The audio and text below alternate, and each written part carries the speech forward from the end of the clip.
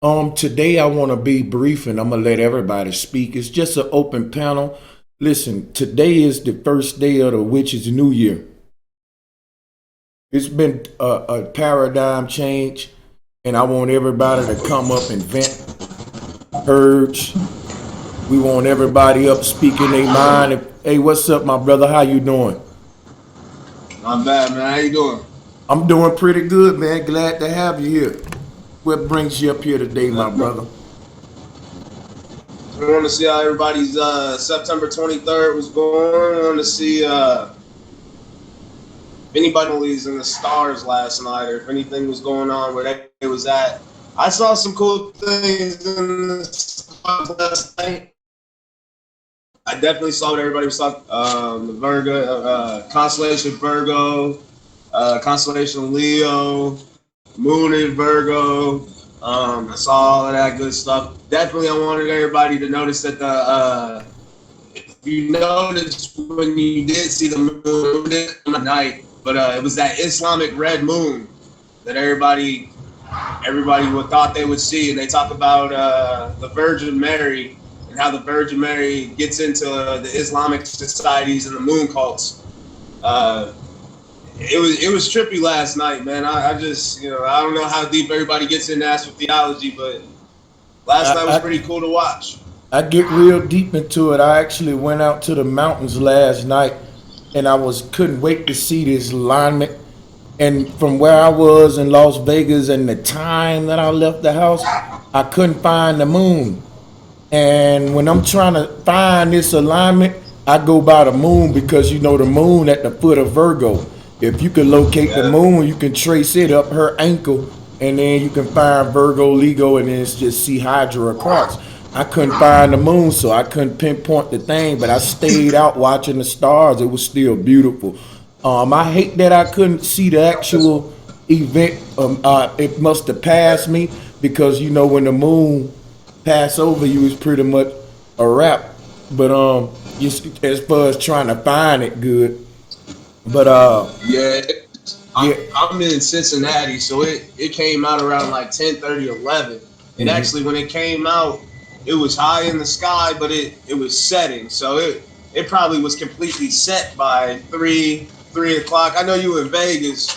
We got a little bit of a time difference, so I didn't even get to see it for very long. But it definitely it was weird. It It was was. weird. There's a lot. Yesterday, September 23rd, that date was 777. Here in Las Vegas, that's lucky sevens. You get the most money in the casino when you hit a jackpot with 777. That's supposed to be the opposite of the devil number, so to speak, in the Bible.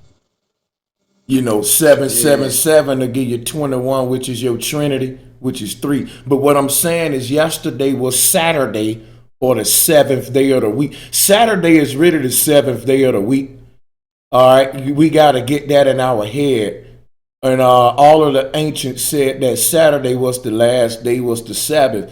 And even if you go in the bottom right corner, your computer got like a clock and calendar. If you pull up the calendar in your computer, Saturday is the last day on your calendar. Saturday is the Sabbath. Why am I saying that? Because that's representative of seven. So we're in the seventh month, which is Septos. That's the seventh month. Yesterday was the seventh day of the week. And also, yesterday marked the 7,000th year with that celestial event. You feel me? Oh, yes, yeah, you're right about that. 777. And this means the time where time ends. If you count 3 units from seven, you get 10, which is an abbreviation for tent or pyramid.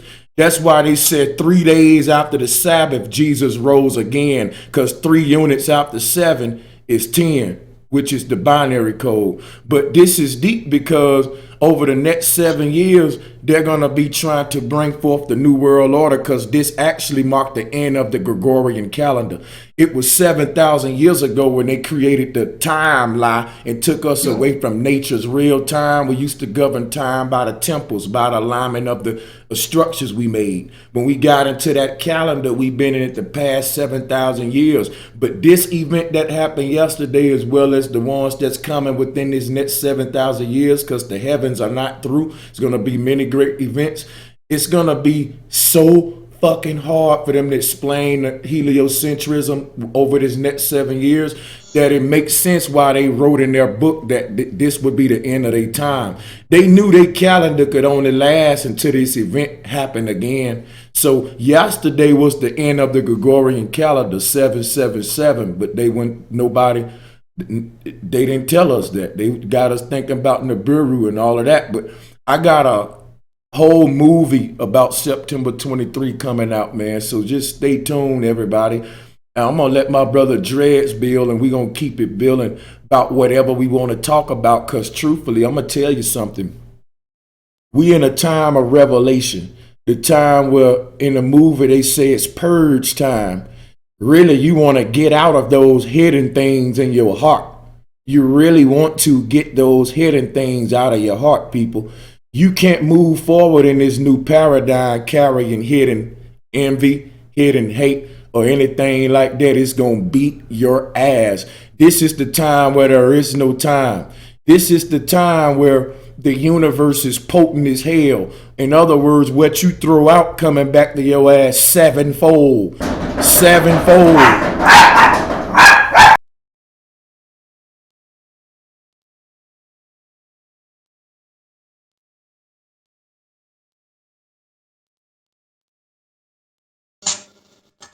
Hey, you good, bro, with the dogs, man. I had the same situation this morning.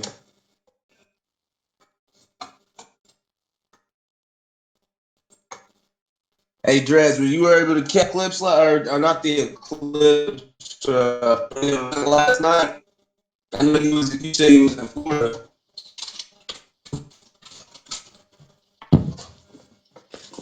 Can you hear me? Yeah, I can hear you. Yeah, I can hear you good.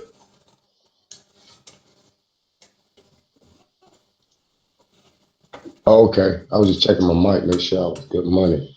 Yeah, I didn't catch it either, man. Yeah, I didn't catch that. I played X. I missed everything. You able to see any stars or anything last night, or like Yeah, any of the constellations? I saw something. I saw somewhat of a line of stars. They wasn't in like a perfect line, but I did see a lot of stars like pretty much lined up. You know what I'm saying? That's about all. Um, Were you I able to was see looking. Sirius? Hey, my bad, y'all. Somebody bunged on my garage, shake my dogs up. I went out there. It was my mama bringing me some cornmeal and flour, just like a mama, huh? She said, That's what's baby, now up. if you want to make you some cornbread, you can. Damn it. Oh, man. Can y'all hold on a minute, people? People, hold on a minute. I'm sorry. They just interrupted the hell out. God damn, man. I mean, what's good? Who is it? There you go. This Dres, go ahead with what you was talking about. damn, man. I don't know they're gonna be able to hear me. Shit. Hey, shout out to Yeah, man I'm Duke having Snow. a lot of people just banging on this garage, man. Y'all gonna have to forgive me with that, man. I really hate when they do that shit. Like, I got a front door, but you know I can't be mad at my mom, so you know, hey, flat power. Mm-hmm. If All I day, tell all day. moms I'm mad at her banging on the garage, she gonna bang on my ass, and I'm grown. Ain't no bullshit. Hey, You know, we know what it's like. You know what I'm saying? Ma Dukes don't play. I'm telling you, and she bringing the cornmeal. Fucking with me, I would have came on the camera wearing that cornmeal. I'm telling you. Hey, I appreciate you too, Melvin Britton. Hey, Masterpiece, I see you out there. Let me get up here. Man, Dreads, man, I'm so happy you up here, brother, because I'm going to tell you something. This a new paradigm, man. And we ain't taking nothing hidden inside of us about the next person into it. Me personally, I know I ain't. So I'm gonna go ahead. This the time of revelation where everybody revealing and we purging. So come up here if you want to do the same. It's called being real. So let me start first and lead by example. Dreads, let me start with you and reveal in my heart what I feel about you, my brother. I think you're an awesome leader and teacher for this movement. I think that a lot of flack that you get from the people is kind of some of the same thing I get, but it is not as much as me because people that kind of grew to my style. But what I'm gonna say with that being said is, I think that me and you gonna be under more flack than ever. I see something, man. I see last year me and you got into it. We had conflict. I see out of that conflict came a stronger friendship where we kind of know how to deal with each other, kind of like how brothers who grew up in the house and they know what type shit to do to the brother and stuff, what we like and stuff. But I'm going to tell you that right there is real because I fell out with a lot of people and it's like we still got beef, but we don't talk. And it's subliminals that just go. And I'm not going into this new paradigm with no subliminals. That's why I commend you, brother. Because me and you can argue right now, but we can talk face to face after that shit and still be arguing face to face. Even if we lead an argument like fuck Dreads and fuck Bro Sanchez. If I call you, you'll still pick up and we'll just keep arguing. You won't not pick up and then just go argue and talk shit on your videos and stuff. It'll be like, here this nigga go again. What the fuck you want? Because we know we heated, but we still brothers. We cool. We know it ain't gonna get to the point where I want you dead, you want me dead. You know what I'm saying? But what I'm saying is the title you read is for a reason, y'all. A lot of things drop into my heart. I don't want to move forward dealing with any and everybody no more. I'm starting to see a lot of agents rise in the flat earth community. I've been keeping my mouth shut about it. I'm starting to see a lot of smart people say things that they know are not true because they want to keep their following. I'm starting to call names because this is the time of revelation. Richard from Boston. Who else we got? The reason I'm calling these people Rob Skeeber, because they're very smart people. All right. And we deal with facts in this community. There's no way I'm going to move on over these next 7,000 years where time is going to be real trying for us playing and sugarfooting with people. I don't want nobody around me that don't really want to be around me. I'm tired of fakers. I want my circle small as hell.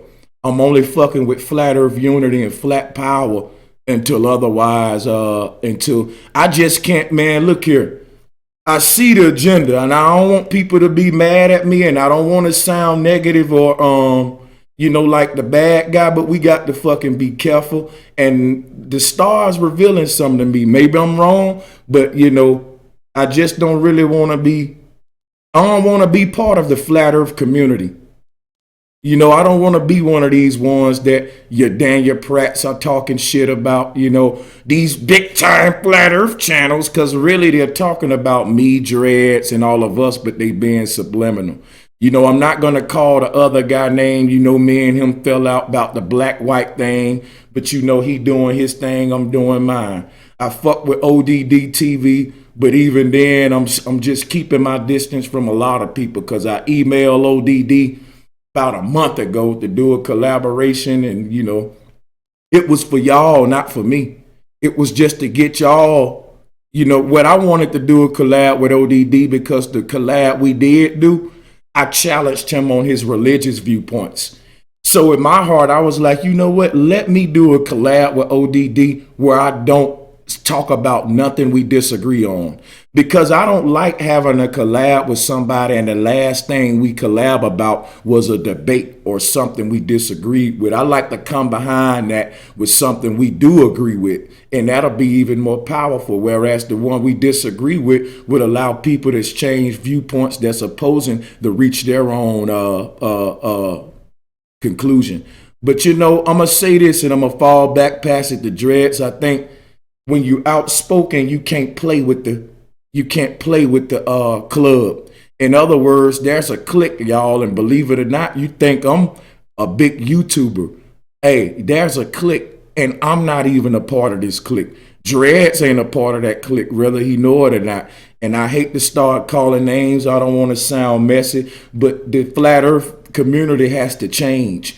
There have to be, I see a lot of fake stuff going on. I email these big time channels. I email people and they shoot me bullshit. They throw it off and they turn around and collab with people who don't like me. And then they be up there talking subliminal and shit. Like, what have I done? And I'm going to tell you what my threat is. Everybody is focused on proving the earth flat. And I'm beyond that. I'm beyond proving the earth is flat. I'm proving now that it's created. Let me repeat. Once you prove the earth is flat, you are obligated to prove that it is created by the Most High. It's not enough to prove that it's flat. After you prove it's flat and it's a beautiful dwelling, we want to know who created it. Was it a Big Bang? See, because I'm going to tell y'all the new conspiracy and what's going to take over flat earth. You got a lot of Big Bang flat earthers. They don't agree with the Big Bang theory, but they just won't tell you nothing about the Most High. They just going to show up on your panel talking no curvature, no spin, like you don't know that. They gonna show up every fucking video telling you the earth ain't spinning and different ways how the water don't bend and how we ain't moving. Man, if you a flat earther, you know the earth ain't spinning, it's flat right now. Move to the next level and sinking yourself with the creator of it now, because the truth gonna set you free, but not when you stay in one area. So once you know the earth is flat, it's your duty to reveal the Most High. I don't know if y'all know, but the biggest deception of the globe was to hide the Most High. So once you find out the globe ain't a globe and it's flat, you need to reveal the Most High. You need to take the veil off of the bride. In other words, expose Mother Nature for who she are, perfectly balanced and a great creator of a stable creation. If you don't do that, you're in the same boat as Neil deGrasse Tyson. You just saying it's flat, but you still hiding God. And I fall back on that. Yeah. Y'all hear me? My chat? All right. But yeah. See, you know, a lot of times, I'm with you on this one. I'm 100% with you. And I had to learn how to kind of slow down a little bit, because, you know, a lot of people say that I be ahead of my time, or I'm ahead of a lot of other people, and I might not look like it or sound like it, but there was a time, I'm quite sure you remember, when I started bringing that, when I started like really pushing that flat Earth unity and saying we should create our own community. That's what I meant back then. That's what I was talking about. I was talking about separating myself. I wasn't talking about division. I was talking about separating myself and this community from all the fakeness. Bringing that community and pushing that flat Earth unity. Somebody got Hold on. Hey, what's up, my brother John? Hey, welcome to the panel, y'all. Hey, mute y'all mic. Mute y'all mic. When you come on the panel, mute your mic. So I separate myself. Hey, what's happening? You guys can hear me? Yeah, John. Hey, mute your mic, family. Hey, John, we can hear you. Mute your mic for a minute. Yeah, John, mute your mic. Now, John, while your mic muted, if you can still hear my voice, do me a favor. Cut off your YouTube video, because you're now on the show. So cut the show off on YouTube so you don't get no echo. And when you unmute your mic, you should be clear. Go ahead, Jared. Sorry about that. Yeah, so basically what I'm saying is, I think that at that point in time, especially since I had just kind of like started, I was able to see things that I think some people didn't see. I think people are starting to see it now. So that's why I try to slow down a little bit. Can I make a guilty confession and admit something real quick, cutting you off? But I'm gonna pass it right back to you. Yeah, I didn't see it. Hey, I'm gonna tell you, when you was talking like that a while back, I didn't see it.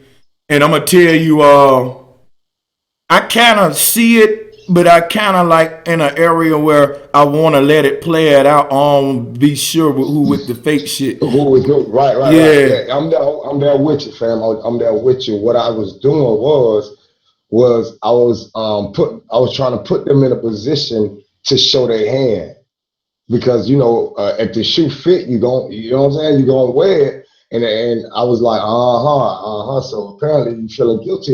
You're part of that. But if a person know that, oh yeah, he ain't talking about me because you know you ain't doing it. So, but I just saw it. You know, so I saw it and I was like, I can't do this. And I just was vocal about it. I was very vocal about it. Maybe I should have, said it in a different way. Maybe I was a little too aggressive with it, and kind of turned people off. But I saw this comment, and what all I wanted to do is create a safe haven for us, so we don't have to worry about that. Because, like you said, I want to expand my knowledge. I don't want my knowledge to have barricades up. You know what I'm saying? A blockade where I'm stuck in a damn infinite loop. Flat Earth, Yep. flat Earth, flat Earth. That's why when people come on, yeah, I tired of flat Earth, but you see, we talk about everything. You Everything. know, you feel me? I know that racism exists. I don't avoid that. You want to talk about that? Let's get it in. I know Brother. the truth behind. You feel me? But we know the truth behind it. You feel me? And Go see, ahead. and that's why I fucks with you. I'm glad you just mentioned that racism. I want everybody who tuned in now to hit the like button. Think about what I'm finna say. Think real hard. Close your eyes. I hate to do this. I'm finna get real on this stream because when I get off of here, I'm gonna fucking have everything out my heart and I'm gonna feel good. I'm gonna let it out. So guess what? Yeah, think hard, people. Who do you know talk about races on Flat Earth? Nobody. Who do you know besides me, Dreads, and we know the normal crew who associated with us who talk about it normally? We have, come on now, we'll be in the middle of a flat earth debate on the same show. It'll be pro blacks and we'll engage in that. That'll never happen on some shows because they're only here to capitalize off proving no curvature, no spin. They're not really here. They're not really. Hey, mute your mic, brother. Tom Phillips, mute your mic for me. Yeah, a lot of. Hey, mute your mic, David, please. Yeah, a lot of people they hear, man, they just hear, and I'm gonna tell you something. Because if you're a flat earther, it's not just about flat earth. And I know, man, my brother Dred's been building a minute, but I'm finna let my panelists get in. It's not just about flat earthing. Because what is flat earth? The truth, right? We said the truth gonna set us free. So if I come to you with other truths too, like, hey man, this divide and conquer with this black and white thing is bigger than like that right there, everybody know that. Think about what we go through, Dreads. We have panels and we have pro blacks and whites up there, and we be debating flat earth, and the pro blacks start taking that shit. Think about it. I done had pro blacks come to me from the black conscious community, and now they hear my truth and they become flat earthers. And what they do is they bring the pro blackness to the flat earth community by saying, okay, bro Sanchez, you right. The earth is flat, but black people built it first. And black people knew it was flat before all of them other races. Now I got to deal with them by saying, hey, I'm glad you found out the earth is flat. I'm your brother. Now sit back down. You got to get rid of this other indoctrination too. Okay, yes, it's flat, but guess what? Black people didn't build it. Black people, I mean, we got to undo all of this. So if you only deal with one part, you're going to still have a bunch of zombies on a flat plane murdering each other for nonsense. That's what me and Odd TV went over. Odd don't want to connect with me or collab with me no more, I believe, because me and Dread's outspoken. So if you ever look up and ask yourself why you don't see Dreads on this show or Dreads on that show, it's because Dreads is outspoken just like me. The only reason you'll see me on these shows is because, and this ain't no shot at Dreads, I know how to be eloquent. Y'all see me shift gears and go from gully and ghetto to my interview voice. You see what I'm saying? And you shouldn't have to do that to get on these shows. Like I'm applying for an interview at a job. Where you can't use your slang if you want this job. You mean to tell me I got to go with that same mentality in the flat earth community? I just can't be me. Like I can't get on your show without talking like this and, being, what I mean, guys? That got to Yeah, stop. I talked about that too. During my little rant, and I feel like this here because me personally, when you have people that listen to you, And what they don't understand is when the audience see that you allow, like how we do, we allow any and every, well, we welcome everybody. That's why they gravitate to us. That will help them because in reality, people will look at that and be like, you know what, they real, they real, they'll let anybody on. That's what I'm talking about. They don't discriminate. But I want to give, I want to talk about our reality. And I'm gonna tell you something about him. Now I'm not definitive, brother. I can only speak for my relationship with the brother. I talk to him, I chat to him a lot, and I'm gonna be honest, the dude is like hella busy. We just did a live stream. He came on the show 2 days ago. He was on the show on my panel 2 days ago, and I got lucky because when I hit him up, he was like, "Yo, I'm free. What you doing?" I'm like, "Shit, I'm live." He jumped right on. He apologized. He's like, "Yo, I've been so busy. I'm just, I think And you know what? I do want to say to Ard, if he is listening, this ain't no shots at him. This just a call for all of us big YouTubers to we and that all star that hold on, all brother. I star don't know if you know this. I don't know if you know this. He already when he joined the show, the brother gonna have me on now. So yeah, I mean it's a time thing with Art, like for real, for real. It's a and real his time is fucked up. His time is fucked up. and you so right. And shout out to him. The only thing I want to say is we have to be unified more than ever now, man. And it's not for me, these collaborations. I'm good. These collaborations is for the people.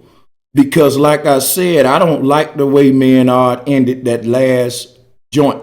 You know, uh one thing about it, Art know one thing about me.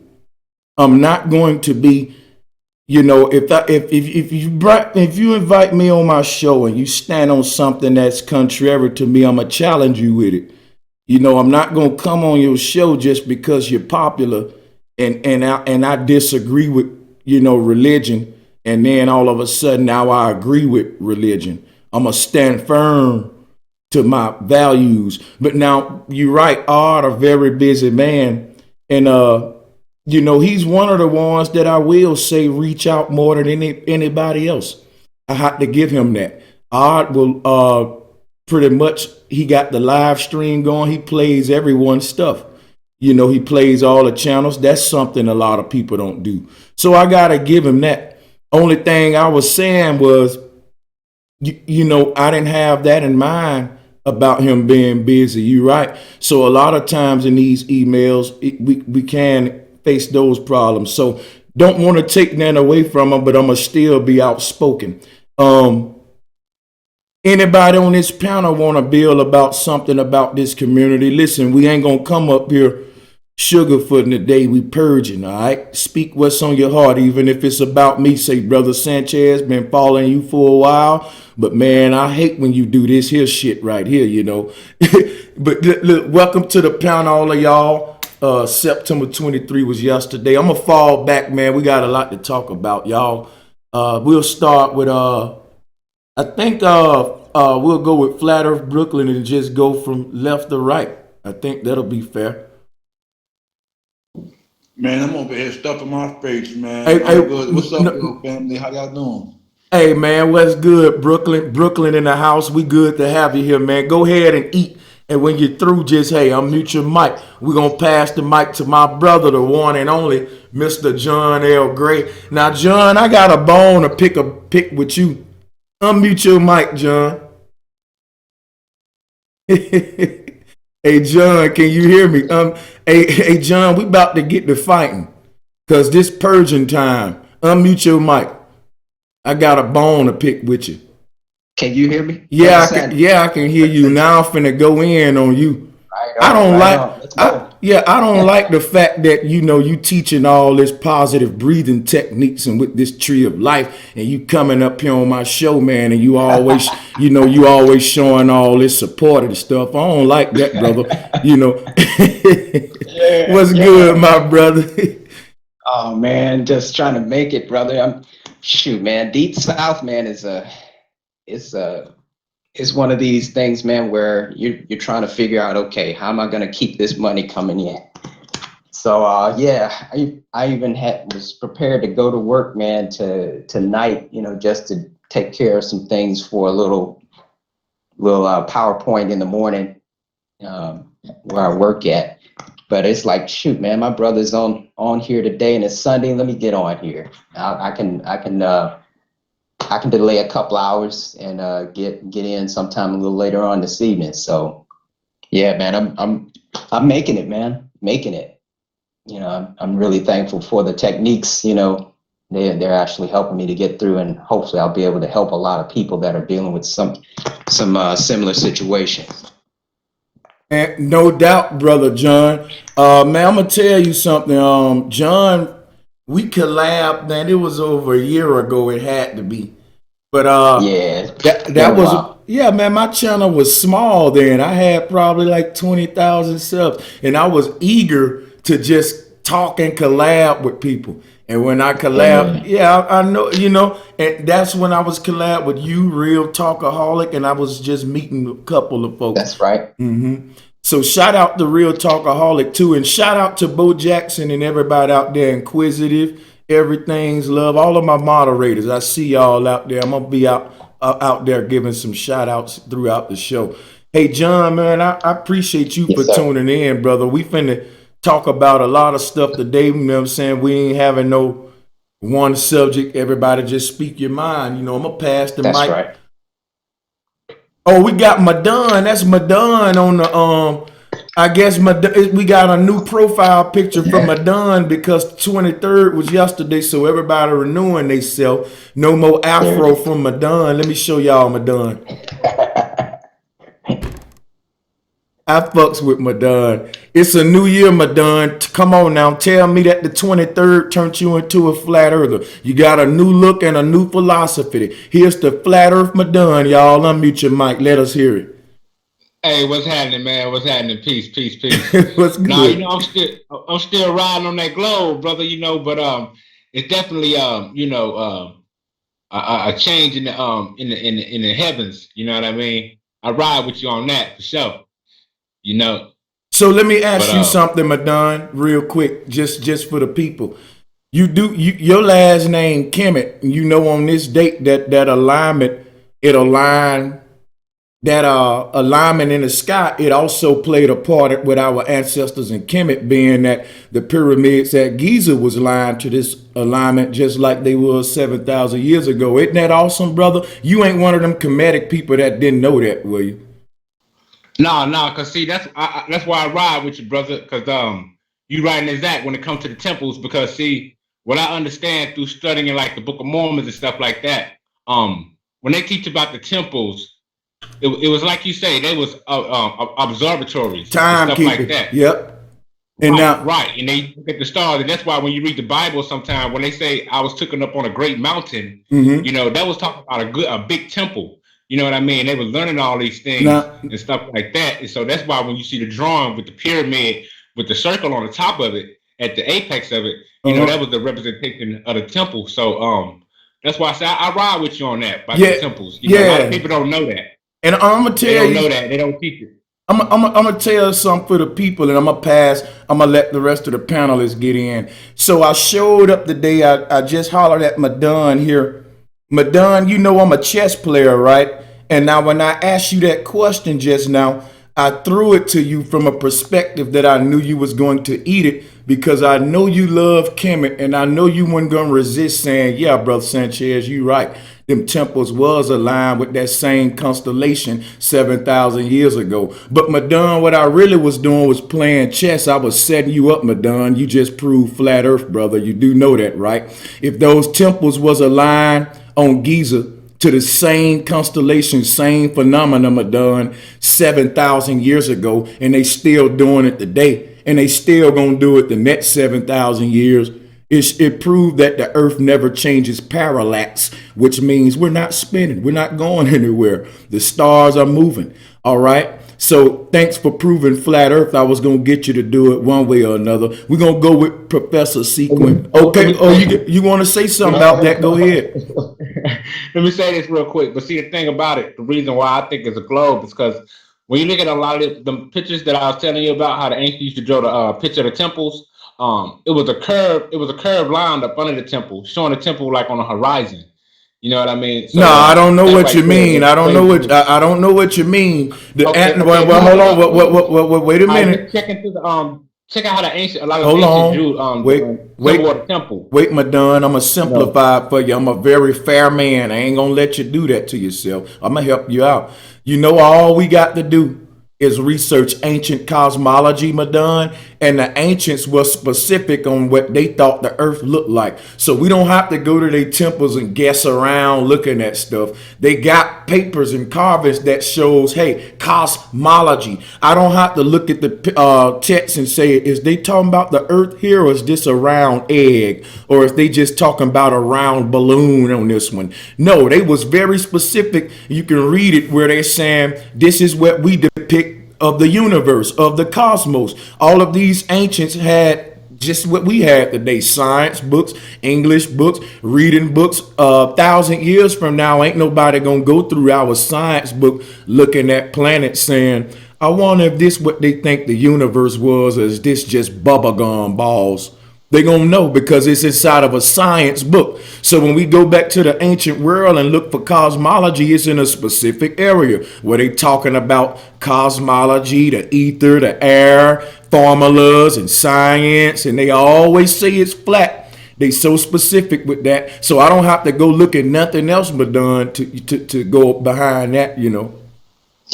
I understand what you're saying, but what I was saying was this: is that like when I look at the drawings, the ancient drawings on the way they drew the symbols that represented the temples, Okay, for example, the Nut and horizon, Gab. For the example, horizon. yeah, for No, like example, yeah, some of the Hebrew stuff, and different other okay, yeah. For example, the Hebrew cosmos. See, what you saying is we're talking about the shape of the earth, but you're talking about these ancient people's temples and houses and cars and shoes. When you say when you go to the ancient people to look at their cosmology, look at their cosmology. Don't look in their closet. So if you bringing up Hebrews and Kemet, let's talk about the Hebrew cosmos. Let's talk about Nut and Gab. Let's look at it and see where it's flat at. Now, if you go look somewhere else besides these ancient people cosmology, yeah, you can find all kind of other shapes. But we ain't gonna do that. That's planned. We go into their cosmos book, right? We talking about cosmology. I ain't gonna let you do that. It's a new year and the dancing got to stop, Madon. You supposed to end that yesterday. It's a new you now. So the Madon with the afro, he was a dancer. The Madon with the little do-rag on, he got to be the G, the one that's straight up, you know. Now I've always been straight up, but what I'm saying is this, man. The way they drew it, like I'm talking about, like the symbol of the temple where they went in to do the star observations and stuff like that. The temple was in the shape of a pyramid, and up under the pyramid, where the ground would be, it would have a what we call a horizon, or like a a slope up under it. Like if you look at the drawings, the ancient drawings Okay. and stuff like Well, that. So you're to gonna me, have to it's like they show were that. showing it. You're gonna have to just Yeah, bring it, or share your screen one day. Until then, we just gotta take your word and ignore Nut and Gab and ignore all the flat Earth cosmologies and just listen to you what you're no, saying about I'm not what. saying throw them out the window. I'm just Oh saying well, when I no, see no, that, no. Well, if you're when not when I saying, Madon, I'm gonna come back to you because this gonna be an uh, interesting one. Hold your thought because I want to let. I got 3 more people, then we're gonna bounce back to you. What's up, Professor Sequence? What's good, brother? Long time no hear from. Peace, peace. How y'all? How's everybody doing out there? Shout out to everybody on the panel. Hey, You know shout what I out to mean? you, man. I'm still laughing at when you said the Madonna with the afro was a dancer. So like I'm catching my composure. But yo, hey, I wanted to say this real quick about the division in the truth community. Now, I was having this conversation with a brother just last night.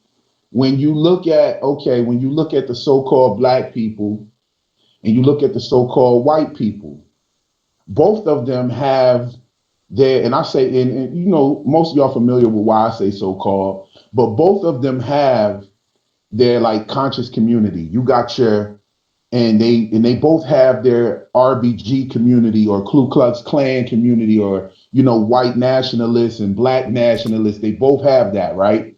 But when you look at the communities, okay, you got your black and white that both deal with the chakras and the crystals and the healing and the veganism, and they you have both that deal with that. But when you look at the so-called white folks conscious community, okay, they shun the racists and the white nationalists. They don't deal with them. They look at them as if they're idiots. You know what I'm saying? The white conscious community, they look at their white nationalists as if they're idiots. Now, in the black conscious community, a lot of the black conscious people, they adhere to their black nationalists or their RBG movement or whatever. And I think that's where true enlightenment is being shown there. True enlightenment shows that these people that have gotten into the veganism and the chakras and stuff, they don't deal with the racism. They're more about coming together. Those are the people you'll find out there marching for black people. You see what I'm saying? So it's like when you look at the conscious community, the black conscious community, you see that they kind of adhere to these ideas of nationalism and racism and separatism and stuff.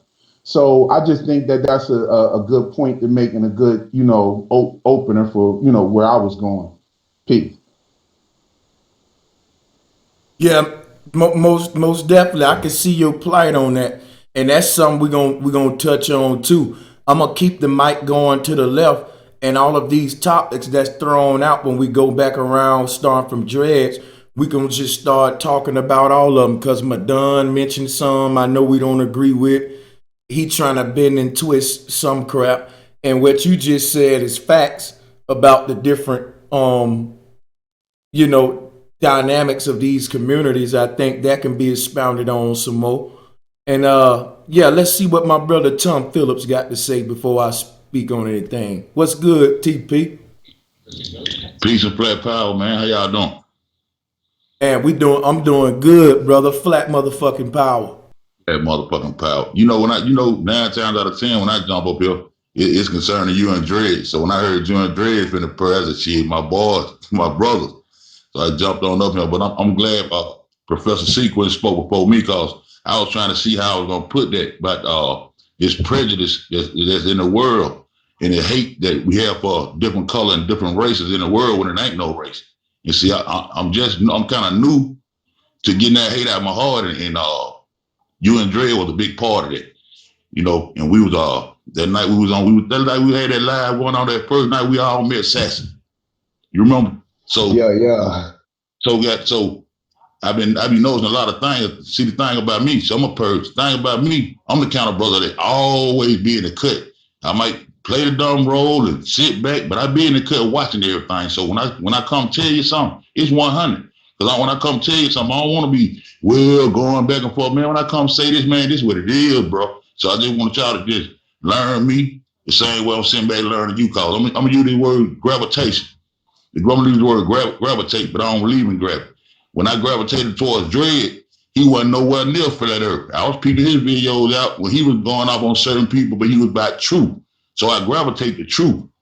So when I gravitated to Sanchez, I came through him through the guy that you had to fall out with. I don't give the little light skinned guy out there in Vegas. I don't give him no plate. And I seen the way he played that shit, and there wasn't no truth.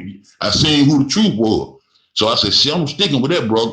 And then when I seen that nut and Gab you put up, and realized goddamn Gab can't have no hump in his back. You got to put a arch in his back before it to be a globe.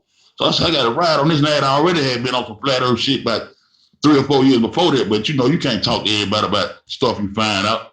And so it gravitated me towards y'all two brothers. So that's why every time I seen any kind of inclination of y'all about to fall out or separate, that's why I was one of the ones. I don't care if you ain't like it, if he ain't like it, I'm going to speak my piece, because I feel like it's my part, it's my duty, man, because I told y'all that night, I'm riding with y'all. If I fuck with somebody, bro, I fuck with them the long way.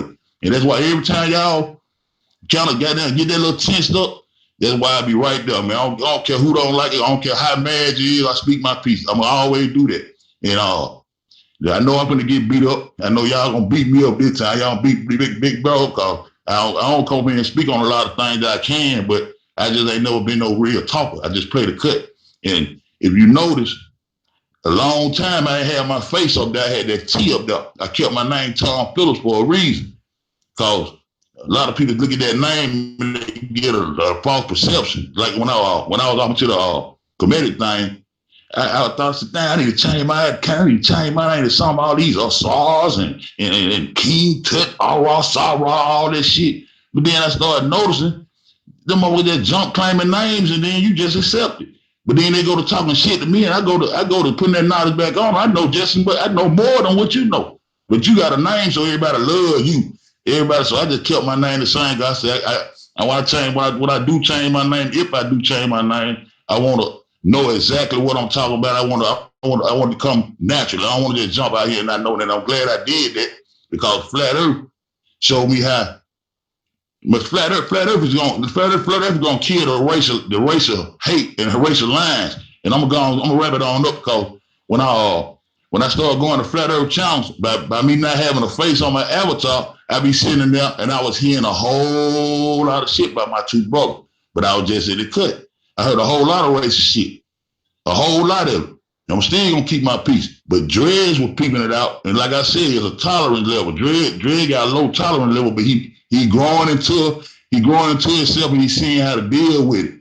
He's seeing how to deal with it better because you had already been through that shit. And I had told y'all this before we got to this point. You know, but Sanchez did, and then I'm gonna say this too, bro. Sanchez, you got a great tolerance level, but sometimes, man, it's time out for the bullshit. I know you be seeing some of these motherfuckers that don't deserve a chance, but you know that's your beauty though. That's why I don't really I get mad sometimes, but that's the beauty. That's the beauty in you that you can see a rotten apple and still try to trim it around and get the rotten part off and still try to get a little piece of that apple and try to use what's good. And so you just like it's got to be something good. And I don't care how rotten the motherfucker come on your panel. You try to find something good on. And then by the time they go on, shit, Dre been goddamn ready to chop their head off. And then shit, it's like, man, you ain't gonna get in this car, man, get a chop and ride. You be like, fuck Sanchez, fuck that shit. Okay. Hey man, bro. And I'm gonna stick to you. I'm gonna stick with y'all to the wheels fall off, bro. Anytime I see some separation or some shit, I feel like, man, since that night, man, I believe I'm one of the people that can cut that shit out like a big brother. Like, hey man, y'all cut that shit out. You know what I'm saying? That's all I want to say. And I know y'all finna bang on my. I'm still gonna see if y'all gonna bang on me before I bet out. Cause y'all know I'm a chat nigga. No, man, I'ma just say Tom Phillips, man. I do get that big brother vibe from you, bro. You are a fucking real one. And everybody in the chat feel the same too, my brother. You know, man, it's like you already know what it is. It's like I fucking grew up with you or something. You know what I'm saying? I swear to God, bro. Much love. I love your ass to death, man. You always come with some real shit. Yeah, yeah. The brother 100 with that, especially with the situation you're talking about. Yep. And I'm talking about he jumped on the panel right then and there. You feel me?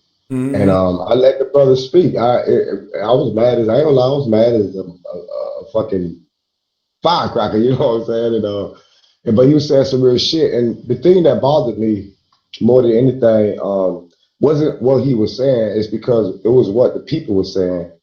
And the way I felt about what I was seeing, because after it was all said and done, I felt really bad because it's almost like I seen the family going through something and everybody was like, well, which way to go? And that's something I didn't want to be a part of, making people choose and all that, because it's not about that. It's about bringing people together, not separating the people. So yeah, the brother, he let me have it just like a big brother's supposed to. And and he ain't lying, man. Anytime I think one time the time, oh no, bro, everything fine. He was about to let you have it. I was like, no, we good. I'm just talking. It ain't no beef. He be there, But I respect him and I love him for that. You know what I'm saying? But I already let the people know, man. Me and Brother Sanchez, that's why I fuck with him, because he tell me how it is, and I do the same. And that's when you know that the shit is real, because I'm not gonna waste my time with somebody I really don't give two bits of shit about and argue with them. You know what I'm saying? So, but yeah. And that's facts. And you know something? I'm gonna tell you something, man. People and I'm gonna fall back after this, but dreads, man, I'm gonna tell you what I think. I think, bro, it was meant for us to link up and everything and be exactly where we at today as brothers, man, in this shit. Because guess what? Whether we like it or not, it just feel like the gate closing in on a nigga. And it just feel like I really don't know, man. Maybe I'm getting paranoid, but it's like I really don't know who the fuck to trust. But see, I already went through this with dreads, so I know he A1. You know what I'm saying? It's like, me and dreads and the beef, we went at it hard, man. And when you get cool after that, that be like your coolest boys, the ones that gon' get past the little ego shit. I kind of know how dreads think. I know what to do right now to kind of tick him off. I've been around him enough. You know what I'm saying? So you feel me? That's how come I know him, but just I don't know a lot of folks like that. You know what I'm saying? And like he said, if we was to get into it now, me and Dreads will get back cool. But I'm just saying this, and I may be wrong with this. I can't do that for everybody no more. Like I'll bend over backwards to save my friendship with Dreads, my brotherhood with him. But as far as anybody else in this flat earth community, I'm putting it on the thing now besides John Gray Sequence. All of y'all, man. But I'm just talking about these. Listen, I don't want to sound divisive.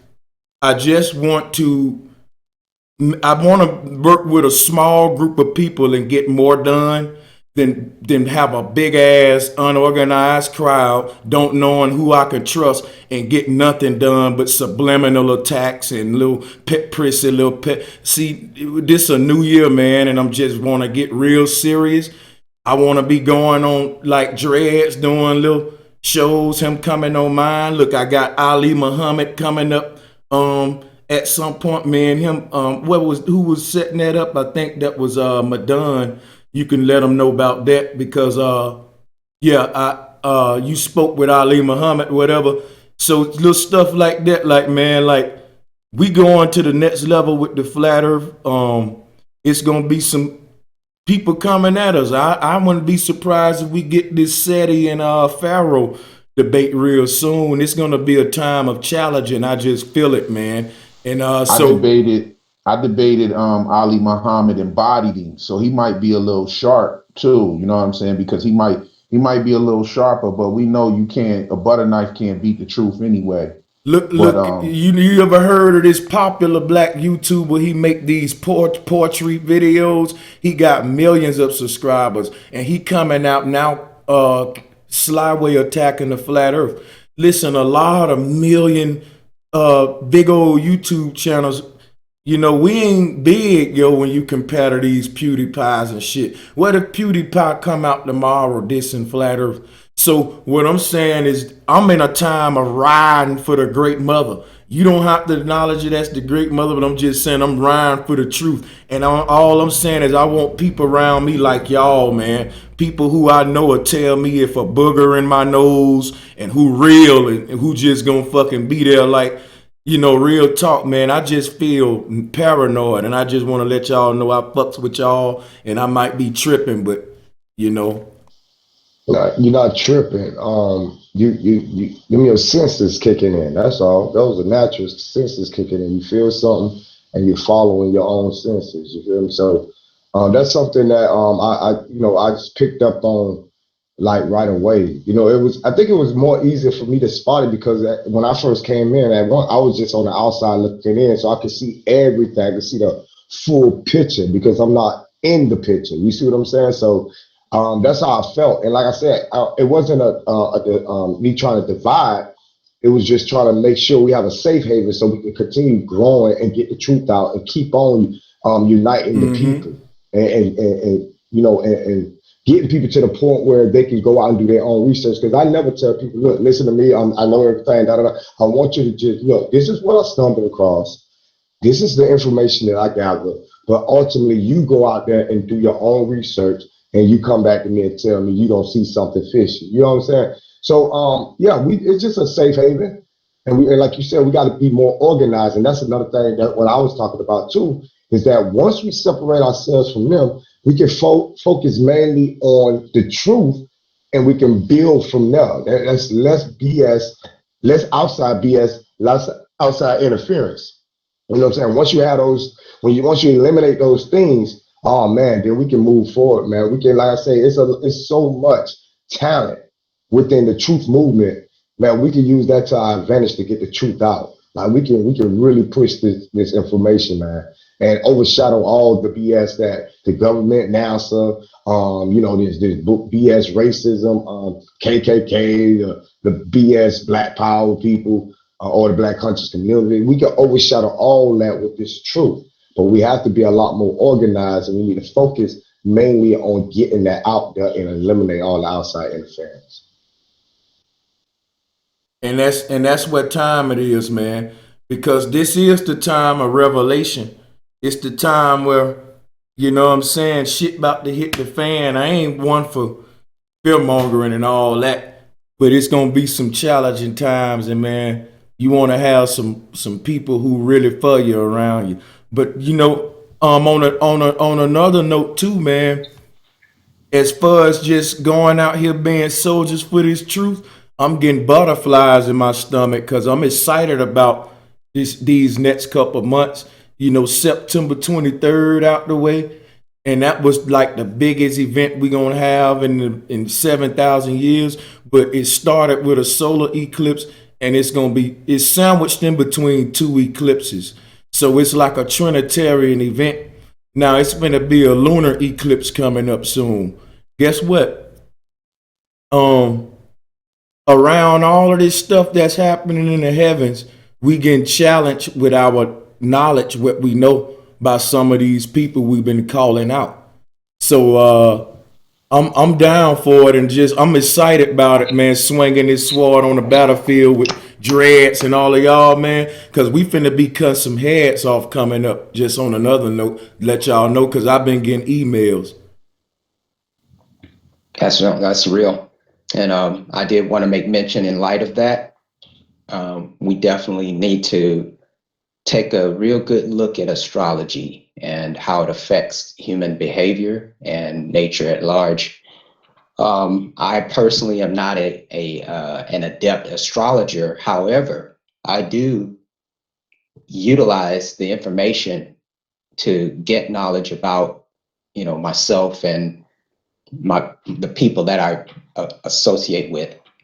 And what I've come to realize is that all of the information that I'm getting, that's compiled based on the cycles, the cycles of all of the celestial bodies, they do apply. And we have the materials in book form. We have online places that we can go to actually check our family members, see why they act the way they act, and just wanted to bring that out into the fore because, although we have Bibles and we have economy and so forth, we have to start looking into the science of the why behind all of this, behind all of the sciences, and why these sciences have been separated out like they are.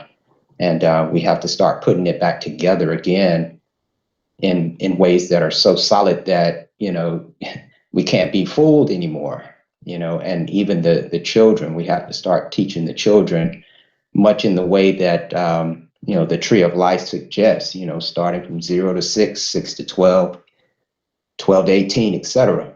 So it all comes together, and we're here. I mean, we're the ancestors. We're back, to reestablish the continuity and the unity. So we got our work cut out for us.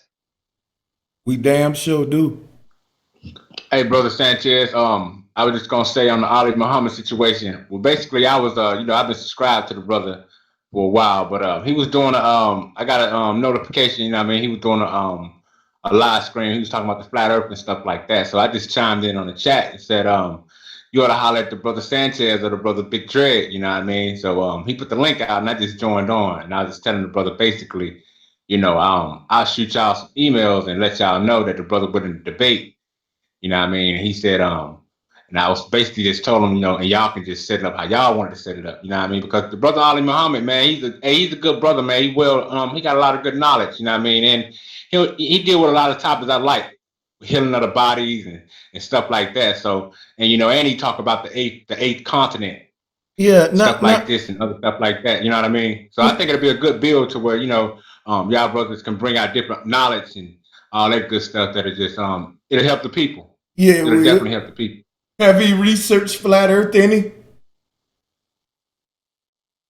Have you I think he researched? has. Mhm. Video he put out. I think he's been researching it. You know what I mean? Most definitely. So he have spoke on it at all?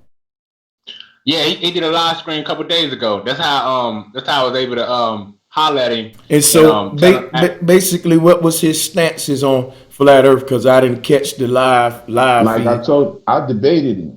I debated him um before about it. You What's know, his he's points? definitely What's his he's points? on the globe.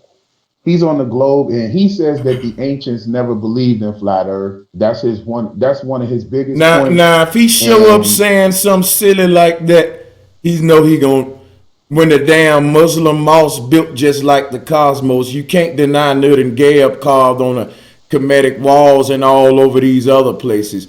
Now that ain't well, I put him to the challenge. I put him to the challenge of trying to. I said, well, if they didn't believe in a flat Earth, then you find me where they believed in a globe Earth. And he brought me back something that was so flimsy. And I said, brother, I said, that's a circle. That's not a globe. I said, these people were able to build giant geometric shapes in the sand, pyramids, people's bodies, animals, all kinds of obelisks. And not one time in antiquity did you find anybody build or create a globe or a ball or a sphere and say we lived on it. And he just didn't want to, he just was blind to it. He didn't want to open his eyes to that. You feel what I'm saying? But he might be a little sharper since our conversation. But there you go. and some of these folks, I think they real Masons, man. You know, I went in on Sarnet and them for a couple of hours. A lot of people don't like me for it, but man, listen, the leaders of the black conscious community, and I hate to bring this up, Baba Haru and all of these guys, they fucking police, man. Like how you be 20 years with the NYPD, which is one of the most crooked fucking police departments besides the LAPD, and now you got an unk on. The man said when he was locking folks up, he had the unk carved in his handcuffs, and he's not working for the enemy. Come on, like how do they go out there and they talk about all of this? Fuck the establishment, fuck all of that, but your teacher with the law, man, I just don't know if they really sincere about the debates or they just some kind of damn Masons trying to gate guard, because ain't no way you can really be, and think about what I'm saying. I hate to sound like this, but you got all of these Kemetic folk who is so in love with the pyramids and Kemet. They selling trips to Egypt every year, getting rich off of it. But they ain't have no video talking about the pyramids at Giza being aligned to the great dragon Hydra yesterday. There ain't none of them teaching that yesterday was 777, the beginning of a whole new year, the celestial year, the end of the Gregorian calendar. That the pyramids ain't gonna be aligned to the stars that way again for another 7,000 years. And none of these Kemetic folks with all of them unks around their neck talked about the most greatest celestial event to our ancestors. It let me know they fake. Because you know who else didn't talk about it? The Masons, the government. They always talking about the same thing. Nibiru crashing into Earth. We fucking up the planet. All of this carbon tax and, we the problem. And they think these hurricanes is really nature doing. They're not talking about geoengineering. It really makes me mad, but I ain't gonna even get in their ass right now, man. I'm gonna just fall back. Yeah, I mean, when you look at it, it almost seems like they're implanted into the truth movement in the so-called black community to continue to fuel the separatism amongst the masses. And because when you look at it, no matter what or what doctrine they bring, none of them talk about us coming together as a people either. You're right. You got all these, people that are so-called experts on Kemet, and they know so much and to be so knowledgeable, and they're not talking about certain events that are going on right above us. How about that alignment last night, by the way? But what you find is that there are implants so that they can continue the separatist movement within the Black community. And, it just seems like the so-called white folks that are on the same information, it seems like they woke up to the separatist part needing to be extracted from their ideologies. Because once we extract those things, then I don't think that the government is worried about Black people waking up and coming into our power and all of this. I think they're worried about all the poor people and all the unfortunate people waking up and coming together. That's my point. Yeah. I agree. I agree with Professor Sequence on that. Yeah. I agree with him on that. Yeah, I got to agree with him. But I tell you what, I still accept Ali Muhammad challenge. But I will tell you this, I think he kind of trolling if he gonna start it off with the ancients didn't believe in flat earth, didn't know it was a flat earth. He said the flat earth was started by the CIA. Oh man. That. Oh my fucking God. He said that the flat earth was started by the CIA. Brother, he brought all kind of documents and so-called proof. It was ridiculous. I told him, I said, brother, how is that possible when the flat earth was here before the CIA? What kind Thank you. Doesn't make any sense. What an idiot. And I thought he was damn smart. Oh man, let me stop. Shout out to the brother. Oh man, we need help. Damn it, I thought Ali Muhammad was smarter than that. God damn, I'd rather debate I'm gonna tell you one thing about Ali Muhammad in the conscious community, and Brother Sanchez, you know my background. I ain't even gotta explain it. But a lot of people in the conscious community call Ali Muhammad the makeup artist. They call him the makeup artist. What? He's amazing. They call him the makeup artist because he makes a lot of shit up. And as a matter of fact, I got a debate coming up on October 1st with someone that he's actually debated. Actually, the brother that made up the term makeup artist for Ali Muhammad, that's Lord Abba or Sheikh Wayel. And he's another one. Like, you know what I'm saying? It's all, and this is how you know it's a program. It's because they all ask the same questions. You got people that don't even much know each other.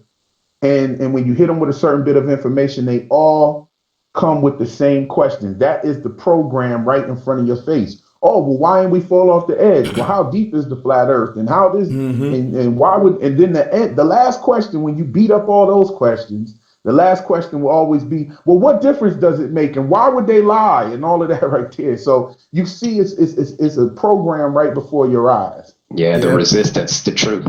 You're so right. And when you go to beating up on them, getting them into a corner, the last thing they say is, how this gonna help us anyway? Hey, that's the last. Exactly. How this supposed to help? Yeah. Right. Bro Sanchez. Yeah. On your channel, you're the only one that's bringing like other hidden things to us. That's there's other things that has been hidden to us, right? But on other flat Earth channels, you're just saying that the Earth is flat. So instead of thinking and saying, okay, they lied to us. So what else they lie about? These other channels, they're not doing that. You're the only channel that is doing that. Hey, thanks for coming up here, man, and showing your support. Everybody got something that they offer to the table. For the most part, we all proving that it's flat and that it don't move, and that's the universal thing that allow us to go. For example, That truth right there will allow John L. Gray to go into his connecting that, syncing it with the human body. And it also expand for more. You see, everybody gonna take them truths and then inject with it their own personality and what they bring. Like when you go to You've Been Exposed, you don't just talk about the flat earth and all of that too. So I'm glad that you acknowledge that, man. That's what we trying to do more of, and that's what set all of us apart right there. What you just said, man. Hey, Pseudo, man, you been around supporting for a minute. Shout out to you, brother. You got a you got an air conditioner on. Sound like the Texas Chainsaw Massacre in your background. Sorry about that. Hey, but yeah, man, I'm on just say He this sound to like he on the moon rover. yeah, it sound like a meat factory or butcher shop. But let me fall back. Listen, guys, I ain't gonna lie to you. I'm kind of wanna pick at Madon because I'm gonna tell you something, man. Madon, I just don't see.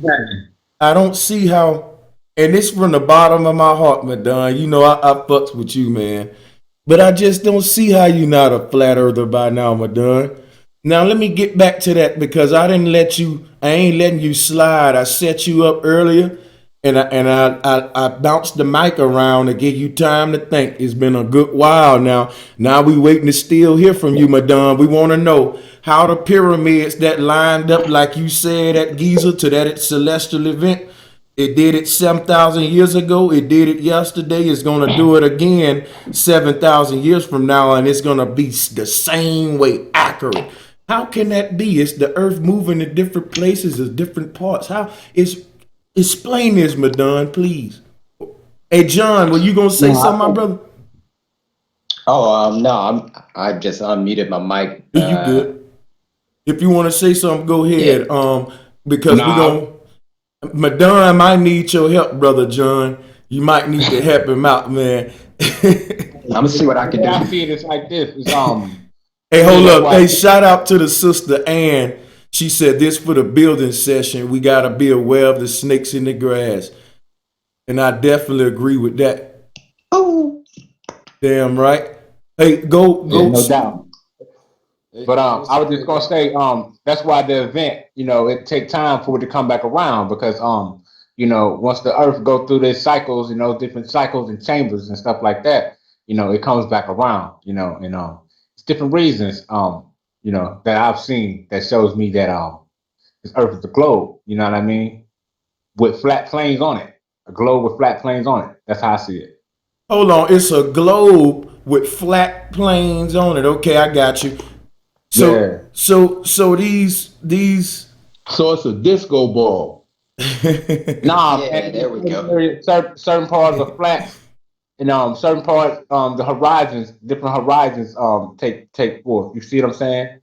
It's like like your neighborhood, you might stay in it. Like they say, certain part of St. Louis is super flat, but if you go up to Iowa or Minnesota or something, you know what I mean, it's gonna be different terrain. But I think that all take place. It's possible on the globe. You see what I'm saying? So, can you give us some mathematics? What do you mean by the math? What mathematics pertaining to what? To curvature and how you factor in the flat areas. Well, I mean, what you mean how you factor in the flat areas? Yeah, because if you saying that Earth is a ball with flat planes on it, some of the flat planes you speak of, for example, the salt flats, they stretch on way past 6 to 8 miles. So, I mean, at what point do it ball up? At what point? It depends. To me, it depends on the land mass you on. It depends on how how sea levels, different sea levels. Okay. Put it like this. Different sea levels and stuff. Listen, I'm finna do something right now that's finna make this real interesting. I'm finna share my screen, and we finna crank it up, and we finna start getting into some flat Earth, globe Earth, because Madon, it's my goal to make you see I just don't. We got Madon. You're gonna become a flat earther. I'm gonna have trust. I'm gonna have trust because guess what? You've been around too long, Madon. Now, what I'm gonna do right here though is pull some up. We're gonna use your analogy, Madon. You said Earth is a globe, but it got flat planes on it. Let's go with that with this science. All right. So, tell me if you can see my screen. Can y'all see this? Can y'all see it? No, I can't. Okay, now yeah, I see it now. All right. So here's your flat plane. All right. So question is, if me and you standing up at, on this flat plane that you said this is a flat plane, Madon. Now this is on a globe though, according to you. Now everywhere we look is flat 360 degrees around us, Madon. This is me and you. We're in Dakota, and we out here, buddy, and we just looking at some animals. Now let's just say a bull take off running from where we standing, Madon, and it go all the way out there where you see that plus sign. You see that little plus sign out there in the horizon, Madon? Yeah, I can see that. All right, at that point, that big old bull gonna start getting small, Madon, until he turn into a little dot and disappear. Correct, Madon? Yeah, that's absolute. Now, did he go over a curve? Yes or no?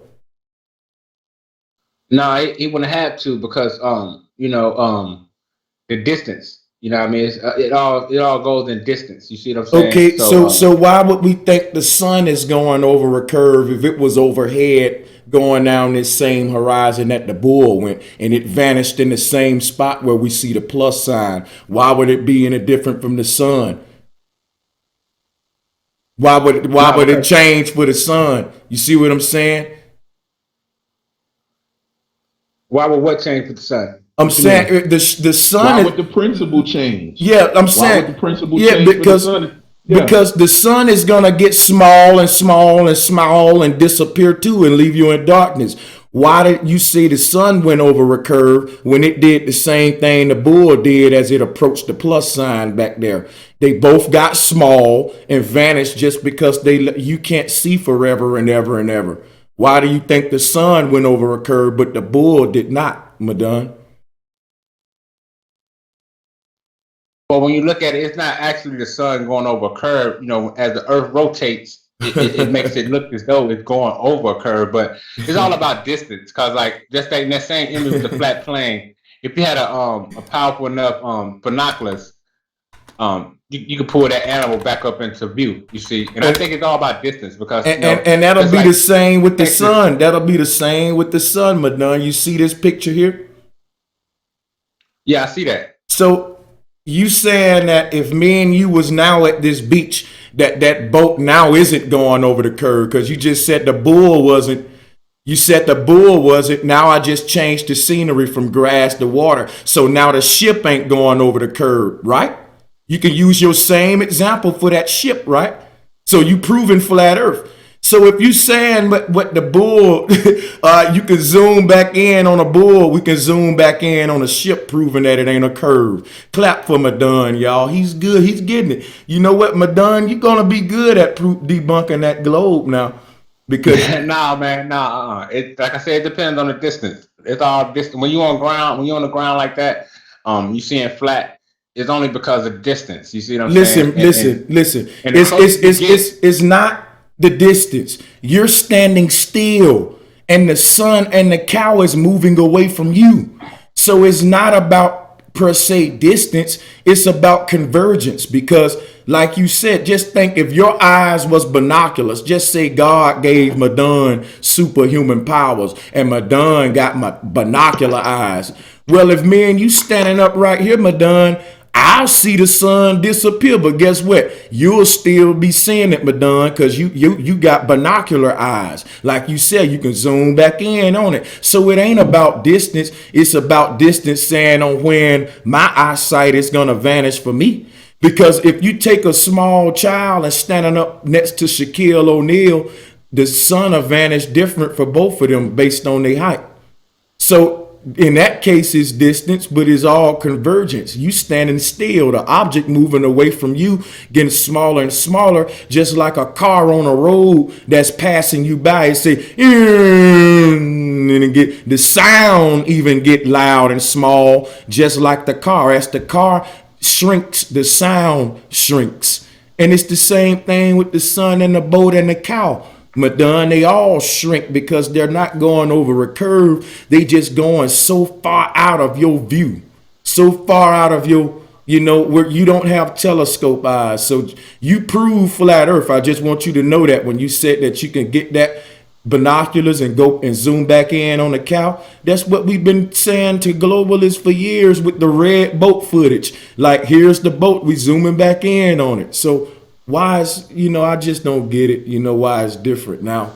Well, Madon is the second time. That's the second time already he proved flat earth today. No, I didn't prove flat earth. Let's keep going. What I did, I showed you how the farther out it is, basically, is what the horizon is gonna still lie behind whatever you're looking at. It's like, it's minute, man. It's like, it's almost damn near invisible to the eye.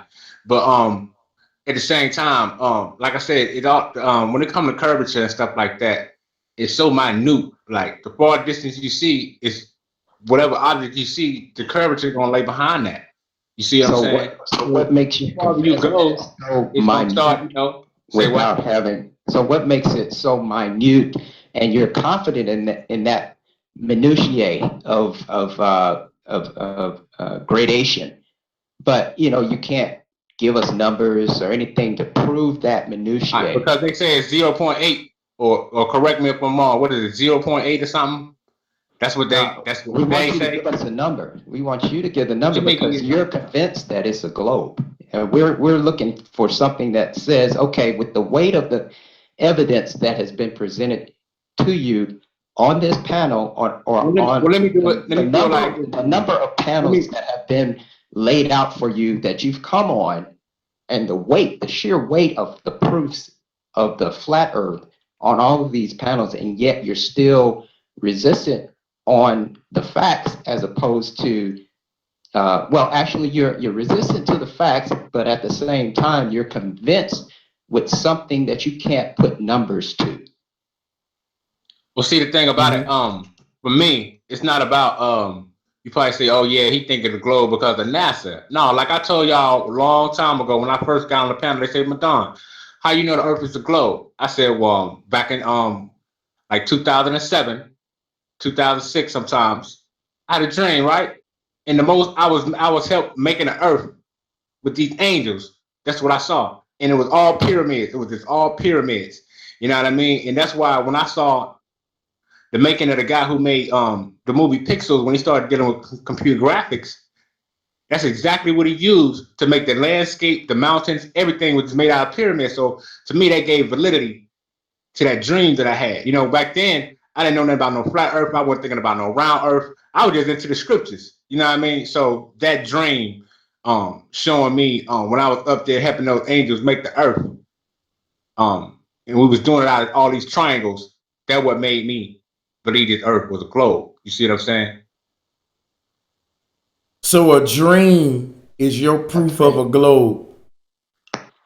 Yeah, that's why I always say that's my humble proof right there. Oh, and then you will hold on.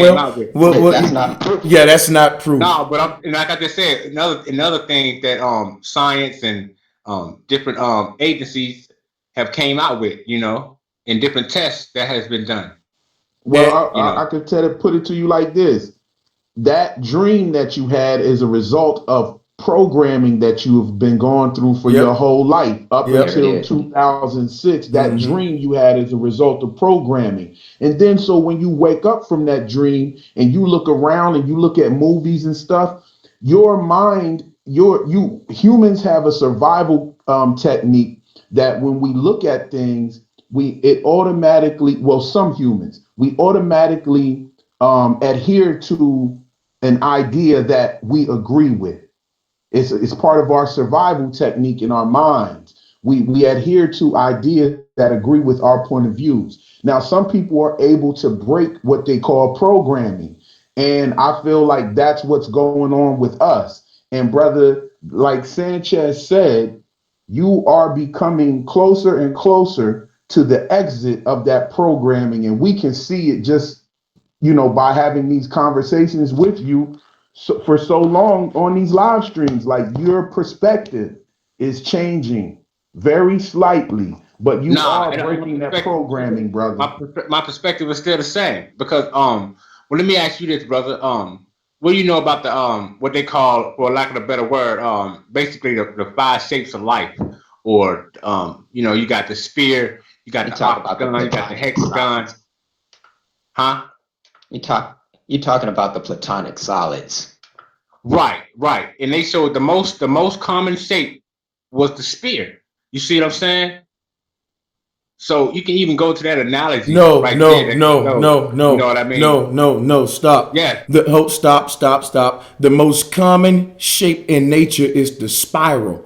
It's the flower of life. Stop playing. Shout out to Kevon Robbins. Said, keep it up, bro, Sanchez. In time, if you keep searching the truth, it'll come to you. The universe helps all who search and share truth.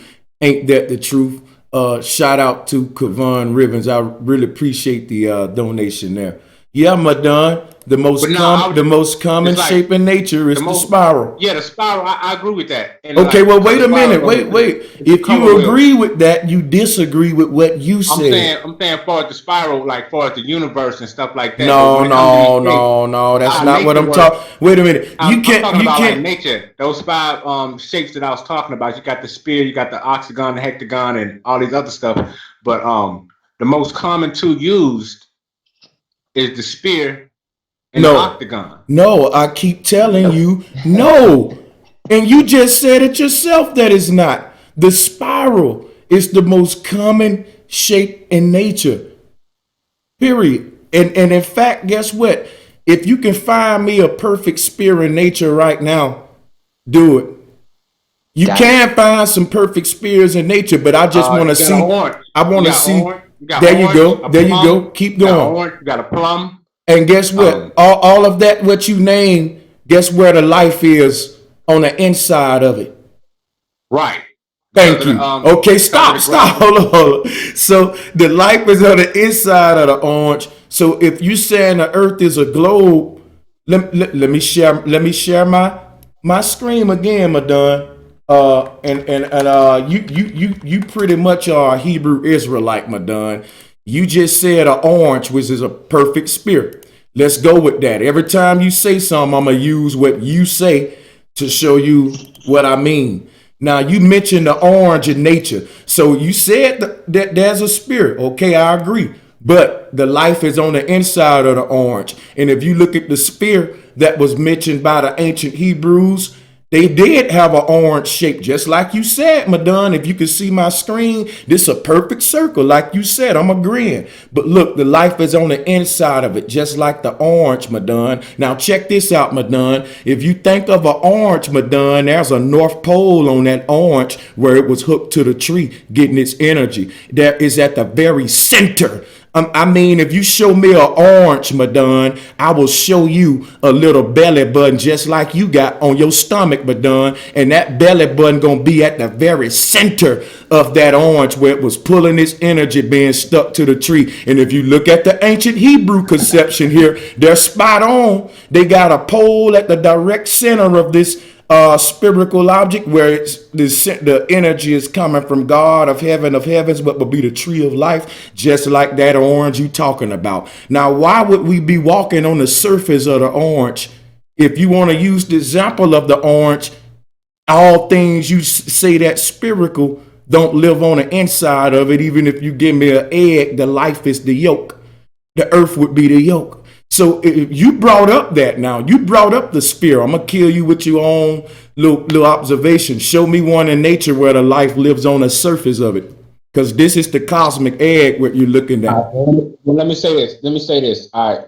See, now, when it comes to the orange analogy, and the reason I bring that up is because to me, how I see it is the orange part, which is the hole and all that. See, the earth ain't got a hole. The atmosphere will take place where we see the orange hole. And stuff like that. The earth has a hole. It does. You see it in this, right? It's covered. This earth is covered just like the orange is protected with a covering. All right, this earth is protected with a firmament and waters. Are you just ignoring that, or you can't see No, my that's why screen? I think the atmosphere is the firmament. The atmosphere is hard. You know what Well, I mean? I'm really not going by what I think or you think. I'm trying to get a universe. You mentioned the ancients earlier and their drawings about spears and all of this. I'm pulling it up. Here's a Hebrew one because I know you got a Hebrew Israelite background. So Right. here's the Hebrew conception. I'm trying to agree with you. You mentioned the orange, and I think that the orange is a good example when you compare it to this ancient Hebrew conception. I think I would agree that we live the way the Hebrews are saying here if we want to use the orange example. Right, I feel what you're saying, and what I'm saying is, I think whoever depicted it, I think they was on to something, but I don't think it's the dome or nothing like that. I think it's the atmosphere surrounding the globe. So to me, I think what we'll say waters above the firmament and below and below that and all that, you know what I mean? That would be the atmosphere, you know. But I don't think it got a dome, and that's why I say I think the whole would be represent the atmosphere, and we looking outward, you know what I mean? And I think when they speak about the four corners to me is what we consider the Earth's core. You know what I mean? It got four Okay. corners because, like in different scriptures, it tells you that when the Most High, he talk about the people that live on the sides of the earth, in the earth, above the earth, and under the earth in different passages. You see what I'm saying? Yeah, and I can And see things how like that. and I can see Can I how say that would real be quick? possible in this model. I'm gonna pass the mic to the panelists here, and I'm gonna say shout out to Flat Earth and other hot potatoes. Patricia's still in the building. Make sure y'all subscribe to the sister as well. Shout out to all of you all. Thank y'all for tuning in. Anybody else want to speak with Madon? This getting kind of interesting. Yeah, Madon, you on it, Yeah. Madon. When you said the Okay. oh, pardon me, Now y'all. you You good. said the atmosphere, right? That in the atmosphere, and when you see that picture, that sphere, the at most high of that sphere is where God is at. Oh, See that's that? See what great. I'm saying? That's excellent So right there. you're seeing atmosphere. Yeah, the firmament is in the atmosphere. Nobody would disagree with that, but is that the at most furthest part of the atmosphere, my dude? Hey, that was Well, a I hear what great you're way to put saying, it. brother. Because you know, like I said, the Most High it's multiple heavens, man. You know, and I think the Most High sits upon when the scriptures talk about he sits upon the circle of the earth. To me, the circle of the earth is considered to me. I would think is the cosmos because to me, that's why I should tell people. I think a spider web is a spy or a spy. The spider web is a spy to show you the heavens because when you look at a spider web when it's a perfect circle, you know what I mean. To me, it got different chambers, and in different scriptures you read or ancient book, they talk about how the sun and the moon Okay. going through different chambers and all this other stuff I happening. got a So question. You said a and then circle of the earth is the cosmos, right? right. All right. So now are you saying that the uh cosmos that the globe is floating in shapes like a circle? Some type of circle, yeah, to a certain Okay, degree. You know what I okay. mean? So do you And then you got mind some up under it. okay, do you mind if I pull up a picture of the cosmos and we can kind of get because we like to show and prove. So what I'm gonna do, I'm gonna pull up the cosmos and you talking about just the Milky Way or the entire cosmos? To me, when they make that statement, I don't. To me, to be honest, I don't know what it's talking about. But for us, like how big it is it talking about this whole universe or everything? To me, that would make more sense. The circle of the Earth is talking about the whole distance. You know what I mean? But the Earth is up under this circle. You see what I mean? And you got when you got stars below it as well. You see what I'm saying? So to me, we're talking about that expanse that's in heaven. Up under a circle. How could y'all let y'all deal with it though? He's saying he don't need to see what he's saying. I'm gonna leave it alone, man. No, I see what I'm saying. It's just above the circle of the earth, above the circle.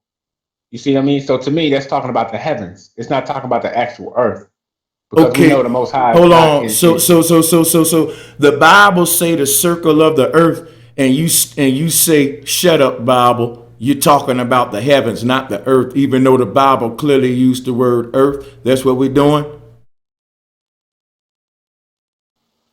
Nah, because it's the when you look at that word, let's say circle, but it could be translated to Okay, okay, circumference okay. Now or listen. distance. Now let me See what ask I'm you. saying? Now let me ask you a question. Did Jesus rise from the dead according to the Bible?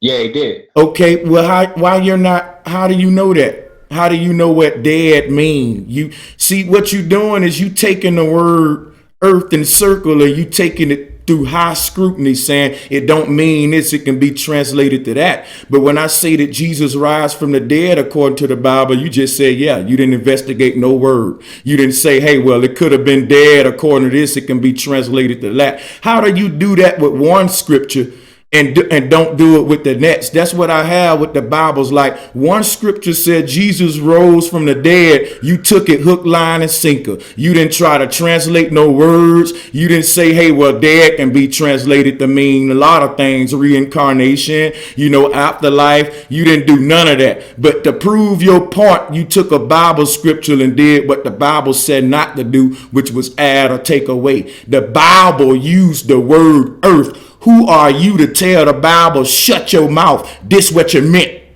It's stupid. And really, to me, if a real Christian ought to be mad at you. Real talk. I hate when people do that because I used to be a Christian. Now I'm against all world religions, but that really gripes me. I feel like the Christian when people do that. Well, let me say this, brother. See, when it comes to that word circle, it can be it can go multiple ways. You see what Brother, I'm when it saying? comes to the Because word, hold up, wait. When it comes to the word dead, it can go just as many ways as circles. So my question is, how do you know that Jesus was resurrected and rose from the dead if you just not going to investigate the word dead like you do in circle? My question is, how do right, you but know yeah, when to pick I and did choose? because How do you know when to pick and choose and go tit for tat? You got to keep it real, brother. If you would do the now same because thing, but look, brother, I'm doing let me what say you, this hold real on, quick. hold on. I'm doing exactly what you doing, Madon. I'm saying, hey, Madon, how do you know it's the word dad? Because I can give you 100 more words for dad that don't mean the same now. But you choose to go with the one that the Bible literally say in that verse, but not the other one that's going against your globe. I just, oh, that I can't get jiggy with that, man. Go ahead. Now check it out, right? All right. He Now, put them when it comes to dancing shoes dead, back on real when it fast, comes to dead, Sanchez. He but put them dancing shoes back on. let me say this about when I'm talking when we go to that word circle, because it can be used as circuit, and as well. You see what I'm saying? So when you look at circuit, you can tell that the heavens is a circuit. And I wanted to go back real quick to the brother professor. He was saying about Atmos and all this. Now see, You I know can he say that just when it danced, comes to the right? stars, a lot of the stars was talking Dancing. about the goddess. That's where you got Astarte, Ishtarosh, Hathor. All that's talking about stars. You see. Now, see, that's some information I wanted to see that you know about. The stars. A lot of the stars you look up to was Yes, considered yes, goddess. yes, yes, You man. see You that? know, that's my area of expertise right there. When you talk about Ishtar, when you talk about Ashtaroth, the word ash is there dealing with the worship of the goddess. You put white ash on your body, like the Baba Nanga Right, and tribe. the star. And you know what I'm gonna do? I'm gonna give a little quick You got the lesson. word star in there I'm, as I'm, I'm well. gonna do I'm gonna do a little quick lesson. When you say Ashtaroth, they put white ash on their skin in honor of the moon goddess. You see this dude with the white ash on? He from the Baba Naga tribe. The Naga is the Nagini tribe. Now listen, check this out. They carry the trident of the mother goddess. As you can see this man here with the white ash. You got a tribe in Africa called the Ashanti tribe, and the Ashanti tribe use white ash to honor the moon goddess too, Ashanti. Now, when you say Ashtaroth, the last word is Taroth, and that's how we get the Tarot cards or the Tarot cards. So Ashtaroth, let me pull up a picture, and I'm gonna let you get it back, Madame. But when you mention something like that, you get me going. So Ashtaroth is where we get the tarot cards and the ash in honor of the moon goddess. But of course, her role was taken away and it was made to be the devil. But Ashtaroth is Ishtar, Easter. Ashtaroth is also a computer symbol that's called an asterisk. Have you ever heard of an asterisk? This is the star of Ashtaroth, but on a computer, it's just called an asterisk. This asterisk is really Ashtaroth, but they just reduced it from a goddess to a little computer sign, but it's really Mama Kali or the Tibetan wheel. If you look at that, it's an X with the line in it, right? Check this out, a X with the line. I like to keep that parallel because that's the Hunakku, the Tibetan wheel, and all of that. So It's also the medical symbol. it's also the medical symbol, but I'm gonna pass it on to y'all. It's also Mama Kali. It's all of that. So yeah, they made it poison the day with that song when they say that girl is poison. They talking about Mama Kali because she's the poison symbol, the X with the line, but it's really the goddess. But yeah, Madon had to just run you down that lane real quick. But go ahead, because you talking everything I just mentioned to you is related to flat earth. The goddess is all about flat earth. She stands on a stage, and that's how you get the judge in the courtroom. It's called a courtroom. It's a court because it's flat. That's the Masonic grid. All right. We get around by cross streets on this grid. All right. We don't reckon mileage by circular. We determine distances by square feet, square mileage. We on a grid. So I'm gonna pass the mic to the panelists, man. Hey, Yeah, I was just saying that when it comes to those names, you can see how Ash is in that name, and the word star is in those names as well. Because like I was telling the brother, and a lot of the ancients, when it came to a lot of the stars, they considered the stars goddesses, and that's why you see Ishtar and Ashtoreth and Hathor and stuff like that. You know what I mean? And I was just bringing that forth as well to show the brother that in the ancient world, according to a lot of the stories I've read, when the great mother died, Eve, you know what I mean?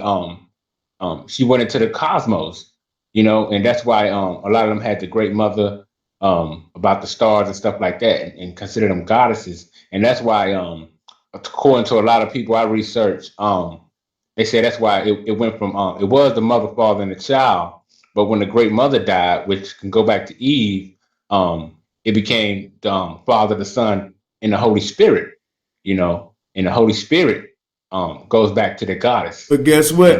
You're not going back far enough, because before it was the man, when you said it was the father, mother, and child. That's what you said, right? Yeah, in the beginning it was for a lot of them it was mother, father, child, and then when the great mother died, it became the great mother never died. She was just written out of mythology. She was hidden by male patriarchs, and that's what we're trying to do with the flat earth. When they created the globe, that's when the great mother died, but the earth never turned into a globe. She died in the minds of her children. That's why we're trying to get people like you back to the great mother, because what you got to realize, Madon, is I don't know if this all a joke to you, but the great mother concept can't exist on a globe. The great mother created with foundations just like man. See, you're a pole with 4 limbs attached to you. So your North Pole would come down the center where your spine is, where both of your worlds meet, left and right brain. But your members are your 2 arms and your 2 hands. So you're a pole surrounded by 4 points, just like a pyramid that you mentioned. It's a zenith or one peak surrounded by 4 corners, just like the earth is, like you were saying. But anyway, because when you say aqua and you think of that Hebrew conception, Madon, is water all around it. So think of what I'm telling you. We're surrounded by 4, or a foundation. The number 4 just means foundation on a spiritual level. So when you say water, water is aqua, dealing with 4. Qua is 4 because we're founded from the waters of our mama to be here. We need water to live right now. If you don't have water, you'll die. And the earth is founded upon waters. You see? So I don't know if you get how simple this ancient cosmology is, but the great mother concept can't exist in heliocentrism, because in the great mother cosmology, Madon, everything revolves around her. And in the heliocentric cosmos, everything revolves around the sun. So before there was a trinity of father, son, and mother, excuse me, before there was a trinity of Father, Son, and child, the original trinity was Father, Son, and womb, and just the great womb. Because when you say child, now you got to be biased and choose whether it was a boy or a girl. But if you just say man and woman both come from out of a womb, that simplifies what we actually see in nature. We see man and woman, and both sexes come out of a vagina. So the real trinity, what we really see is man, woman, and womb. All children grow up to be man or woman. So when instead of you saying man, woman, and child, that's what took away the balance, because that child became a male. And then that male dominated the whole cosmology, because you panned us. The first god, Pan with the horns, that's called panning. When you get the scales off balance to one side. When they changed the trinity from father, mother, womb, and made it a child, that child became Zeus, Jesus, and he ruled us today. So now we got to get back to the great womb, and we can't deny that. You know, it's very simple, Madon. And I know you're not going to really have much to say behind that. But Flat Power, thanks everybody for still tuning in. I'm going to fall back and let everybody else build. I'm also put the link in the chat. Yeah, I mean, I feel what you're saying, but, from what I, from what I'm saying, I think when all them societies came out with the mother, father, God, mother, father, son concept, it was the deception. So when the real Messiah came, nobody would believe him. You know what I mean? Because all I have to say is we're entering in the days of judgment, and Ma'at is that mother that's judging, the balance, what is balanced, and we have to recognize something that we have to be careful, especially if you're not going to pursue truth and pursue, which is math itself. Math is the evidence of what is true. And as long as you're not trying to put theoretical formulas and add little stories onto it, I think you can get to the truth rather quickly. Oh, you can switch it to the phone volume? Oh, no, okay. Yeah, my bad, John. Hey, my brother Aaron, just mute your mic for me right quick, and I'm gonna get right back with you. Let the brother John finish building. Go ahead, brother. Yeah, so I'm getting to Ma'at here, and it looks like everyone that's on the panel or that has joined so far, it's been our life's quest to ask all the hard questions, because I know personally I've been lied to a lot, and I know we all have been lied to, but I take it personally when somebody lies to me and don't, look to things that actually give leverage to actually bring truth forward. Okay, if you're not using mathematics, or if you're not looking at something that can be applied to nature, it means that there is a love affair with the lies that have been provided to us. So I'm just saying, brother, you're under scrutiny, Madon. You're under scrutiny right now. And I understand your confessions, brother, and that's cool. That's your. It's not cool. It's not cool because it's not cool because you're presented with the weight of truth, and everything that you bring forward is speculative, and you can't put anything on it to give yourself leverage to say, okay, this is a good reason why, and you still continue to come on to the panels. So you are definitely under scrutiny right now, and I'm just letting you know as being real and straightforward. Okay, so this is a new day.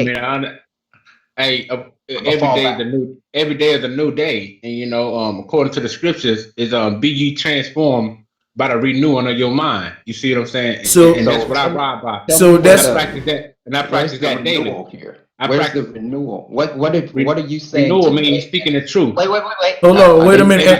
Hey, I'll be right back. Let John go ahead and finish first, Madon. Don't cut him off. I'll be right back, John. Hold it down. I'm gonna go grab something. All right. Okay, Madon. What I'm getting at is, okay, you just made a statement. You're constantly making new statements about, you know, certain things, but it's like giving extra rope, and you're starting to hang yourself. Okay, so you're saying about renewing your mind. Okay, but you've been here for a long time, and we're just watching you.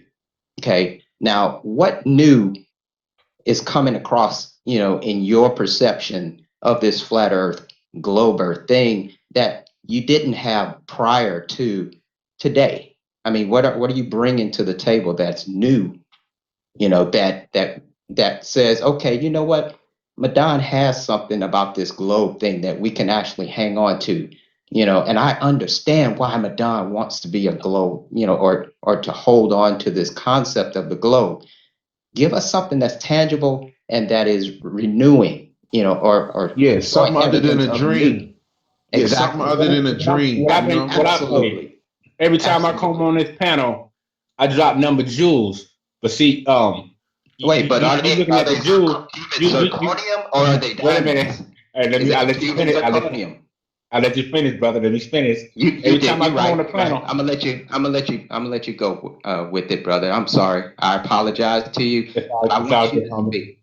I want you I to just speak. want to say this. I'm gonna be brief.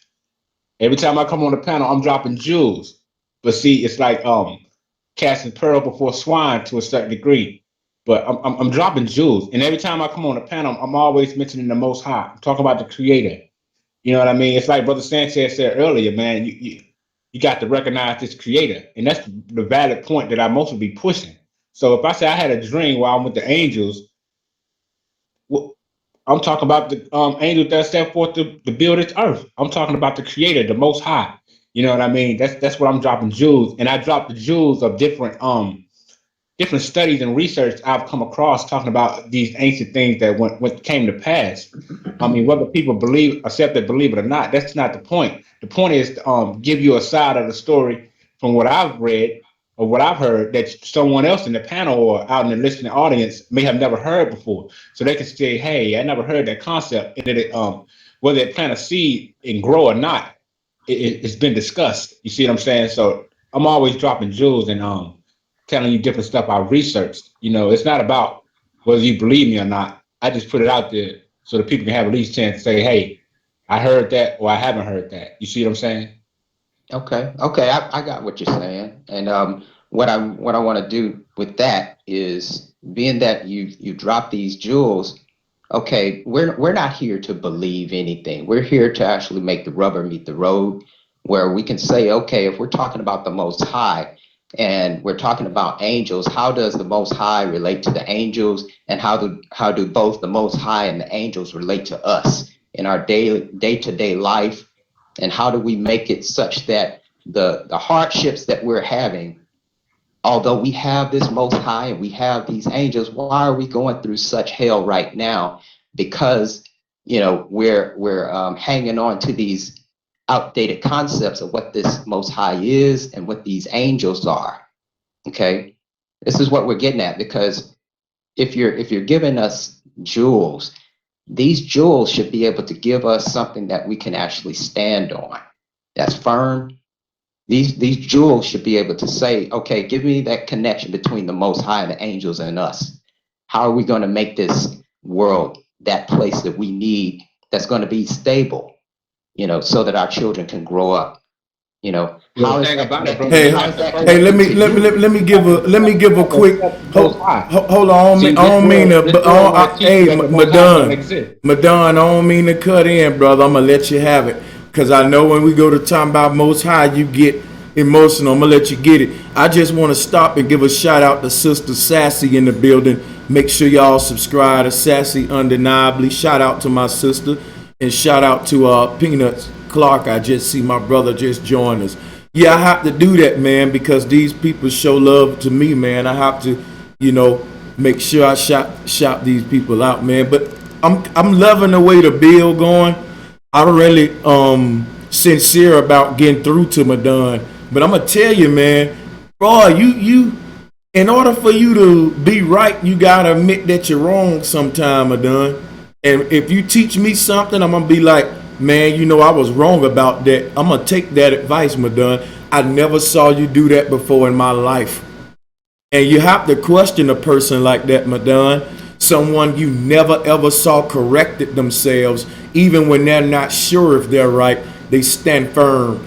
It make you wonder about their integrity.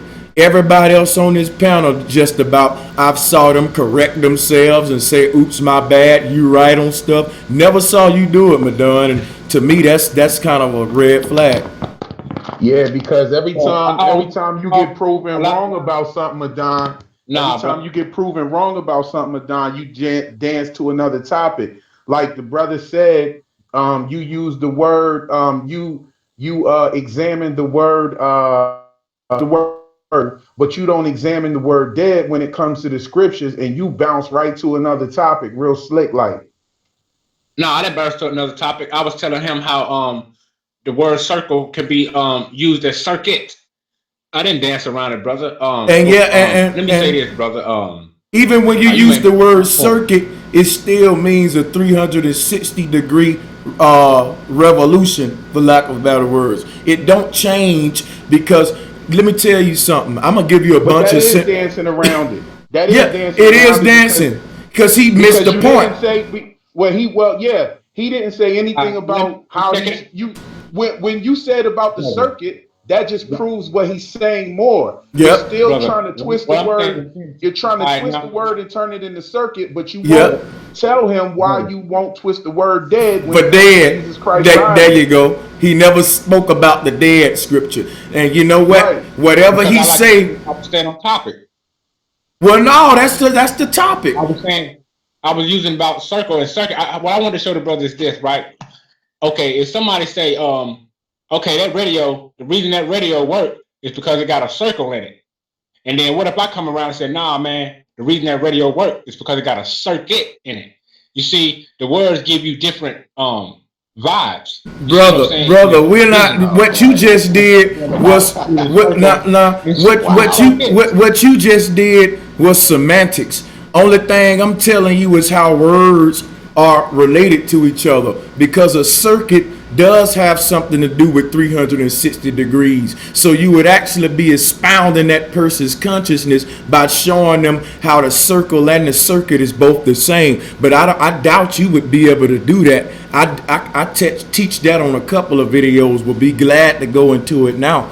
But what I'll tell you this, Madon, circle, circuit, cipher, all of these are the same. I can keep giving you more. Cycle, all of these arrive from the same concept. All right. So, in each of them, you will find 360 degrees in a concept that's related to power. Everything we do is revolving around a great wheel. So this is why you find circuit. Think about it. The sun and moon give us power based on their circuit or the way they move around our head in a spiral carousel motion in a circuit. So I mean, the sun and moon can be looked at like the left and right end of a plug in a wall, and that little middle plug that's making it a triangle, that can be the North Pole that's grounding them both. So you can see cosmology and everything if you understood the real cosmology. But the Earth is a circuit. The planet is a big circuit, a big battery. And to be truthful, once you establish the circuit, you can put numbers to it. You can put angles to it, and you can put degrees to it. And so this is all we're looking for, Madon, because if you're not talking math, man, you're not saying anything but a bunch of beliefs, a bunch of, sentimental, this is what I feel, that type of thing. But this is not what this panel is about. We're about advancing humanity according to truth and ma'at, or math, because all science But is brother, based on the that's what math. I'm always doing. If I give you, I if I have yet give to you, hear the if I numbers. give you, This is if how I you give you, bounce if I off give you the a concept that I've subject heard, of being on. Oh, this is how you bounced off the subject of my first point that I was bringing to you when I was trying to get you to go on and speak about the numbers. Show me the numbers about the curvature of the Earth. Show me the numbers of what makes you so convinced about the Earth being a globe. He said he didn't have no numbers. He said he saw the dream. He had the dream. Exactly. He said he didn't have no numbers. That's what I'm getting at right there. Right. And they built it out of, okay, and they built, and they, like I said, we were using pyramids. What is a pyramid? It's L's put together. You see what I'm saying? That's why in the beginning, the Most High, they call the Most High L, which was EL. But you know what? But you know what? The three can be translated. I mean, the E can be translated as a 3, which you got 3 L's, which is 777. You see, so this mathematics is deep, brother. But Sanchez be going in on it. You know, and I know a lot of stuff the brother say is true when it comes to a lot of these numbers and these words. But what I'm telling you is this: when you say what the math on it, brother, come on, man. So put the math on it. Because if I put the math on it, you're gonna say, "Oh, he got that from NASA," or he's speculating. Madon. You know what I'm saying? So what's wrong with you? With the thing about the brother, what's his name? John, is that don't go good personal. They want to separate you from the Creator. That's why I'm always speaking on the Most High, because I had to push that. Brother, we all, and that's what I like about you. We all acknowledge a Creator for this creation. I don't think none of us up here atheists, but the point is, you have a cosmology made by atheists. I mean, you acknowledge a Creator, but I give Madon his props. Like, he acknowledges a Creator, he just don't acknowledge that Creator's true creation. That Creator you acknowledge never had a concept of a globe in mind. You know, the people that gave you that, they're anti-God. That's all my point is. Yep. I mean, I feel that, brother. But like I said, man, it's just through different research I've seen through ancient societies where a lot of them believe that the earth was a sphere. Well, it ain't a matter of belief, because check this out. Show us an ancient society. Show us an ancient society that believed the earth was a sphere, brother. He can't. But listen, I'm gonna say this though. He brought up the thing about the L's, but what he ain't telling y'all is the L is the 7. The L is, just think, if we travel in the base of a pyramid, there would be 4 L's, just like there's 4 seasons revolving around the North Pole. There's 4 L's revolving around the peak of a pyramid. There's 4 members around your spinal cord, your 2 hands, 2 feet. But what he didn't tell you is that 10 is the binary code. 10 is the root word of tent. You can't make a triangle without 10 units or 3 units. Why? Because the 3 units represent, when you looking at the pyramid from a 2-dimensional view, standing in front of it, you see a triangle. 3 you see 3 points. But the 4 L's represent the base of the pyramid, because when you take 4 7s and add them up, you get 28. But 28 is 10, and 10 again is tent, or a pyramid structure. So the 4 7s is the swastika going around, or the 4 seasons, or the 4 sevens are the 4 bends in the cosmic pyramid. Think about it. When you say the word bend, the word end is in it, because it's the end of a linear season where you make an angle or angel in the base of the pyramid. And I hope that's break it down for Madon. But this deep stuff that I'm giving them, he'll figure it out later. Shout out, welcome to the panel, Sister Sassy, as well. I just want to say this real quick, and that's why I was telling the brother, when it comes to, in the beginning, they was calling the Most High L, which the E could be translated as a backwards 3, which is 3 L's. You know what I mean? Just like you were saying about the tent, or the TP, which goes to the temple. You know what I mean? And that's how they was in these temples. You know what I mean? That's how they was connecting with the Most High through the cosmos, because the Most High put a lot of his signs in the cosmos and through different prophets. You see what I'm saying? And you can see. But you missing the L, brother. You missing the L. You said 3 L's. EL, 3L, 777. Yeah, he missing, but you missing the L. It's 4. You missing one, brother. It's 4 L's. But I was just saying EL is 3 L's. I was talking about the name L, just the name L. You know, that name go back to 777. If it ain't 3 L's on the pyramid, brother, then how is that significant? And see, when you talk about the 3 aspect and the 3 L's form a triangle. That's why it's called a trinity angle. It's a shape that's made out of 3 angles. That's how you get a triangle, triangle. So yeah, that's 3 L's, but you're not standing on your square. When you go and look at the base of what's supporting those 3 angles is 4 corners. So that's what you missing right there. When you think about it, 3 and 4 is 7. That's crap. That's this sacred geometry tied into the math. I don't want to get too deep, but you got to understand how the 4 corners and standing on the square to even understand how you on a flat earth, because the bottom of the pyramid is 4, and that's qua, and the bottom of the earth is the great deep, or aqua, also above your head, aqua. They telling you the same thing. So I'm just hoping that you see how it ties into that Hebrew cosmos that I put up there earlier too. Oh, I see what you're saying, brother, because like on some of these ancient architect, right, you can look at how they the structures on the outside, like you'll see a square with a circle in it, with another circle in it. And you know, at a lot of these temple sites, that's how these temples were set up. You had like sometimes they had like maybe four bulls on each corner, then they had a circle with another circle inside of it. So I definitely see what you're saying. You know, I've studied some of that as well. You know what I mean? But so I basically see the point you're making. You know, the sacred geometry is my thing, man. I love it. Yeah, go ahead, y'all.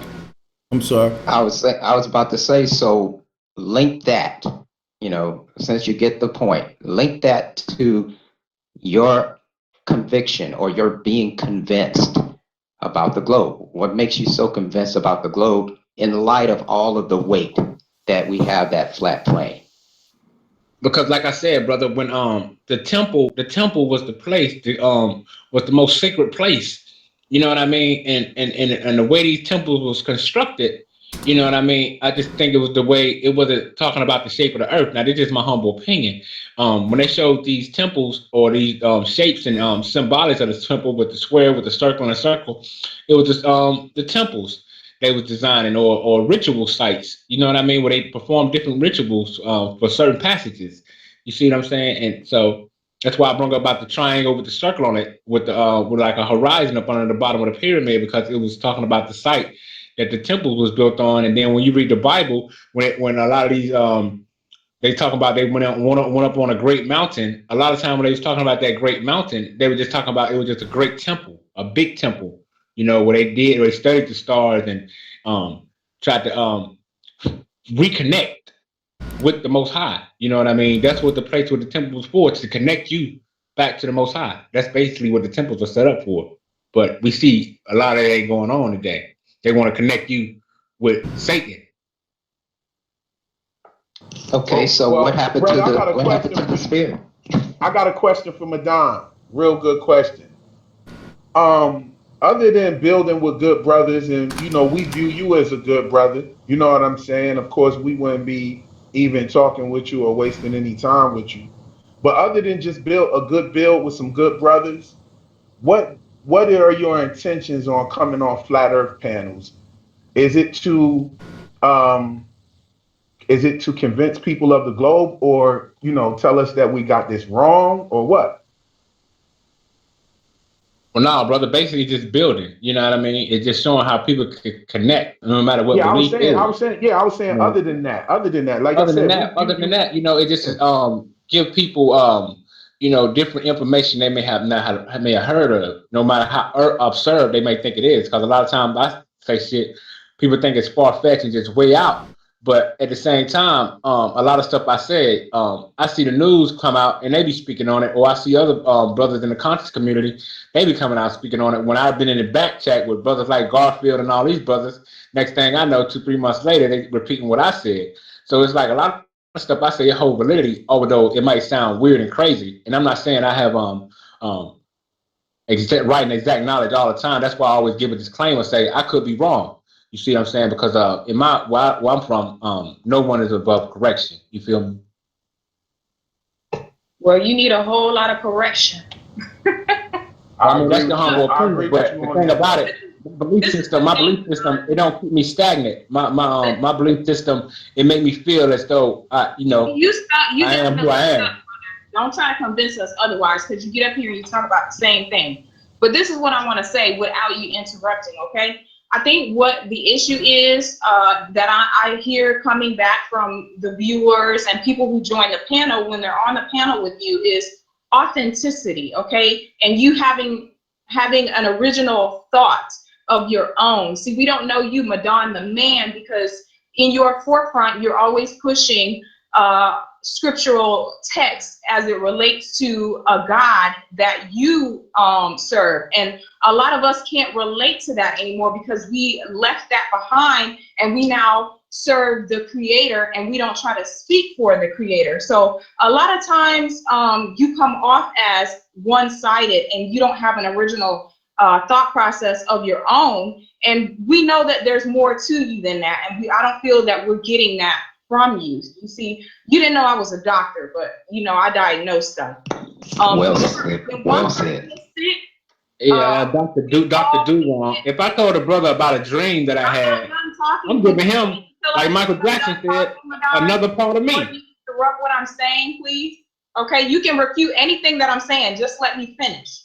Okay, that's your problem now. You jump before you know any facts, and you don't give no facts. When one of us is sick, we all can get sick. That's why we're trying to cure people who are sick, who have sick mentalities, okay? One of the sick mentalities, as Brother Sanchez so eloquently sets out. Oh, fuck. I done fucked up. Shit. I'm sitting here trying to close paint, and I done closed the goddamn hangout right when my sister was going in. I don't know if Sassy gonna forgive me for that. God damn. Look, y'all got to forgive me for that. I was doing something in paint, and when I closed out paint, tried to close out paint, I closed out the hangouts. Sister Sassy, I'm calling you up right now before I call anybody, and you finish going in what you were saying. My bad about that. Hey, y'all forgive me for that one, man. I did this before in the past, too. Shit. I hate that. Sister Sassy, come on back up here.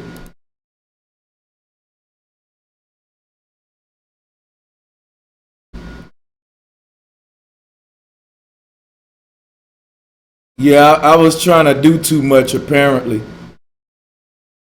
I was doing a little demonstration in paint.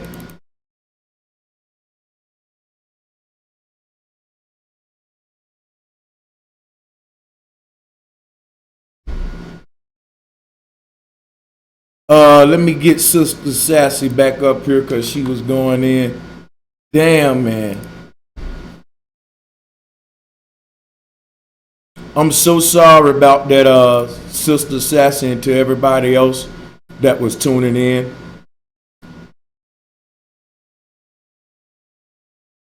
But we back, and it's my bad about that. Damn, man. And when you got a good panel, and damn it, I done sniped myself. Wow, man. Here go the link with Sister Sassy. I'm sending you one here too.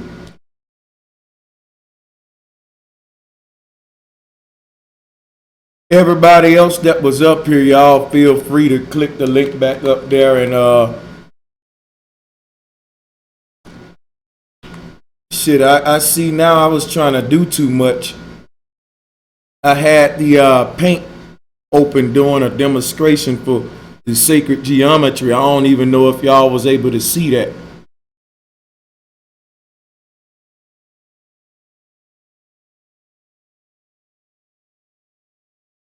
Hey man, I appreciate y'all for understanding that pimps fuck up too. Man, Hey, Sister Sassy, and to the rest of the panelists, I'm gonna put the link back out there, man. Y'all gotta forgive me, like I said. My bad about that. Let me see if I'm gonna see if I can get them back up here through the email.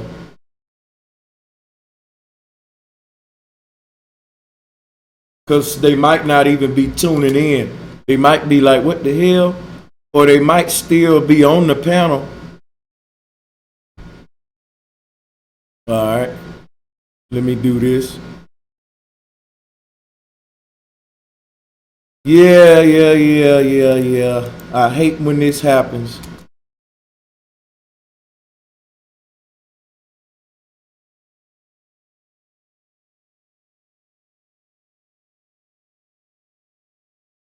So y'all just bear with me for a minute. Let me try to get everybody back. Oh, okay. I see Masterpiece had emailed me today. I'm glad I checked in here. Shout out to my brother Masterpiece.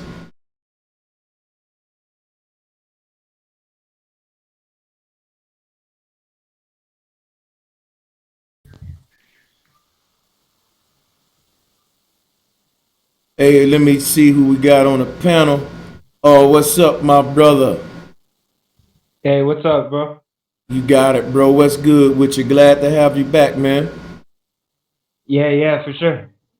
Got my brother Shaq D with me. I'm feeling good, you know. Saturday I did tea ceremony, did some yoga, you know. Yeah, for real. And Yeah. what did you do? What did you What was do that? now? I did some yoga and I did a tea ceremony. So I was feeling pretty good yesterday during the whole line. Okay. Hell yeah, I was out there looking at the stars, man. I was just staring up so much, man. It felt like they was right above my face. In the mountains, man, it was a beautiful sight. Even though I couldn't see the alignment, I think I waited too late to head out to the mountains because I thought it'd be later. Later it would be the better, you know.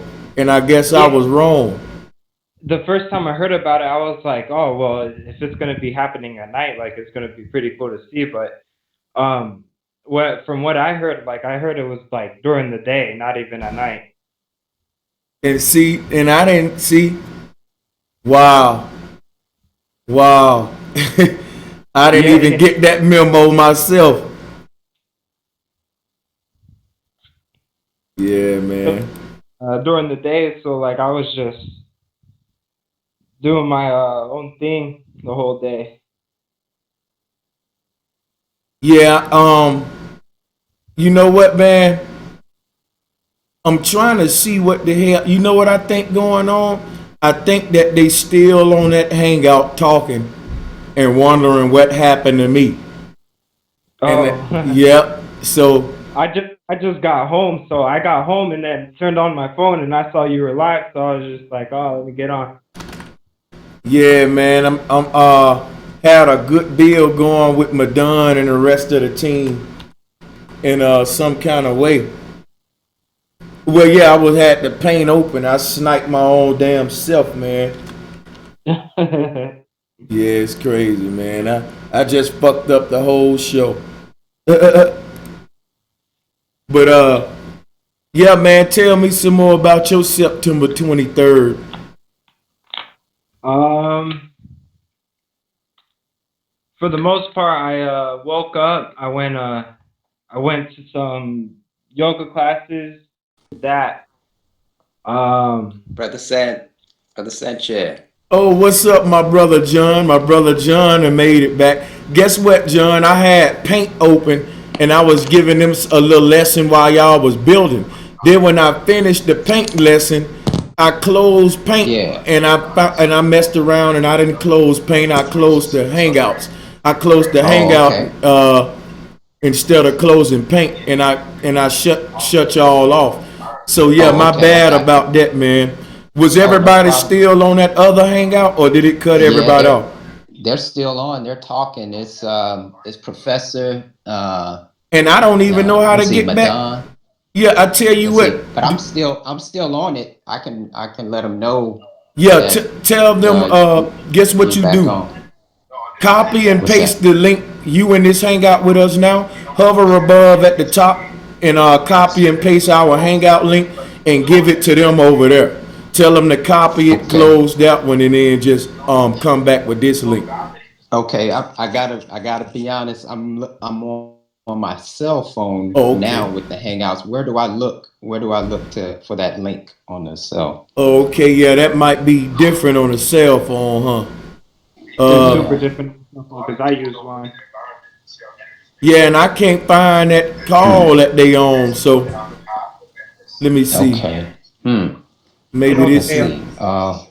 It would say ongoing call. Let's see. Ongoing call. Let's see.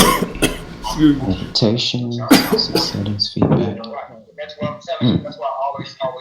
Let me see. I'm gonna have to let them know that that you're on a different one, and I'm gonna tell them right now. You see, that's why a lot of stuff yeah. don't look right. A lot of stuff like it don't add up. You know. Okay. Awesome. Everything's gonna be back in balance when the creator comes. All right. I'm hanging up. Put everything back in the natural order. All right. See what I'm saying? The cosmos. Yeah, so I got them coming to the other link, y'all, and we're gonna continue back where we left off because Sister Sassy was going in. With Brother Sanchez, he's on a different one. He's gonna have the link open in the new forum. Yeah. Yes, he's on the new one. Tell him I had a technical issue. Yeah. That's already said you sniped yourself. Says I think he sniped himself. And the crazy thing about it, I liked what Sister Sassy sounded like she was finna go in right when I hit the button. It was a guy in the chat, man. The guy who gave you that donation, he had wanted John to speak on crop circles. Oh, okay. I was trying to wait on Madonna to get through, but he had hit me through the chat and wanted to hear John speak on crop circles. Okay, I'm gonna pull up some pictures of some too, cause they very interesting, and I haven't done my crop circle video yet, but that's something I'm gonna research very thorough, because one thing about these crop circles, a lot of people been busted making them, but I want to deal with that myself. That's a good one that you bring up, because a lot of them crop circles, they got the whole flower life and all of that. They got a lot of sacred geometry, but did everybody? Especially when Madonna got us going in circles. Hey, bro, Sanchez, I want to see, could you relate, like the bottom half of the globe, the southern hemisphere, in the Kemetic language, they made that bowl, they call that Lord, they put the baby inside that bowl and made that be Lord. I was trying to see, can you tie that into the deception too? Like they got us praying. Okay. Yeah, I have to get. And it don't exist. I got to get a. Hey John, you got some music on in there, don't it? You got some background going.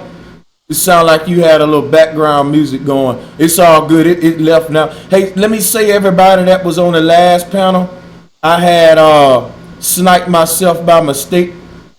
Sister Sassy was building, and I was doing something in paint and sniped myself, so y'all forgive me. Sister just dropped off again. Sassy, come on back. We wanted you to continue where you left off, sister. Hey, sister, yeah, continue, because I'm sorry about that, man. For real, I fucked up. Yeah, I was grilling Madonna, but he's not here right now, so I'm gonna just let him live this time. I think he heard what he needed to hear, because he dropped off and he didn't come back. I think he probably happy all of that happened. Madonna, yeah, she was in there skinning. She was in there skinning Madonna real quick. She skinned him real quick.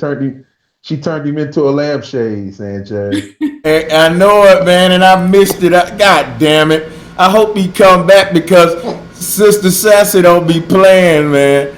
And damn, man, I'm telling you, I'm glad to have the sister back on the show. That was a crazy one. I thought maybe y'all was still over there, but we Oh, wait. Maybe Madonna come back. shoot. Sister Sassy was slicing and dicing.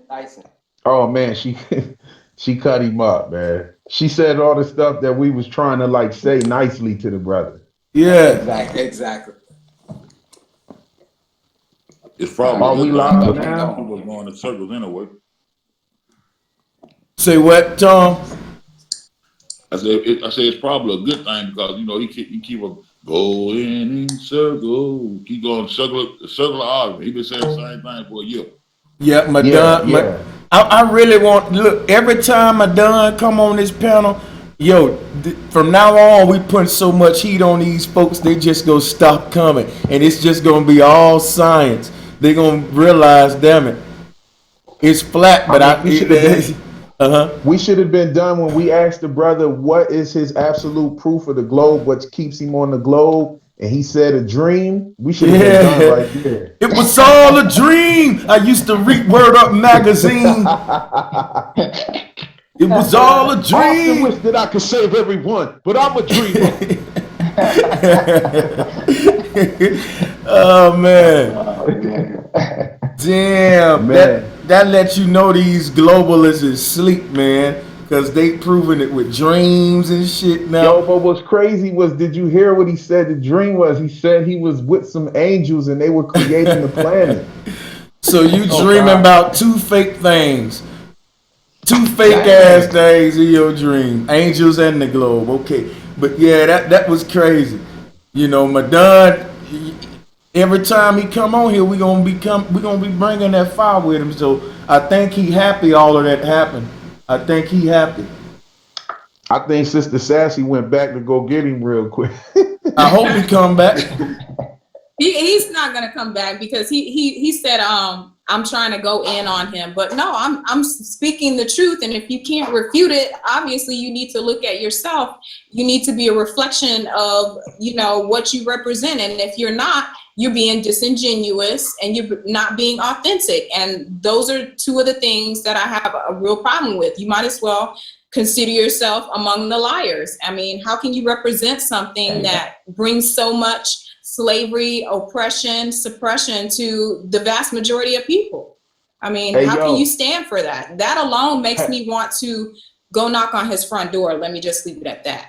Hey, what make me want to knock on his door is how he be playing with the Bible. I'm not even a Christian, but I don't like how he try to bend and twist them scriptures like that. I bet you a lot of Christians that follow me don't like that either. I apologize to my Christian followers on his behalf. Go ahead, Secret. Now I was going to say, has anybody seen this silly movie called The Hitchhiker's Hand Guide to the Galaxy? Yeah, I've seen that. That's one of my favorite movies. Hey, yo, that shit was dropping some flat Earth info so slick. It was dropping flat Earth info so slick and subtle. And it's crazy because I'm going to tell you, you could be sitting down watching a little gangster movie or something, and you'll see one of the gangsters sitting down there. This movie ain't got nothing to do with mathematics, nothing to do with science, nothing. It's a gangster movie about Italians extorting people for money. And you'll see a gangster sitting there, and he'll be reading the newspaper with the moon landing on it or some shit like that. You feel me? Like, it's in everything we watch, yo. I'm noticing that. I'm noticing that it's in everything that we watch. It's crazy when your eyes get open to something. You can see shit you never saw before, because some of these are my favorite movies. You know what I mean? And now that my eyes are open to the truth, I go back and watch some of my favorite movies and realize that they knew all along. Yeah, I've been seeing a couple movies now that just be dropping flat earth hints here and there. Yeah. And they do it so slick so that nobody that really knows about it like that, they wouldn't even notice. Yeah. Yo, it's a part in that movie, not to cut you. It's a part in that movie where this whale is falling out of the sky. Yeah. And he's looking down at the ground. And he's like, yo, what is this coming up on me? It's big, it's flat, it's round. and it's coming right at me. It's, you know, he like described the flat earth real quick, and then boom, he hits the ground and shit. It's funny as hell. The movie's mad funny, but they drop. It's like the movies are actually making. It's like space is the system's little joke on us, and they like troll us with the movies, telling us like real subtly. They Yeah. leave these jokes for their buddies. It's not intended for us. It's intended for their buddies to laugh at. You know what I mean? Mm-hmm. Yeah, like in the movie Interstellar, like they live in a future, and like the dude went to his daughter's school, and like and the teacher was like, well, we gotta like kind of like keep a close watch on your daughter, and like he was like, oh, why? Because like she just keeps on talking about the moon landings and stuff like that, and then it was just like, oh, what? So you guys don't think that we ever landed on the moon? Like, I'm just like, damn, this is an Interstellar. Like, fuck, that movie's all about space, and they want to drop it. That's where you see it the most. In them space movies, they say certain things and how it's impossible. They tell you certain things are impossible right there in these movies, and then they sit up there and got you watching the people do what they call the impossible. And Mm-hmm. you know, it's just a shout out to the flat earth, really. You know what I mean? They know. They knew. And like we said before, somebody said, oh, NASA don't know what the real shape of the earth. No, they know, because in order to tell a lie, you gotta know the truth. Yep. Yeah, for sure.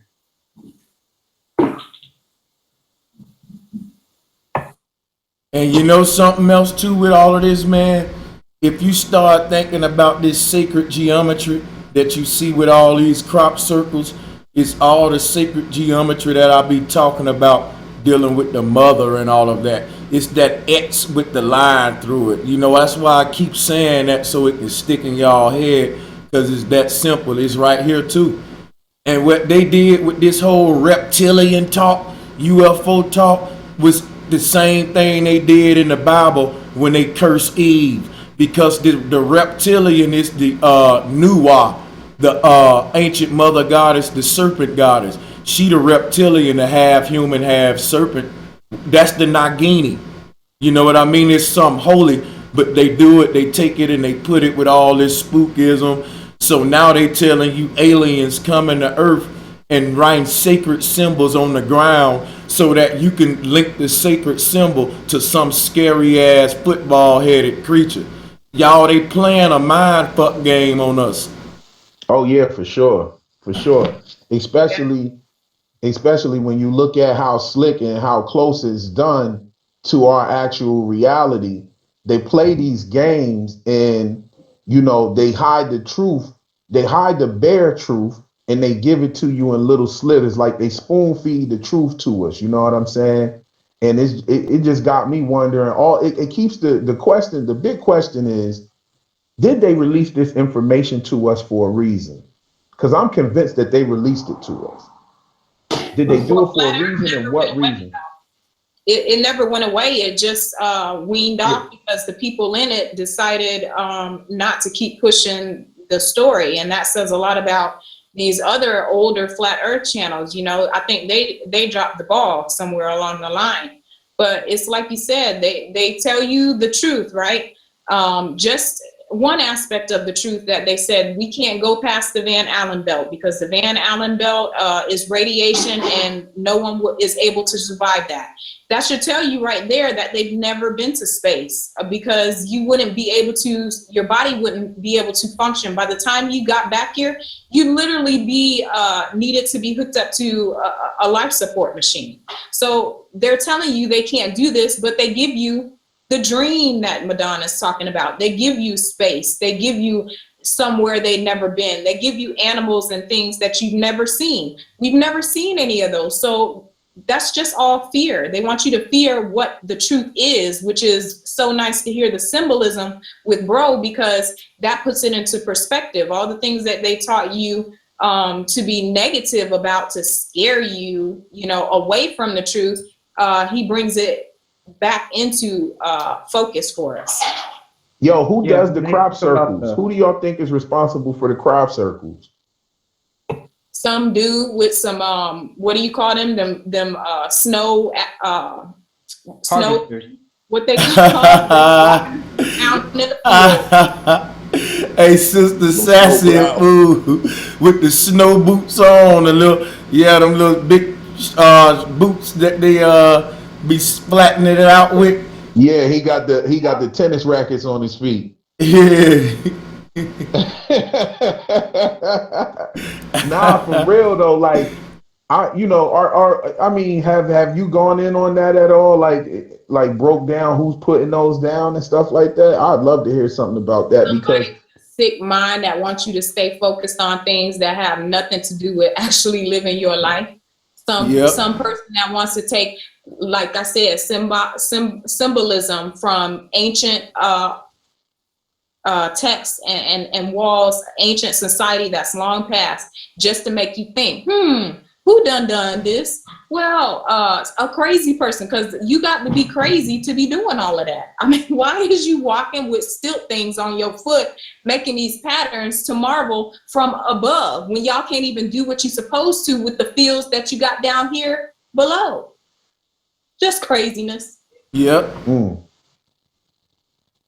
Because and you know what, I'm apt to believe that because the news I remember growing up during the 80s and the early 90s, the news used to push those crop circles real heavy. That's how I heard about it, was on the news.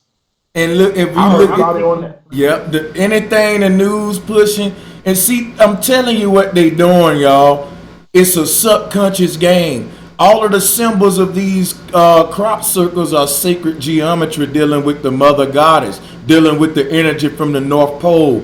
But if they can get everybody on Earth to look at these symbols and think aliens, man, you better stay away from the swastika, stay away. Look, think about it. This symbol here, they got a symbol called a hexagram, and they say it's a curse, it's a hex, when it's really the most divine symbol in nature next to the spiral. The hexagon and the spiral are the two most popular shapes in nature and the most stable, these magical shapes. So, but all I'm saying is, you look at these crop circles, it's everything the ancients spoke about in a good light to get you to look at the same symbols and say, ooh, look at look at, and get you to associate the wrong energy with it. So when you think about phonetics, everything that they got us scared of is dealing with the scales of the snake and the scales of Ma'at. And you see what I'm saying? Like, they take the words, for example, Satan is Saturn, that's balance, and you can't get nobody to balance, because when you go to showing them the deities for it and showing them the symbols for it, they're going to say that's Satan when it's just Saturn with the trident. And that's what they doing. They making a prison in your mind by getting you to associate the symbol with what they want you to associate it with. Right. So it's like they take the magic and use it against us. They take it and use it against us, while at the same time convincing us not to use it and get into it and stay away from it. That's what they do. Energy vampire. They sucking your energy from you. And I want to put you to mind, because I didn't know how spiritually connected I was until I was touched. You know, the movie with Mel Gibson in it, with the crop circles, with the little boy and those aliens came to Earth or whatever. They had the crop. They had that in the field. They showed above, and there was one in that one. They also did it in that movie with Children of the Corn. They tried to relate it to that as well and make children the evil with the evil eye. And same thing M. Night Shyamalan did with that movie where they didn't even know they was in a settlement. What were they in? The village. A sacred, the village, a sacred area that was cut off from everybody else, and it was flat. So they do this all the time. And if you really start to think about these things while we're talking about it, you'll be able to be more in tune with it and pick it up quicker. So when he does give a lesson, it's easy for you. You're like, okay, I can take 5 minutes because I realize what he's trying to say. But they are energy vampires. If they can get you to look at this, that means they're doing something over here. And that's what we need to be paying attention to. It's not the hand they're showing us, it's the one they have behind their backs, because that's the one that's going to hurt you. Right. That's Yep. why we're noticing all of these different distractions coming up. All of these different distractions coming up. Even the Kanika Jenkins situation, and Yep. Kevin Hart cheating on his woman, and Oh man, all of all this. of that threw us off this September. Nobody know that we just entered a great year where that's going to be a turn of the celestial wheel. It's the not only see the thing about it is it ain't just the end of the Gregorian calendar. It's the end of the Mayan calendar because this is where they time reset. When they had that movie called When Earth Stood Still, we know Earth been standing still. But when you think about it, and I don't mean to cut you off, what happened during this equinox was equal night, equal day, and they had to stand the Earth axis up on that day. So that's why that's why they had to create all these cataclysms.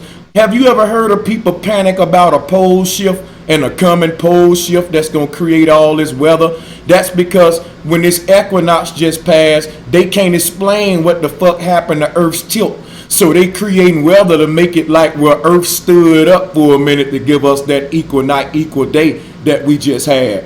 They can't. That's You right. see what I'm saying? And that's what the whole pole shift shit is about. It's never a pole shift. Earth is never tilted, and the mother proved that every year.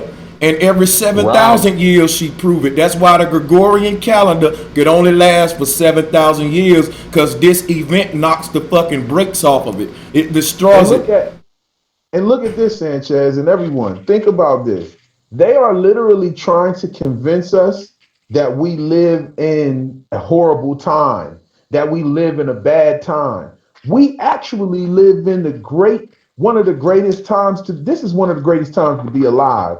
There's so many different celestial events that we are here and alive so that we can bear witness to that beautiful aligning we had last night, and there's some more to come. So when what they're doing is they're trying to make the world look like a dismal place, when we're really supposed to be proud that we are alive right now and we can bear witness to these things. We are supposed to survive. You know what's so deep about it? And I'm going to fall back after this, but this whole thing about this pole shift. See, when you think about it, the whole thing about the wobble, it just explains this equinox of how the earth stands up and then go back to this tilt. What they doing on a Gregorian calendar, and I want you to pay attention because this is some deep stuff for real. The Gregorian calendar is the itinerary for the globe, meaning it's the paper document that tracks this globe's movement through this theoretical cosmos. But the problem is there's something called natural time, and natural time is reset every 7,000 years. Even the templars of the ancients speak to this event. So their calendar can't account for this time because it'll have to stand up on this axis. And there's only two explanations for that. Well, if the earth just all of a sudden loses its tilt, wouldn't there be great cataclysms? And that's what they said, because this pole shift, when it get equal night and day, when you start to hear perfection and unity, bad shit gonna happen, because not because God attacking us, but because they know they calendar time up. They know they got to increase their methods, which when they start getting very dramatic now. So we in the age of the tribulation area. They call it the Feast of the Trumpet, and Donald Trump is the president. So the trumpets that was sounded in Revelation wasn't no big real trumpets. It was this loud mouth ass president named Trump, who under him, we getting all of this geo. Yeah, he the one. See, Trump and Pence. Listen, trumpets. There you go, trumpets. Damn it, I'm glad you put that out, because check it out. He's the one that's gonna end the whole. This shit about to crash within the next 7 years, and I never been a prophet, but I think what I'm saying is dead on. Over the next 7 years, right? There's gonna be celestial events. If you think this one was something with the alignment, it's gonna be many more. And it's over these next 7 years. It's a reason why the flat earth movement became big now during this time. It's the time of revelation. As above, so below. when that constellation Leo slew the head off of Hydra, that represented the end of this beast system down here too. You see, that's why they even wrote it in Revelation as Jesus slaying a beast, but it's really Revelation mean the bride, her veil is coming off of her face. We about to remarry Mother Nature. She about to be exposed for who she is. But that's heavy. That's real heavy. Yeah, time. When you look at you look at the Marvel, when you look at the Marvel comic universe, they have you got Red Skull, and he's one of the elites in the organization called Hydra. And when you look at when they talk about Hydra all the time, and like if one of their consorts get found out, they say, oh, you cut one head off. They mention the beheading of Hydra. When you cut one head off, two will grow in its place. And what they're referencing is the distractions in the fight that they're going to put up when this head is cut off of that. There you go. There you go. He's not. It's just like when you cut a snake head off. He whirled around for a minute, and that's why they said for the beast go, he gonna make great war with the people, because they know they shit is finna end, but they can't go out without a fight. So this alignment mean a lot of different things. As above, so below. It mean a good time for us, but a time where we're gonna be tried and we're gonna have to be brave. But it's Mother Nature gonna be restored. What I'm doing now is I'm putting that alignment up on the screen, just in case y'all want to build on it some more. And y'all can look at you can look at your YouTube videos and you can see it. You sharing the screen? You sharing it on your screen? You just I want can't see it because I'm not watching YouTube. Okay, well I'm gonna have to share my screen to y'all. Let me see if I can get it up here now. I got it. Real quick, I just want to say a sentence. Brother Sanchez, I definitely want to put my personal thank you out there to you for the information that you dropped for the past couple days before the event, and the series that you worked on and put out there. It's a lot of information to take in. Some of those videos are several hours long. I had a chance to watch some of it while I was in the studio working, and I hopped on and hopped off, said my piece and hopped off, and I really want to thank you for that, because man, you put a lot together for us, man. You put a lot together for us with that Explodes. You know what I'm saying? No doubt, and what I'm gonna do, and I'm gonna let my brother Brandon build. And welcome to the motherfucking panel, Brandon. Let me just say this to the people since he mentioned that. What I'm gonna be doing is taking all of those hours of footage and compressing them into just what you need to understand with the event, and I'm gonna be re-uploading them on Bro Sanchez TV, adding more with them and going more in detail. I'm gonna be expounding on that, so stay tuned. What's up, Brandon? My bad, brother. I just wanted to press something on the fact that whether you're aware of this type of, you could say, event and such, there's probably a multitude of this type of natural science that allows our anatomy as well as our environment to either pursue a knowledge or love, right? Whatever the case may be. So for me, what I'm trying to getting from this is, I think, for so long we've just been suppressed by this electric universe. I was trying to get into this with Madon, but it just didn't work. And I think it's interesting that if you really look at it for what it is, these things are creating different energies, right? And if we can somehow be there and really soak in exactly what is happening with this energy, we can end up, revolutionizing everything as a whole. Not only what we know of the earth, but the science of it, the true science. Right. So I'm just really mind blown about what the future holds, because it might be something that we can't even conceptualize. You know what I'm saying? It might be something so unhuman, and that's kind of what I'm getting at is these energies are getting powerful. It's getting, our astral body is now taking over our kind of animalistic body, you know? Let me feed you something real quick. I'm in agreement with you wholeheartedly, but I just want to give you a little bit. 7.83 megahertz heartbeat. It's the resonant that you should fall asleep to at night, because you're putting your vibrations in line with Mother Nature, with Mother Earth. 7.83 megahertz. When you go to look for that sound, you won't hear anything until you put headphones on, and you'll begin to pick up the vibration. It's a vibration. Don't listen to it with music or anything in the background. Only the megahertz is what you need to tune into. This a couple of days ago, and I told you guys when I was on another show, I was going to bingo. I won three jackpots. All just from that, tapping into that energy. So it does work. There's a couple other that you use for healing, but this puts you back in balance, because all the microwaves and things that we have going on right now are meant to keep us away from our connection with Mother Earth.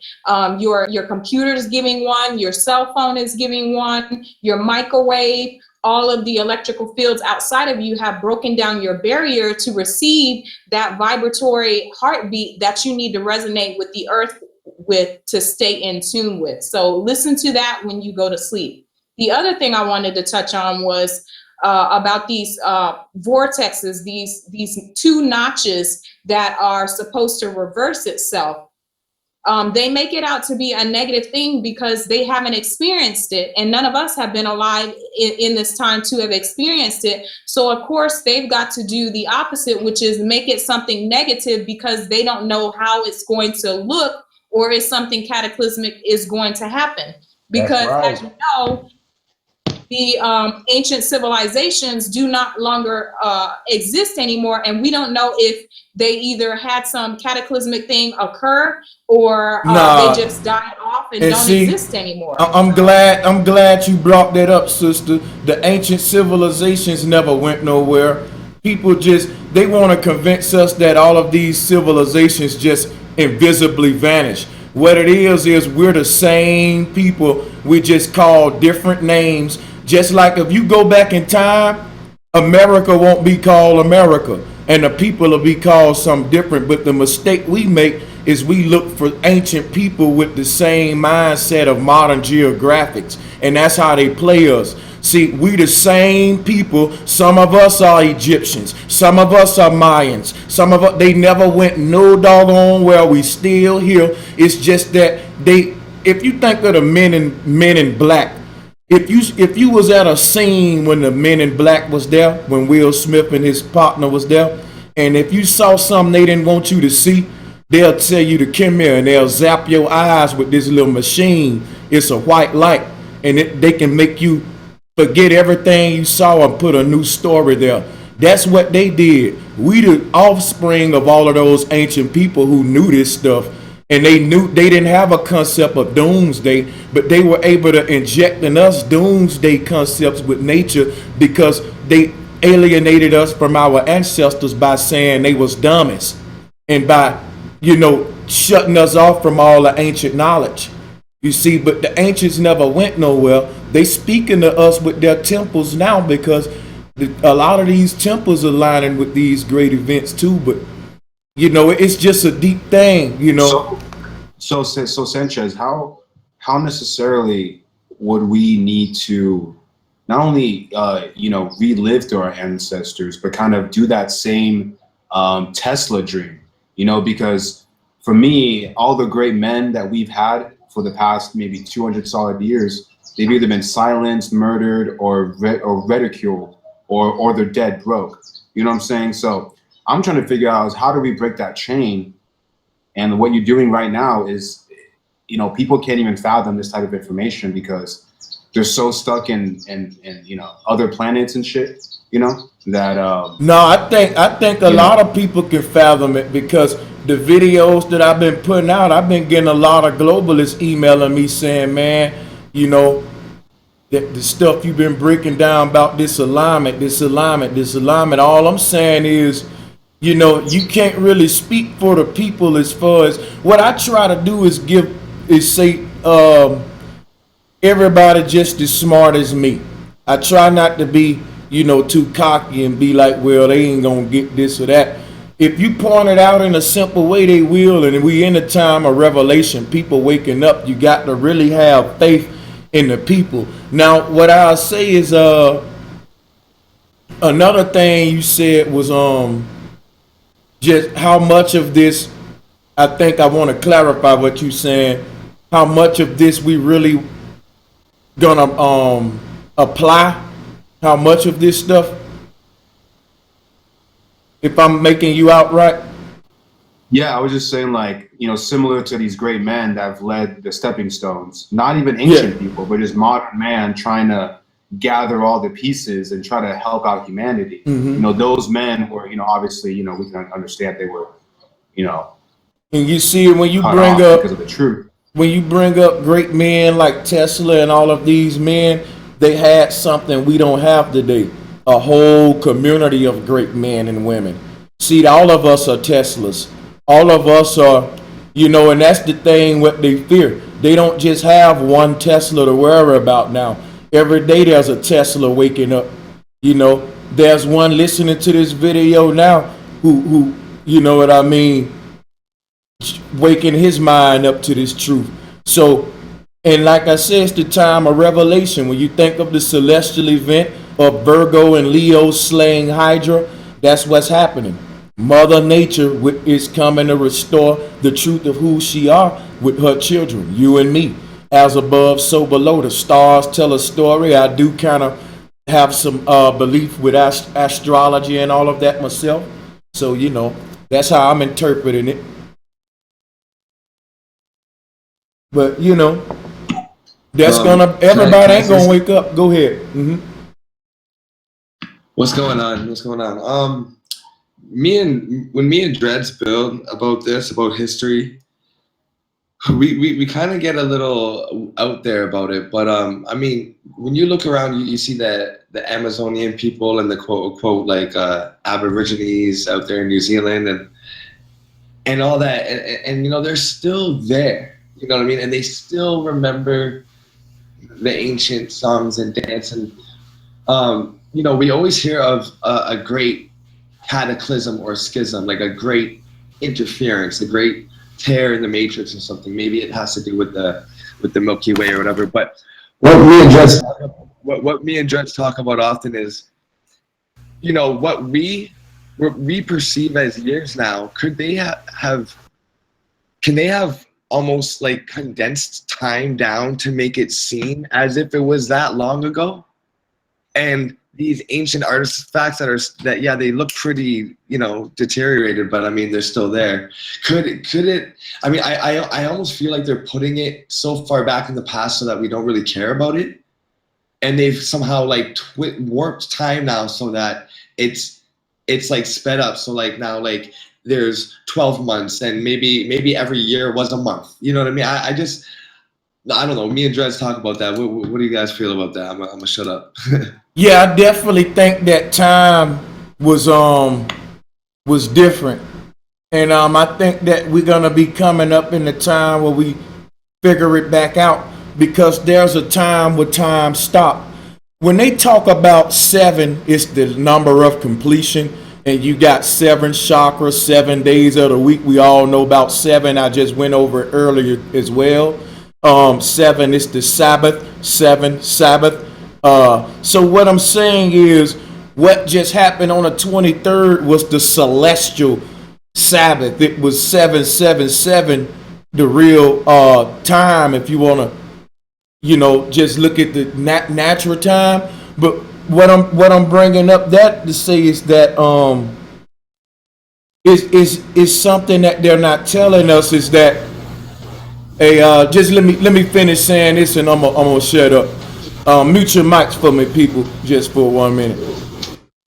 Yeah, something they not telling us about this Sabbath or this 7th is that when they talk about Jesus rising again 3 days afterwards, That's the time where it's like a whole figure 8 time, or the witches time of the year where the clock stopped.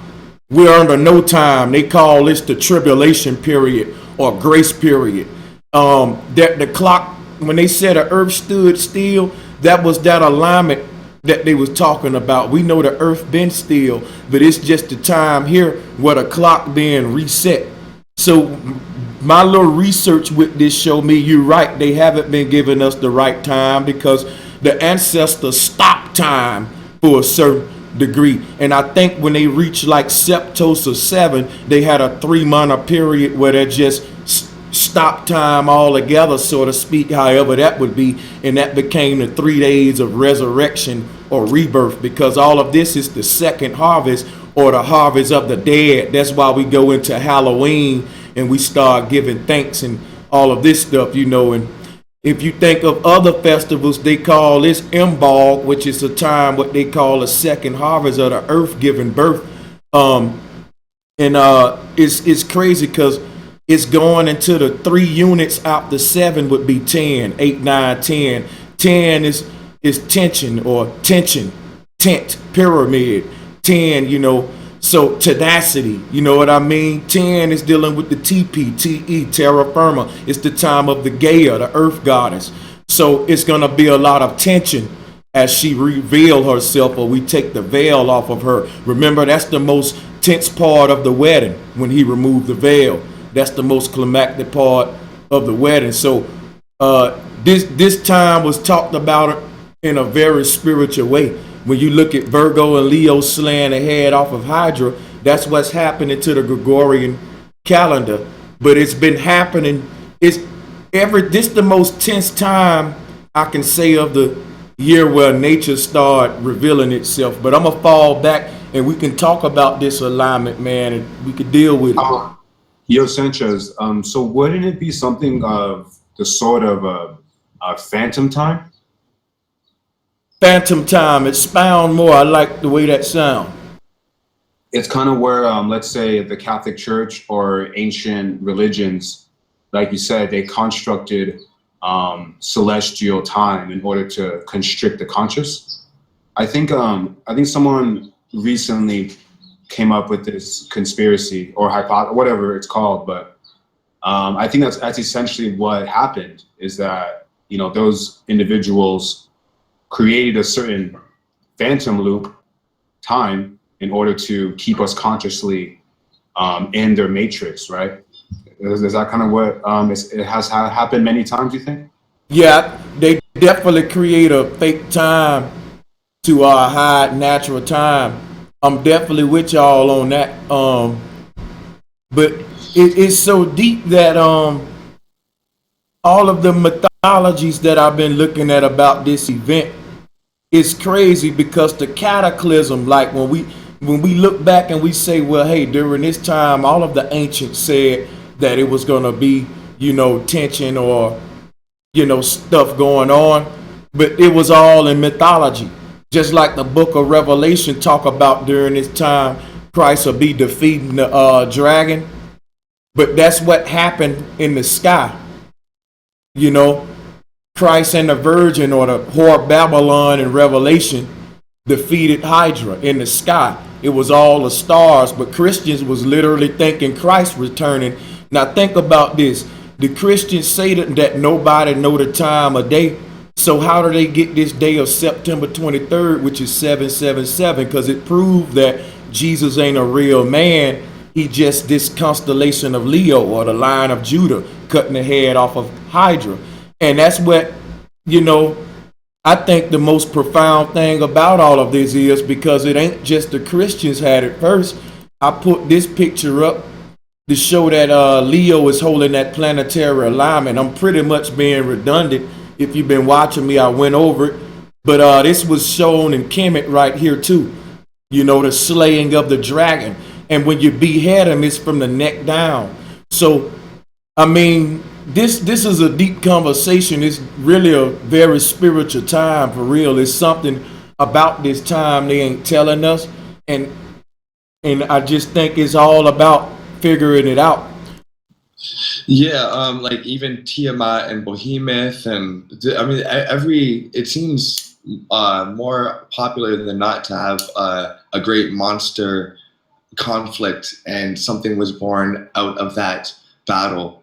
I'm wondering, and maybe you guys on the panel can expound on it. I'm wondering how many cycles we've been through on this, because we see this all over the plane. So, I mean, if one place was completely devastated, then, you know, it must have survived somewhere else. And so I'm wondering how many 7,000 year cycles have we risen and fallen and risen and fallen. And if that's the case, then it's only, you know, we only have to be positive about this, because it shows that, you know, there is no end, there's only cycles. But maybe we can do something that maybe hasn't been done before, or maybe in the past couple cycles, is actually escape out, you know what I mean, and end this corruption once and for all. Yep, I think that's what's going on. I'm sorry. Go ahead. Can anybody hear me? Okay. Yeah. So basically, what I'm hearing, the proper words being said, spirituality, and when we're dealing with spirit, we're talking about the air and the breath, and we're dealing with the air that's being charged by these celestial alignments and so forth. We're at a time right now where, like at no other time since, we know that there's been a repetition of time just by the cycles that we undergo. They repeat themselves, but this is another reiteration of the cycle, and we have opportunity now to have all of the technology to communicate to each other. That's not to say that it didn't happen then, but because we haven't known about it, we get to do it, you know, for the first time in our collective knowledge, you know, where it's actually worldwide. The technology has been shared with everybody, and now not only do we have opportunity to communicate with each other instantaneously, we also have the opportunity to take in the air and be able to expand our consciousness even more exponentially quick, so that we can totally comprehend what's going on. You know, the thing is, now we have to work on the children while we're coming into this knowledge. We have to begin as soon as possible with the 0 to 6, 6 to 12, and get everybody caught up onto that developmental process, and the actual participation in the participation of us doing these breathing frequencies, you know, getting in tune, establishing the harmonics at will and on demand, so that we can truly comprehend this is what this time is about. You know, as of now, we're breaking free of that age of Pisces school of thought type of paradigm, and we're coming into a point where, okay, we got to try this and test this out for ourselves, see what's true, see what's false, cut away that which is dragging us down. And I look at the word etymology of dragon, and drag is pretty much what we've been dealing with. We're trying to cut away from being drug around blindly the way we have been over the past, past occupation, if you will. It's like everything. It's like everything that exists today. It's like everything is only here like because we manifested it. Like it's like what you said one time, Brother Sanchez. It's like our parents don't choose us; we choose our parents.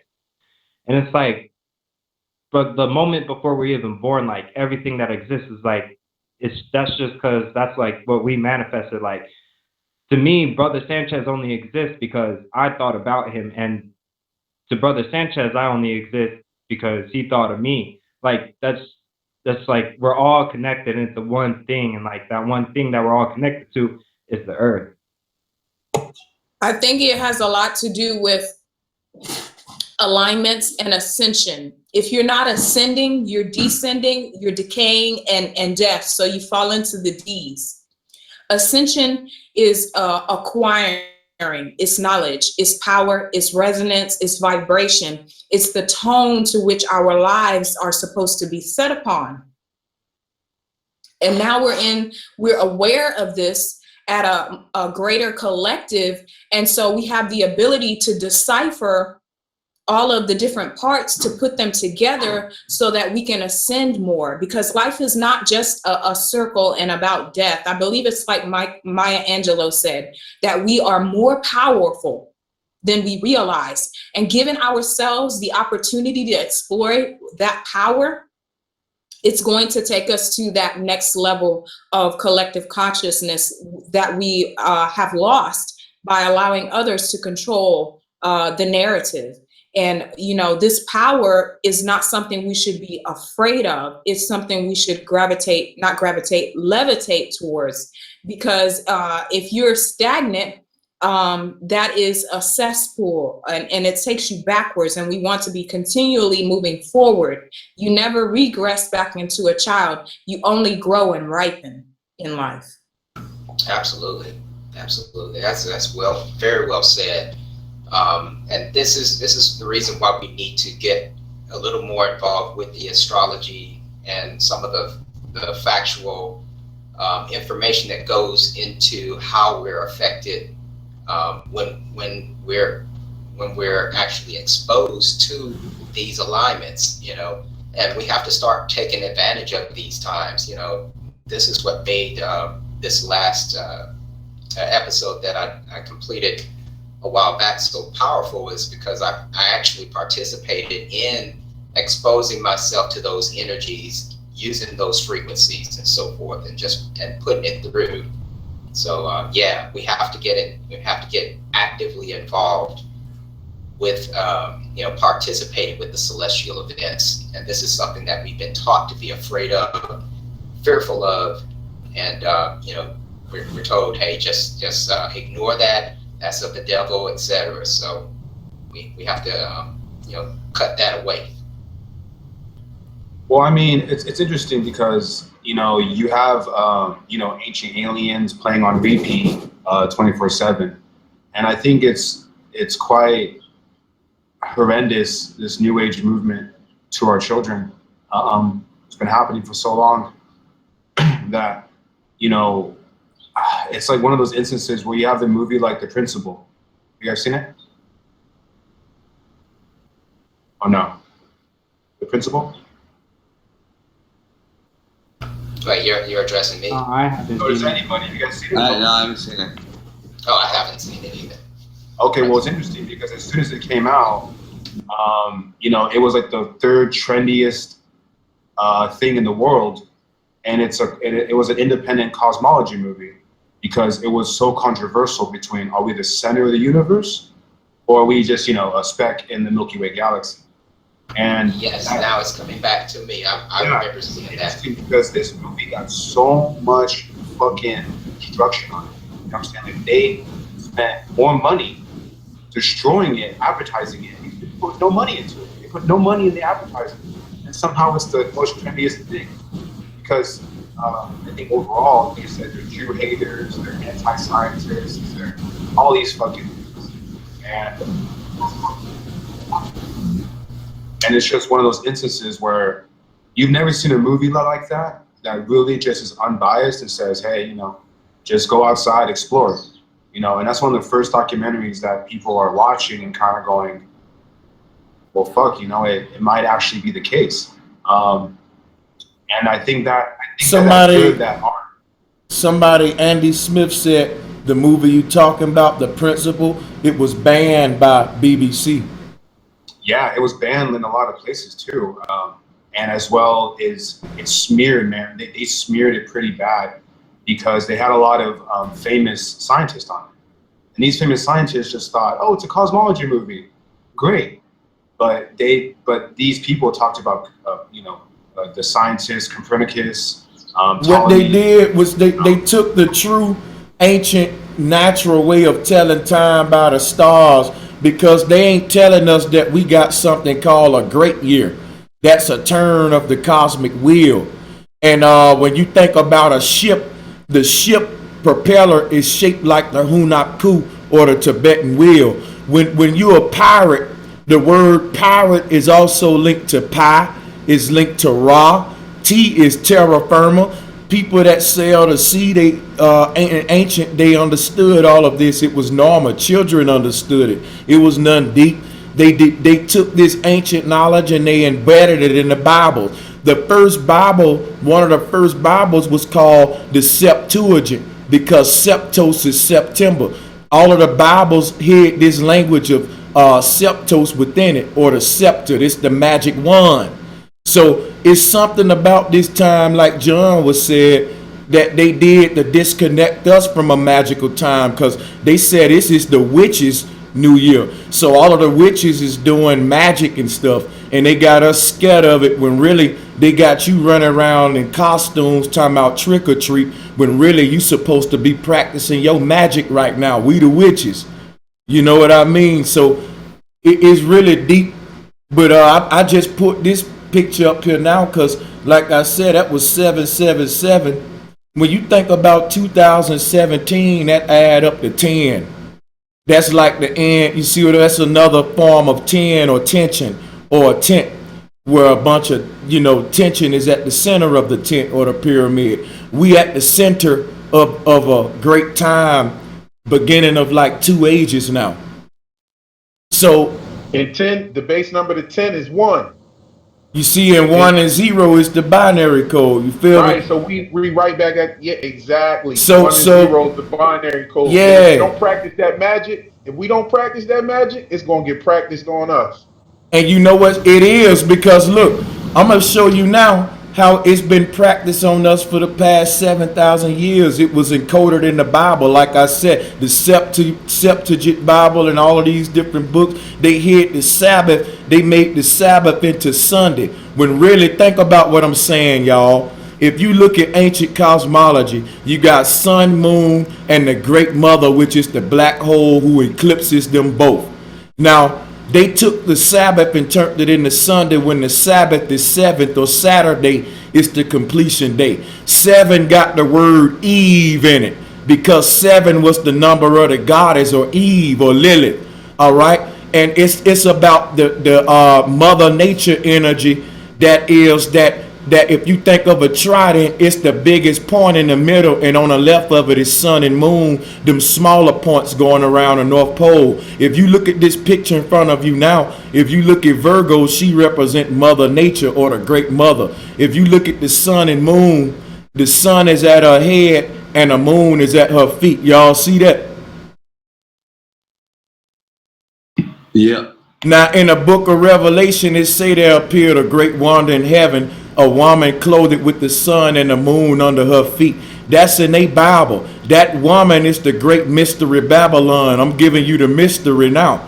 You see Jupiter in retrograde on this chart. Jupiter was in retrograde this month, and they gave you a movie called Jupiter Ascending. But what I want to point out about this Virgo with the sun on her head and the moon at her foot, that's the Queen of Heaven that you see right here in this picture. I showed y'all this in previous videos, but I'm just going back over it. So what I'm doing is answering your question, how they took this and hid it. See, when you look at this, you don't associate it with none of the stuff I say. The Christian just see the Virgin Mary, who is Jesus' mama. He don't know none of this stuff that I'm saying. The Christian thinking that Jesus coming back one day to kill the beast, when really that happens every 7,000 years.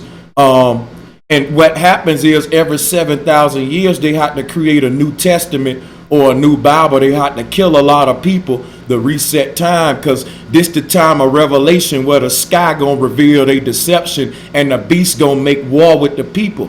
When the mob can't pay you, they kill you. When people start asking all these questions we've been asking as flat earthers, it's gonna worsen. The sky is going to be revealing a lot of stuff. They ain't going to be able to chemtrail it out the way, blue beam it out the way they thought they was, but they not. They just going to have to just expose for who they are and start bullying us. And that's what the beasts talk about in Revelation. Yeah, because I feel like we have to be vigilant and understand that this is justice. You know what I'm saying? Like billions of people are getting fucking killed every day because of these schools of thought, man. You know what I'm saying? Like just global warming alone. You know, that's one example of how dangerous, you know, pseudoscience and propaganda is. It's extremely dangerous. And this is probably, you know, as you're saying this, Brother Sanchez, I'm thinking about how they always used to talk about how the Knights Templar, you know, they never left the scene. They just went underground. You know what I mean? They just hid out for a while. And I'm thinking that, you know, the enlightened elite, quote unquote, or whatever, these parasitic beings, it seems like, you know, we see that they have these huge underground facilities. It seems like once this revelation hits, they take the knowledge back down, and we kind of just dwindle in our, I mean, we slowly build, we reach our height, and then the cycle, you know, it keeps on going, and it seems we lose it all again. And then these beings that went underground resurface with the ancient knowledge, and then fill it out there in the city streets, and you know, it's all over again. The cycle happens. So, man, I'm just hoping that for this time, there's nobody left behind. You know what I mean? Nobody left behind to plot for the next cycle, or, you know, everybody's got to be accounted for. You know what I'm saying? That's why we have to unite with everybody. All the races, all the genders, all of that, you know, we can't have them coming back. You right.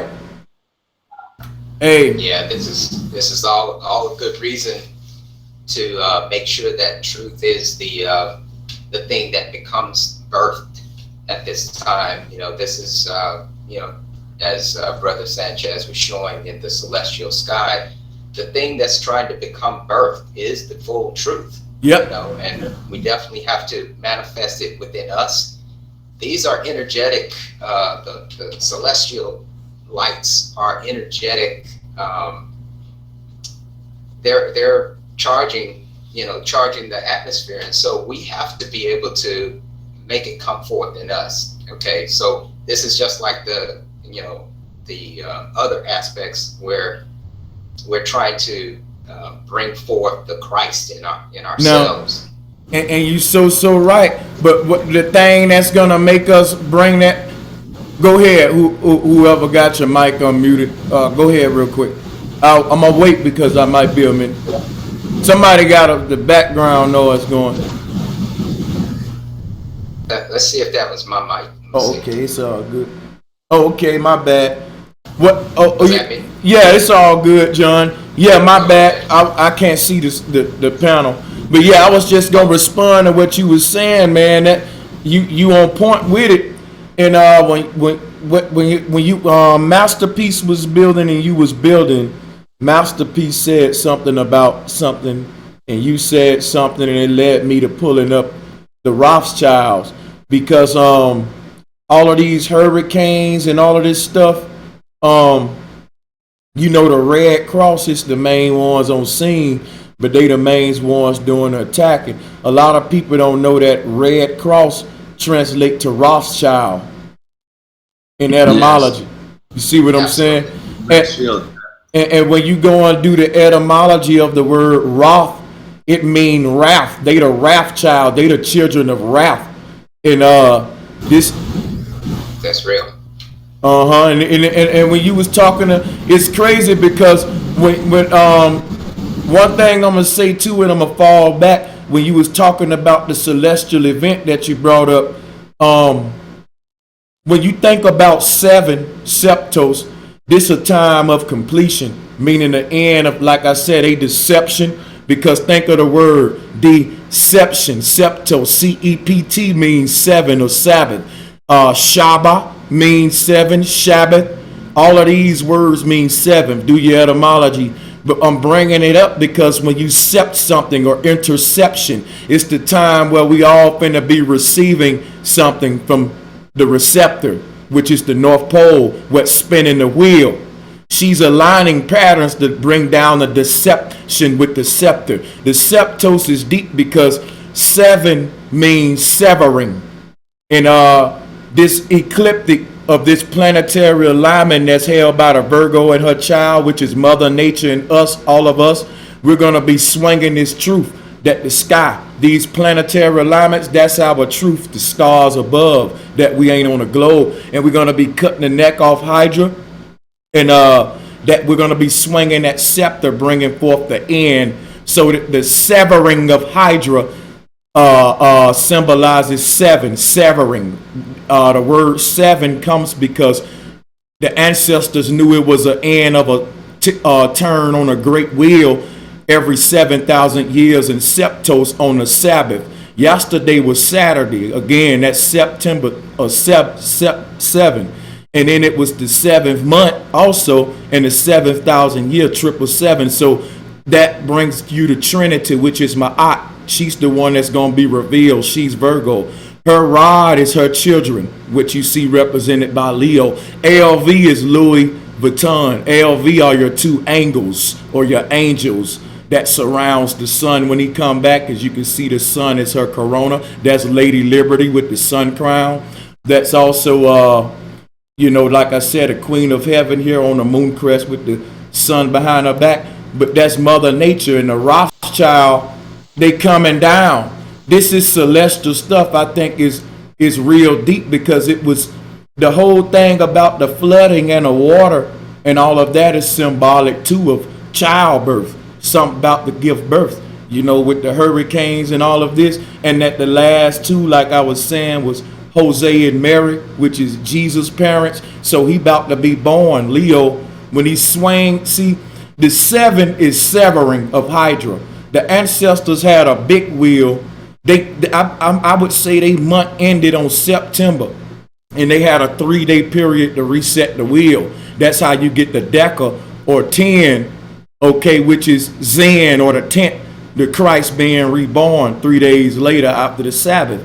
And that's when the wheels start spinning again, or when time start back. So there's a time when there is no time, but I don't want to get too deep. Just know that the severing of Hydra at this time, it means 7, severed. The ancestors knew when they looked in the sky and saw Hydra's head severed, that 7,000 years was completed. So we got the word 7 for severing. So y'all can continue to. The reason I'm bringing this up so we can understand how deep it is with the Maya and all of these people, because the temple down in South America got 7 angles of the 7 serpent. I can pull up a picture for you right now. The temple in South America, y'all know what I'm talking about? Yes. Yo, and even when you think about how it's phonetically brethren to the word severance. Severance, like a severance package when you're employed, and it's the money that they give you upon termination. Yeah. Your severance pay is what they give you when they fire you or they terminate you. Now check this out. That's real deep shit you just point out. That's why I like to have these, because when we go back to etymology, we start speaking the language of our ancestors now. What we doing now is called syncretism. We weaving back together the language of nature, and we actually telling what the stars. This is why this revelation, when it said that the children of the earth will speak the truth of the Most High, we're looking above our head, and we're speaking the fire language that they call the Holy Ghost right now. We're speaking the language. Most definitely. Yeah, we're speaking. When you look at the English language is created of many different ancient languages. So you know they say this is the language of the New World, when in actuality it is the language of the Old World, because it is comprised by multiple ancient languages. And you know what's so deep about this number 7? Yesterday, when it was 777, if you look at this pyramid on the screen right here, this is what they saw. I wish I was there. Yesterday, and this only happened. What you said. And look at here. If you counted it, 7 heads. 1, 2, 3, 4, 5, 6, 7. Y'all see that? Yo, that's heavy. Can y'all see that? Yeah. So you get a black serpent That's heavy. you get a black serpent with 7 heads, and you get a serpent that's light with 7 heads. That's a yin yang. And this is our ancestors. The name of this is Chichen Itza. And Chichen means chick and a hen, meaning the resurrection or birth, a chick and a hen. So think about this right here. Chick and a hen is also some dealing with Easter, because Itza is another form of Ishtar, Easter right here with the Maya. All of this is dealing with the resurrection of the Christ, or Mother Nature about to give birth. Let me drop some more Jews on y'all real quick, and I'm gonna fall back. Mute your mics. Let me just say this, and I'm gonna stop. Just you see how I counted out the 7s on this pyramid right here. I want to keep something in your mind right now. Hydra is the constellation that's being severed. And hold on a minute, and I'm gonna let y'all have it. See, well, I'm pointing out 7 because when his head gets severed, that means completion. 7, Sabbath. And if you think about severing or beheading, it's start from the shoulders, meaning when they cut your head off, it's from the neck up. They don't leave your neck on the body. Your neck be attached to your head. That's a real beheading. So if you look at Hydra right here, and if you count how many stars is in his head, it's 1, 2, 3, 4, 5, 6, 7. When his head is chopped off by Leo in the sky, the ancestors knew 7,000 years had passed, and they had this picture right here in Kemet to symbolize that, just like we saw on the Mayan walls. Man, this deep stuff I'm really trying to give y'all so y'all can see how this shit is. Man, that's Yo, Sanchez, you dropping. And I was going to say, like, if you look at the Disney movie Hercules, for the animated one, I mean, maybe like 10 minutes into the movie, they have these 3 witches, and they all share an eye, and they broke it down on how the planets are gonna line up, and they said that his control, he'll be able to rule. He'll set his titans back out and everything. And if Hercules grows up on his 18th birthday is when this alignment is going to happen. And when I was just looking at that constellation that you put in there, I couldn't help but to take notice that the constellation had 18 stars in it. Because once you sever the head, what do you get? You get 7 and 11. So there you're right. Yeah. You're right. You get 7, 11, and then boom, you got 18 right there. And then if you go back base, if you instead of going forward base to 18 is 9, but if you go back base, it's 7. Once again, 18 equals 7. See, Sacred math. Yeah, y'all so right. I was gonna say the 777, 7 wonders and 7 signs. If you think about each of the major continents, they're not done discovering, because there should be a repeat of 777 in each of the major continents. So we only know about certain ones that they want us to know about. But if you think about all of the civilizations, the great civilizations lived around these areas and these constellations for a specific time, so that they could receive the download of that energy. And they had technologies we didn't, which is what made them powerful and able to do some of the wonders that we see going around the world. There's one, the mounds in Louisiana, Poverty Point, which is the oldest in the world. We've got the ones in the Grand Canyon. And so there are 5 more in the US. In Egypt, they pretty much discovered a lot of them, but they're not done. They have one in Europe, which is underground, that they haven't told us about. And I believe there's one in Australia, but that just goes in line with Thoth and the Emerald tablets and the telling of this. Once you get into these things, that starts to become revealed to you. So the 777 is in each major continent, and that's where we really should be looking at these alignments to actually receive that download of information and power to be able to use it and spread it. But we're disconnected from that right now, and we're trying to figure it out without all of the pieces. Hey, I think we got them all. You know what I'm gonna say right now? I think that we have them. We have the pieces to the puzzle.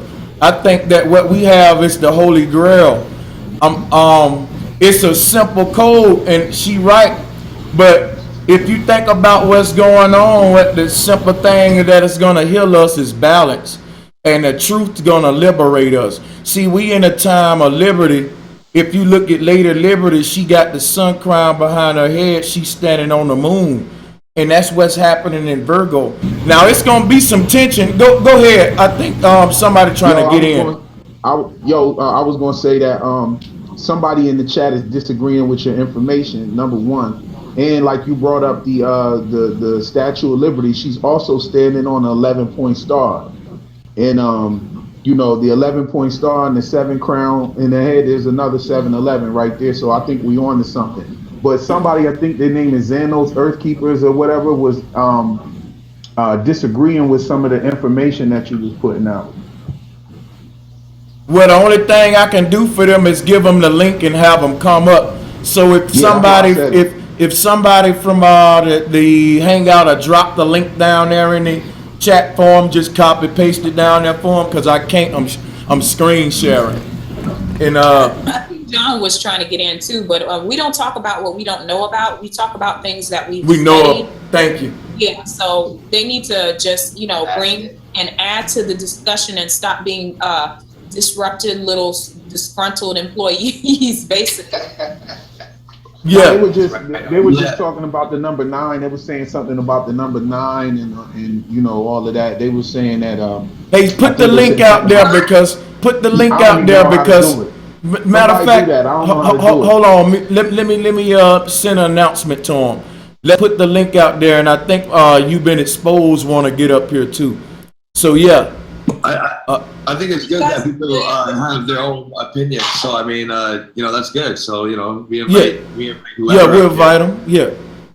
So the only thing I'm gonna say is simple: that the womb is the portal and the gateway in and out of this existence, and that's what the ancestors was trying to teach.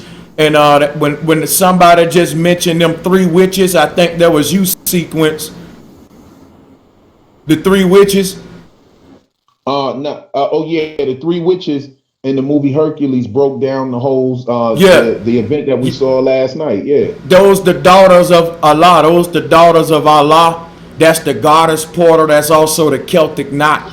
That's the both side. That's the crossroads when you enter between a woman's leg. When you go up the canal of the vulva, you reach a crossroads where it go to both of her ovaries. Mute your mic for a minute while everyone else is talking, please, guys.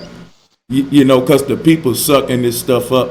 So when you look at the woman's body, she has ovaries on one side. It's basically ovo. Her uterus is spelling ovo because you got O on one side, O on another side, and V, which is her vortex between her legs, which she attract you to. So this is when Drake them is talking about ovaries or ovo and all of that. I'm gonna be through in a minute. Go ahead, whoever. Go ahead. I'll go ahead because I'm probably just to save this for a future little segment or something. Y'all go ahead. No, I wasn't saying that. I was. You was right about the 3 witches. You know, they each share an eye, and they know all. One tells the present, one tells the past, and one tells the future. Yeah, so wouldn't they need to almost crystal ball our conscious with, let's say, heliocentrism?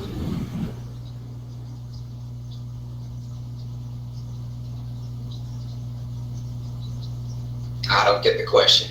I'm saying, like, wouldn't they have to create an entire new, you're saying, a heliocentric model to crystal ball the future for as long as possible, right?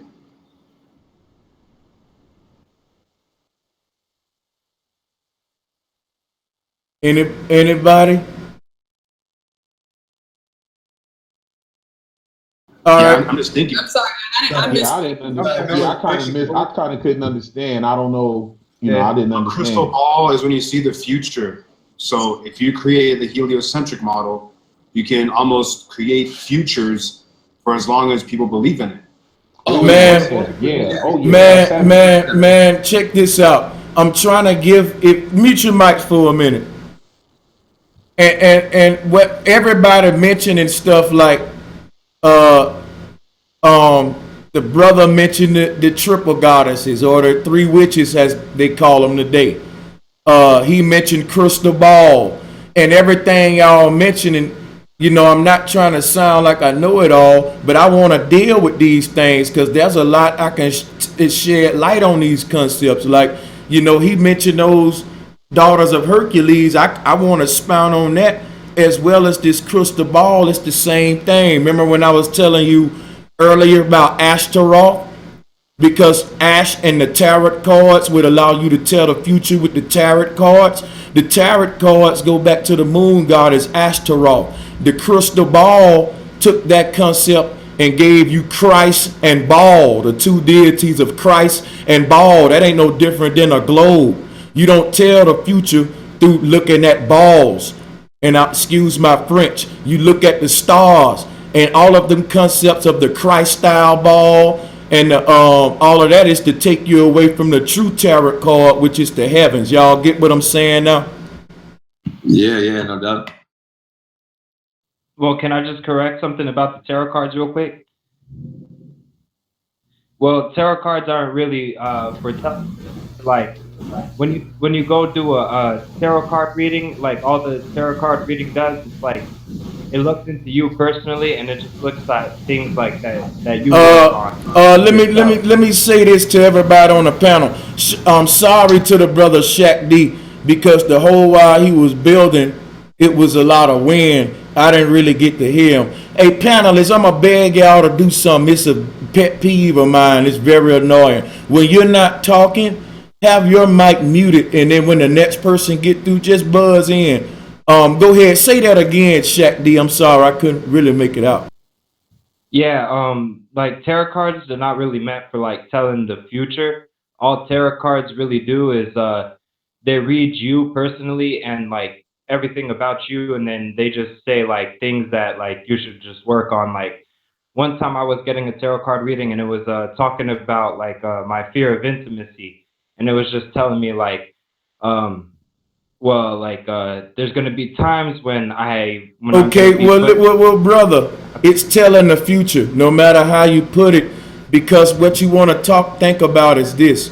Now, when you get a tarot card reading, you do know you can go on request for them to tell you your future, and some of them be spot on. People don't know how they do it. Some of them don't. They ripping folks off. But part of it is telling the future too. We can't get around that. But one thing you missing about the whole tarot cards, what link it to the goddess, is that the woman wear a veil during marriage, and she's the revelation. She's the one who we unveil during marriage. Unveiling her is the phases of the eclipse. Now check this out. Mute y'all mic when you ain't talking, because I'm talking. Oh my God. Hey guys, mute your mic when you're not talking. The show been going good, and one thing that get me worked up is like when I'm trying to explain something, because I have a, you know, I smoke, I'll lose. I had got booted off and came back, and my mic was unmuted when I. All right, I want to deal with this, brother. It's like we can't get past this little knot. Come on, please.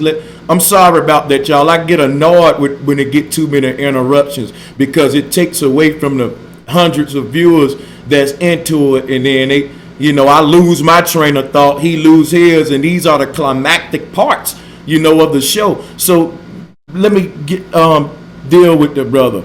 Now, the woman is who wears the veil. It's the time of the great mother who's been revealed, or revelation. When you said you got your tarot card reading, my brother, somebody was revealing something to you that was hidden in darkness, correct? No. Well, like I didn't go to like a specific place for my tarot card. Wait a minute, let me rephrase the question. When you went to get your reading, did that person tell you something about you that reveals something about yourself? Yeah. Okay, that's all I'm saying. Terror is linked to revealing or revelation. Me getting something that I shouldn't have known without these cards. They're an instrument of revealing something. Just like Mother Nature, just like the celestial wheel, the stars are tarot cards or Ishtaroth. All right, that's all I'm saying. Ashtaroth became asteroid or asterisk or a computer symbol, and the asteroid was to get you scared of the stars. We were back in the time of revelation where we're going to be in tune with nature, reading the celestial clock the way the ancients did. Their deception is over. So yes, it's the time of Ishtaroth, or Easter on a celestial wheel, or the Sabbath, the time of the goddess. The brother said about the three witches. If you look at the Girl Scout symbols, they giving you the clover of life, the three witches. You see all the phases of the moon that you see in the Celtic knot. I'm trying to give hidden knowledge back to the people, but I'm gonna tell you something. It's like when I show this stuff, nobody going teach it, or nobody. I don't know if y'all think I'm making it up or you can't see the connection. But if you look at this Girl Scout symbol, this is Brahma. If you look at this, they're telling you this is recycle time. You see the 6-pointed star in the middle? Each arrow is the triple angels, the 3 angels. This is the Holy Trinity time. This, you see, when you spin the wheel on a ship, you traveling by knots. When you deal with water, a knot is a tense time. It's a time, when you think of a pretzel, it's a trinity or a Celtic knot, just kind of like this clover here. If you think of the Adidas symbol, it's giving you this trident too. They telling you Girl Scouts. They telling you you can see this same thing all over, man. The triple goddesses, the daughters of Alat, because they talking about the black cube, but it's these triple goddesses because they what form the cube. It take 3 diamonds to make a cube box in sacred geometry. I could demonstrate, but I don't want to be too long-winded. I just trying to get y'all to see the deeper aspect, what they're fucking hiding, like behind balls and crystal balls. And it's simple. Children was looking at the stars in the ancient day, seeing this Trinitarian aspect, first person, second person, third person. You know, I'm gonna just fall back again and try to plug in the knowledge where I can. Oh, I was gonna say it's Sumati, and I can't think of that the other sacred name that it is, but it's talking about that the God thumb or the God print, or you can see this repeating itself over and over and over again. Sumati is just what they call it. It really doesn't have an explanation, but it's the thing which we're talking about that has that connection of the sacred geometry with the numbers. It's the sacred. You've spoken about this many times, Brother Sanchez. It's that sacred shape and number, the perfect number, the golden ratio that we're actually talking about. Like the Fibonacci spiral. Yes. Yeah. And there's go ahead, Seth. The chart that has that symbolism. If you start to look at that, you'll understand and be able to look at these shapes and see them for what they are. That's basically what you're explaining to them, that maybe that disconnect of what they need to be looking for. So I put the link in the chat for them to watch this Sumati 2017 video about that, so they can start to understand what it is that you're explaining. So when you do give these kind of lessons, they can receive it and not be lost. Because for me, it's like math. I'm not very good at math, but then once someone broke it down to me, I was able to pick it up better. But they have to you have to get them in a point where they can receive it. And if they're receiving a message and it's not making any sense to them, it's because they missed a step. So if they I wouldn't say that it's not me. I'm looking at the chat, the people following along clear, because I'm showing and proving. Think about what I just said a minute ago. The goddess with her foot on the moon with the sun by her head. I'm showing you the nonsense they talking in Revelation is crap, and that they're just talking about what's going on in the star. I showed you the symbols that they had for this goddess with her foot on the moon, crowned in the corona, and the different deities that represent that. For example, here's Brahma, which is a male patriarch that replaced the triple goddesses. This removed the uterus from spirituality, or Ma'at. Women need to be learning this, because when you look at his head, this is the Celtic knot. When you look at his head, you see the sun behind it, and the lotus is the moon crest. So he's standing on the moon with the sun behind his head. He's in the place of Virgo. The Virgin is the V. The V is the Trinity. It's the three angles that make a triangle, are these three goddesses right here, which is the phases of the moon, or the Celtic knot. I was just saying they're giving it to you in a way that is not, it's coded and you're uncoding it. So the only way to do that is not to miss that step. Yeah, no doubt.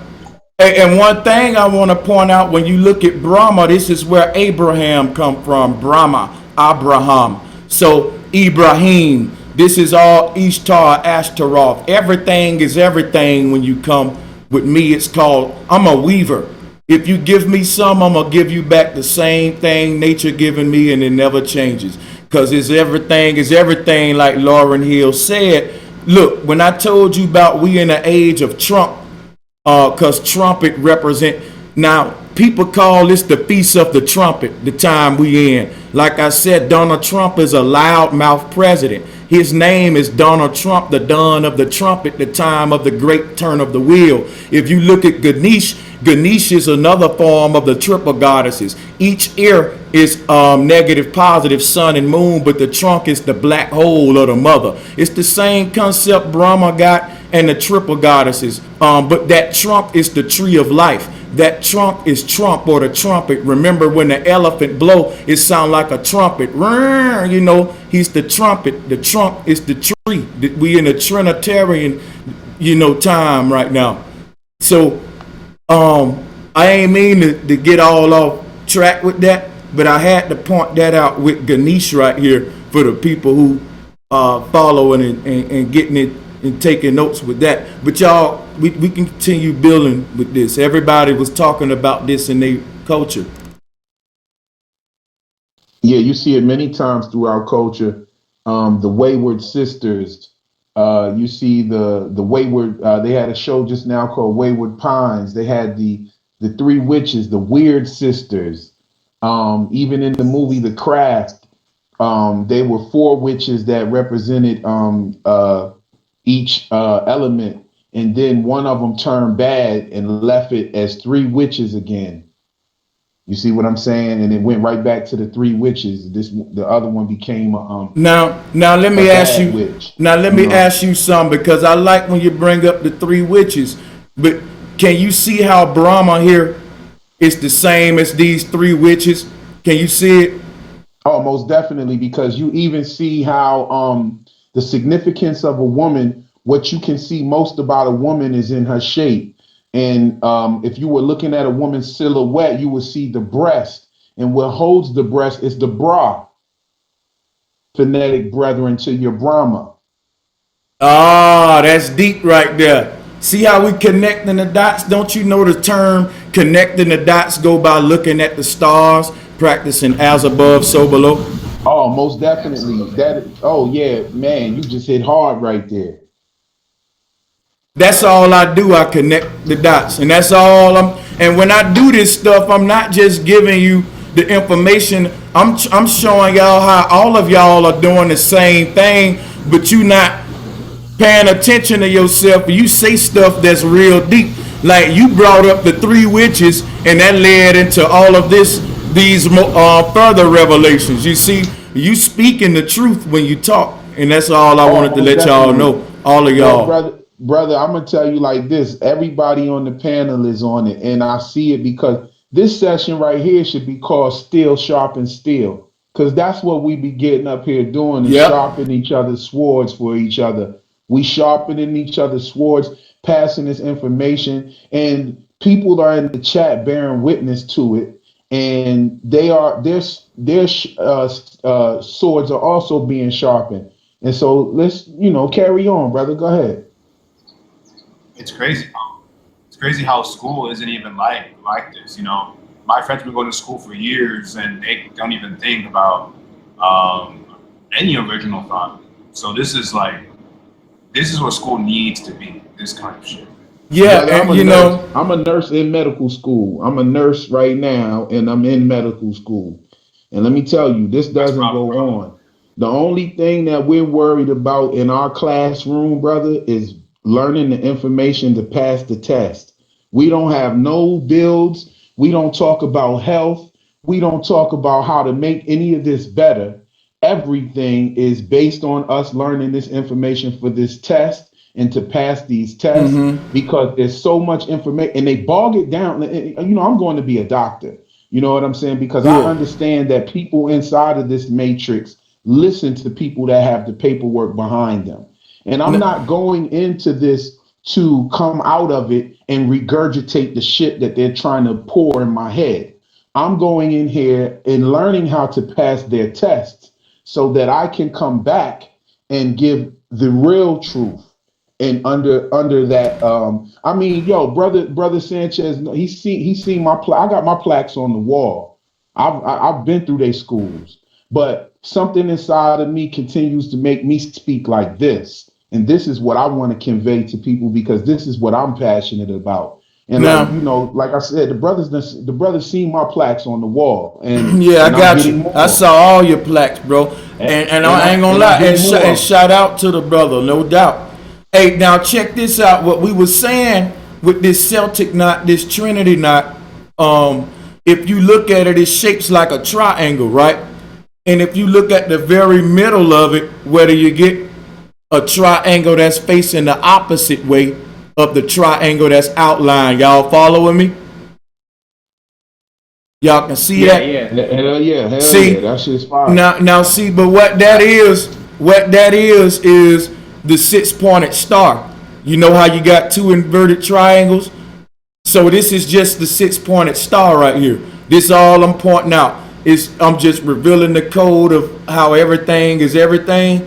But one thing I wanted to point out is that it's crazy, man, when I was looking at all this stuff, realizing that only thing they hide from us is this right here. If you look at all them corporate logos and stuff, man, this the big secret.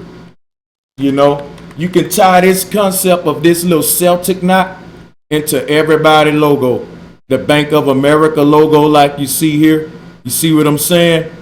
And no matter what you pull up, it ties into this concept of the goddesses.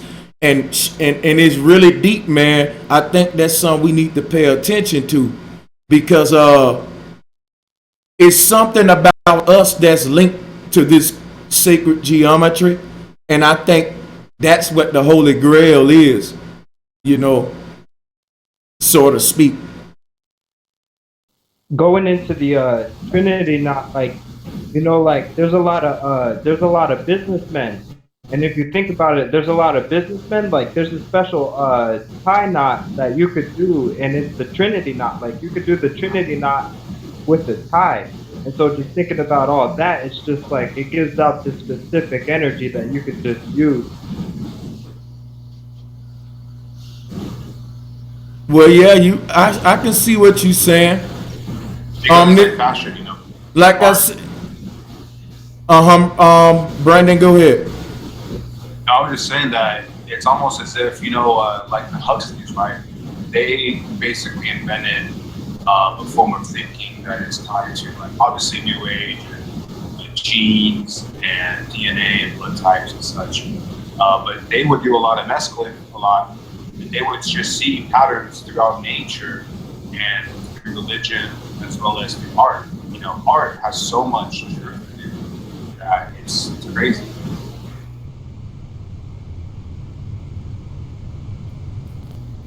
Okay, whoever mic is unmuted, speak or either mute yourself. I'm not sure if that was my mic or not, but I just unmuted mine. Yeah, I'm unmuting so I can say something because I remember going back to the topic of the pyramids in Chichen Itza.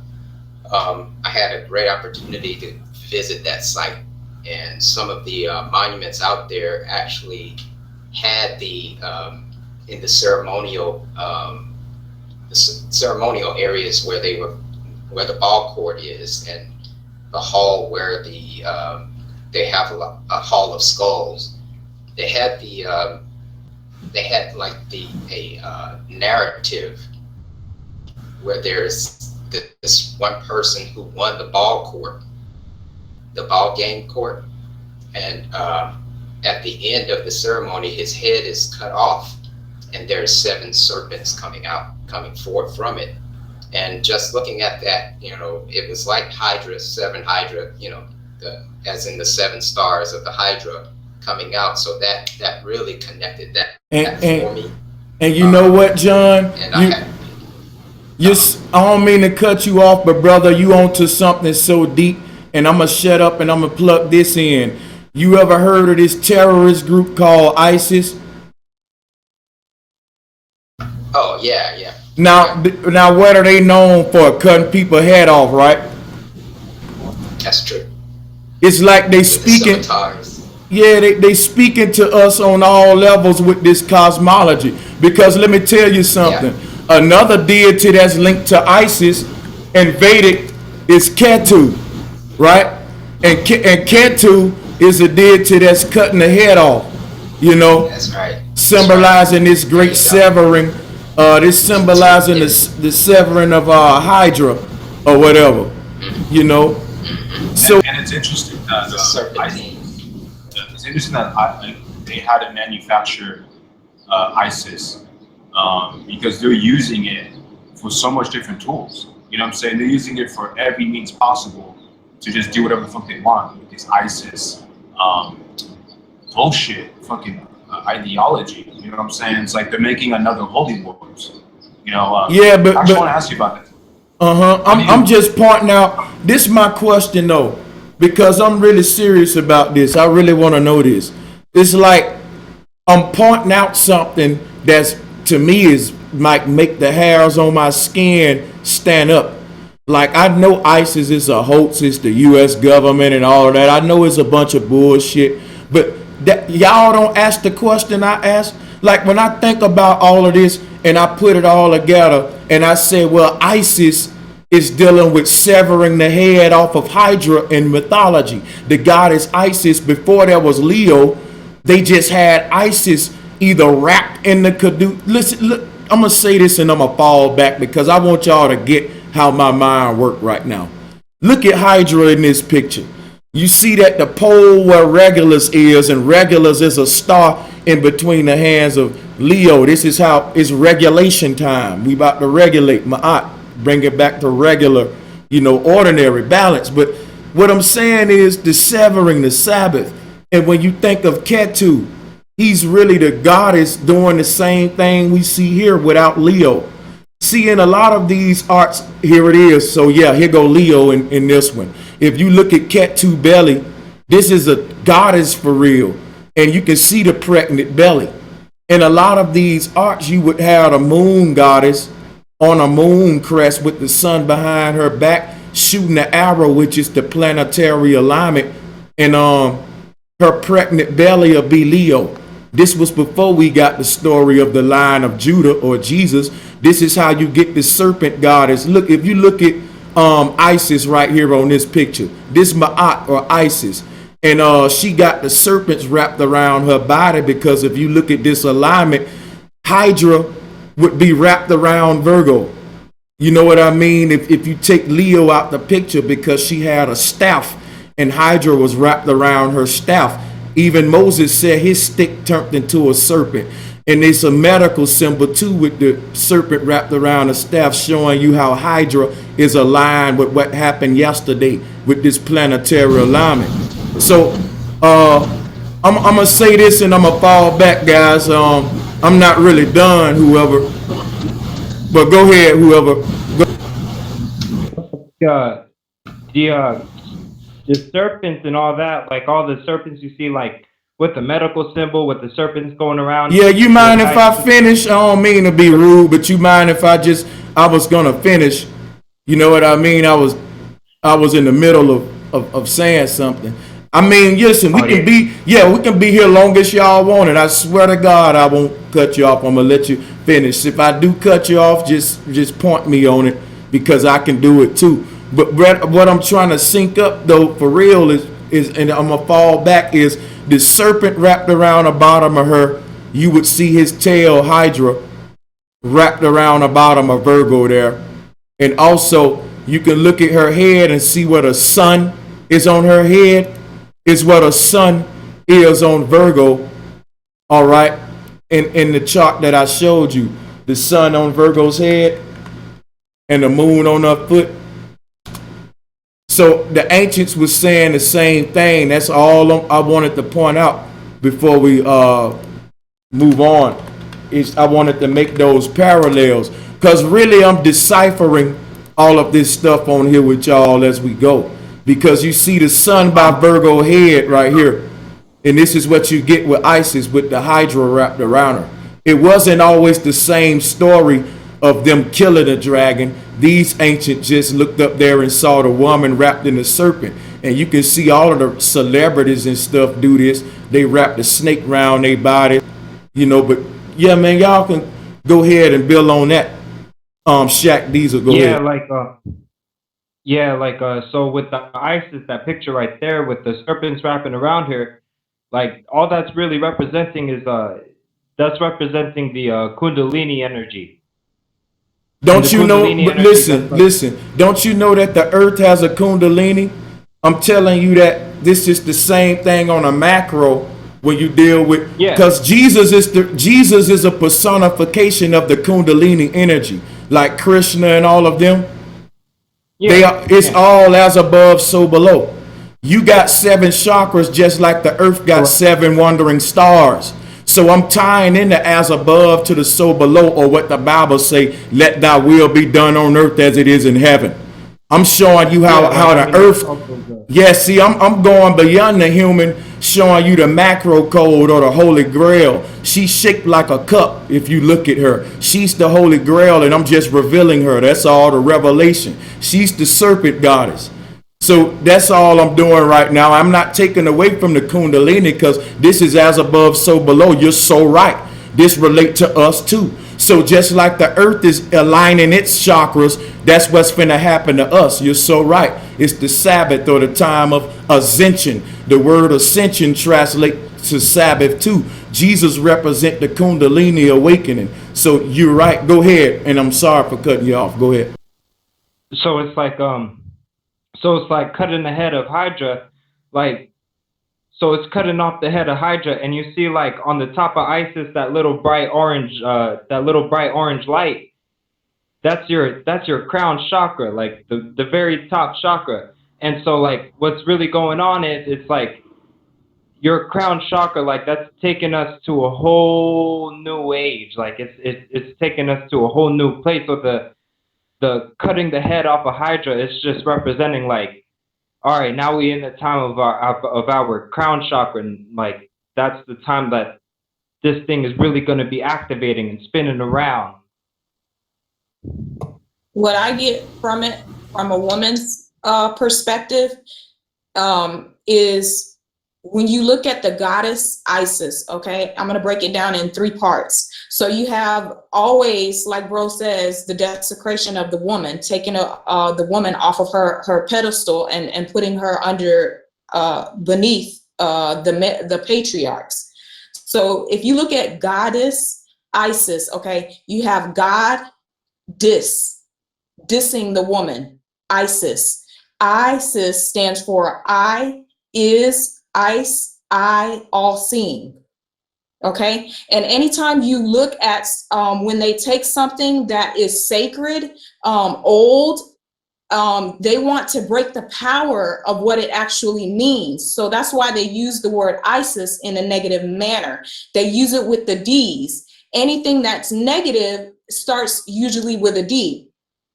So what they're doing with that is they're devouring her. They're decapitating her through death. They're desecrating her with destruction, which defiles her, devours her, and decays what it actually meant to be elevated as a god. Okay, that's what I get from why they took ISIS and is using it to take the power out of what it used to mean. It used to mean something totally different, something good, and they've stripped it of that so that you no longer give it the same power. It's something they've turned it negatively against you. That's what I get. And you know what? Let me just say this too. Yeah, you can. Yeah. On that, brother Sanchez. Yeah, you can. But let me say this, Sassy. You spot on. What they did was they took ISIS. If you look at the name, it mirror itself. Is. Today we say stuff like it is what it is, but we don't know why we say it because this is past remnants of these deities. But when you say ISIS or it is what it is, they turned this into I am that I am. And it gave you the patriarchal concept, but I am that I am is really ISIS. Whoever, if that's Madan on the panel, I don't really think I'm really want him here right now because we on a deep bill. I ain't gonna even lie. I was gonna go into the double snakes, the double snake with the scepter or the what they call a stick, because let me say this real fast. See, a lot of that goes back also to the planet. I mean, to the constellation Dagon or Dragon or Serpent. That's Hydra. That's Hydra.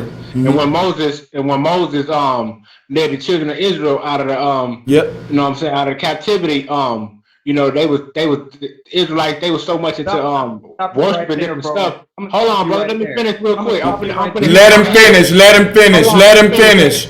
Let him finish. Let him finish. Now this is what happened, right? So they was still in what the Most High called idol worship. So Moses, the Most High told Moses to get a stick and put 2 snakes up on that stick. You see what I'm saying? In representation of different idols they was worshiping, and also with that was dealing with the constellations as well. But I just wanted to show how the Most High told Moses to put 2 snakes. And I actually just pointed that out, and I want to build on that Moses story. But go ahead, Shaq, because I think you was trying to cut in and you wanted to stop him. Somebody was going to cut in when I said let him finish. I wanted to say something real quick before Shaq went in. Hold on, let whoever that was who was cutting him off go ahead, go. Okay, yeah, I'll fall back. And then you can go after them sequence. I'll wait again and let you go in my place. Bet. Go ahead, Shaq. It's just,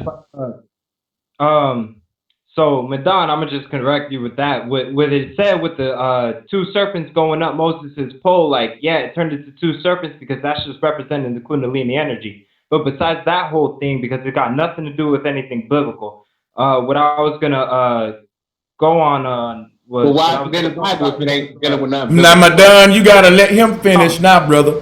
You gotta let him finish now. What I was gonna go on was with what Sassy was talking about, and it's just like I don't really think they painted ISIS in a negative light, because if you look at the story of ISIS, what happened with ISIS is she's the son of she's the mother and the husband of Osiris. And what happened with Osiris is Osiris got cut up into different pieces by Set. When Osiris got cut up into different pieces, ISIS went looking for him. Yeah, but see the story. Let me say this. Hold on. Here's the confusion, Madan, and hold on, let him finish. But I'm gonna tell him this: the story he going into is no different than a Christian starting that story off with the biblical Genesis. I just want to say this to all of my people: both of these stories, That was Shaq speaking. No, what I'm saying is both of these stories aren't the primordial stories. Neither one of these are pre-dynastic. Therefore, they're still patriarchal. Even the story of Asar and his body being chopped up. A lot of Kemetic folks don't like to hear that. But go ahead, Shaq D. No homo. Yeah, so what ISIS was trying to do is she was trying to go look for all his body parts. And if you see what ISIS is doing, they're going to all these historical places, and they're taking all the things from that, all the historical pieces from all these places.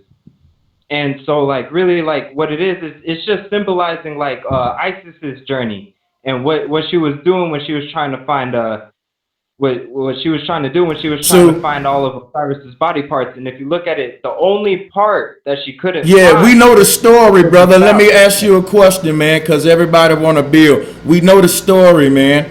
Do you really believe a literal ISIS exists? That there was a woman and somebody got chopped up for real? No. Well, I'm on the fence. Well, brother, hold on, stop, and I'll teach you the truth if you're willing to learn. The whole thing about them chopping up the body is the same thing was this chopping up of Hydra in the constellations. I keep telling you, everybody was telling the same story. When Madon talked about the children of Israel being scattered abroad, that's the body of Hydra being scattered abroad or severed, because Israel is Isis, Ra, and El. This is a trinity that became desecrated into a biblical story. These weren't literal people. They were concepts that was being personified during the time. Israel is Isis, and Isis is Ashtaroth. So it can't be a literal person with a body being chopped up on one continent if it was Ashtaroth on another continent and Brahma on another continent. It's a celestial concept that everybody personified, and today we thinking these gods really walked on water and that bodies was chopped up and that all of that. No, it's just this same story of recreation being told every 777 of Hydra being chopped up. Remember, severing means seven or Sabbath. Shabbat, there was a singer named Shaba. Okay, his name is Sabbath, Shaba. All right, I mean, this is a simple stuff that I don't mean to get worked up, but I'm just bringing you the universal truth, tying into your chakras into the earth. You know, you got seven. Yeah, like you can't disconnect us from the earth with this and get into mythology. The earth got seven chakras. Earth is the heart chakra. It's the green one.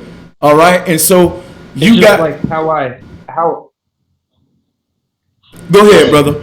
Go ahead. I'm sorry for being long-winded, fellas. Like, I was gonna say, can I? Just how I look at everything is, it's like from a yoga perspective, and so when I look at everything from a yoga perspective, it's just like, that's just how I'm looking at it. I don't really know how to explain it, but it's just like I look at that story from a yoga perspective, and yoga, when you're going through all the positions, like you're telling a story. You do this like Shaba. Shaba. Hey, you caught that? Shaba. Yo, let me get in there. Hey, I had to hit him with it real quick. Holla at me, brother. Well, welcome back, Madon. Madon touched on something though. I think that was relevant. Like he just was bringing to the table another example of the story being told. You know what I'm saying? Just like Brother Sanchez said, it's just different stories, and they're telling the same story over and over again, and it's different cultures that bring this story to the table. I wanted to make a real dope connection, and I wonder if anybody noticed this. But when you look at the story of Moses, real quick, brief, there was an eclipse, right? And then there was a time where they had some kind of hurricane that separated the waters. Mm-hmm. You know what I'm saying? Mm-hmm. And what I think is dope about that, because after the hurricane separated the Red Sea and they walked across it, right? So then able to walk ocean floor. I think it's dope because we just had an eclipse, right? And then these hurricanes came, and I don't know if anybody knows, but the water in Sarasota, the water in Tampa Bay, and the water in the Bahamas disappeared, and people were actually walking on that ocean floor. So, like, you know, what they're doing is with their technology, they're recreating Revelation. But one thing you had said was the word separation, right? Mm-hmm.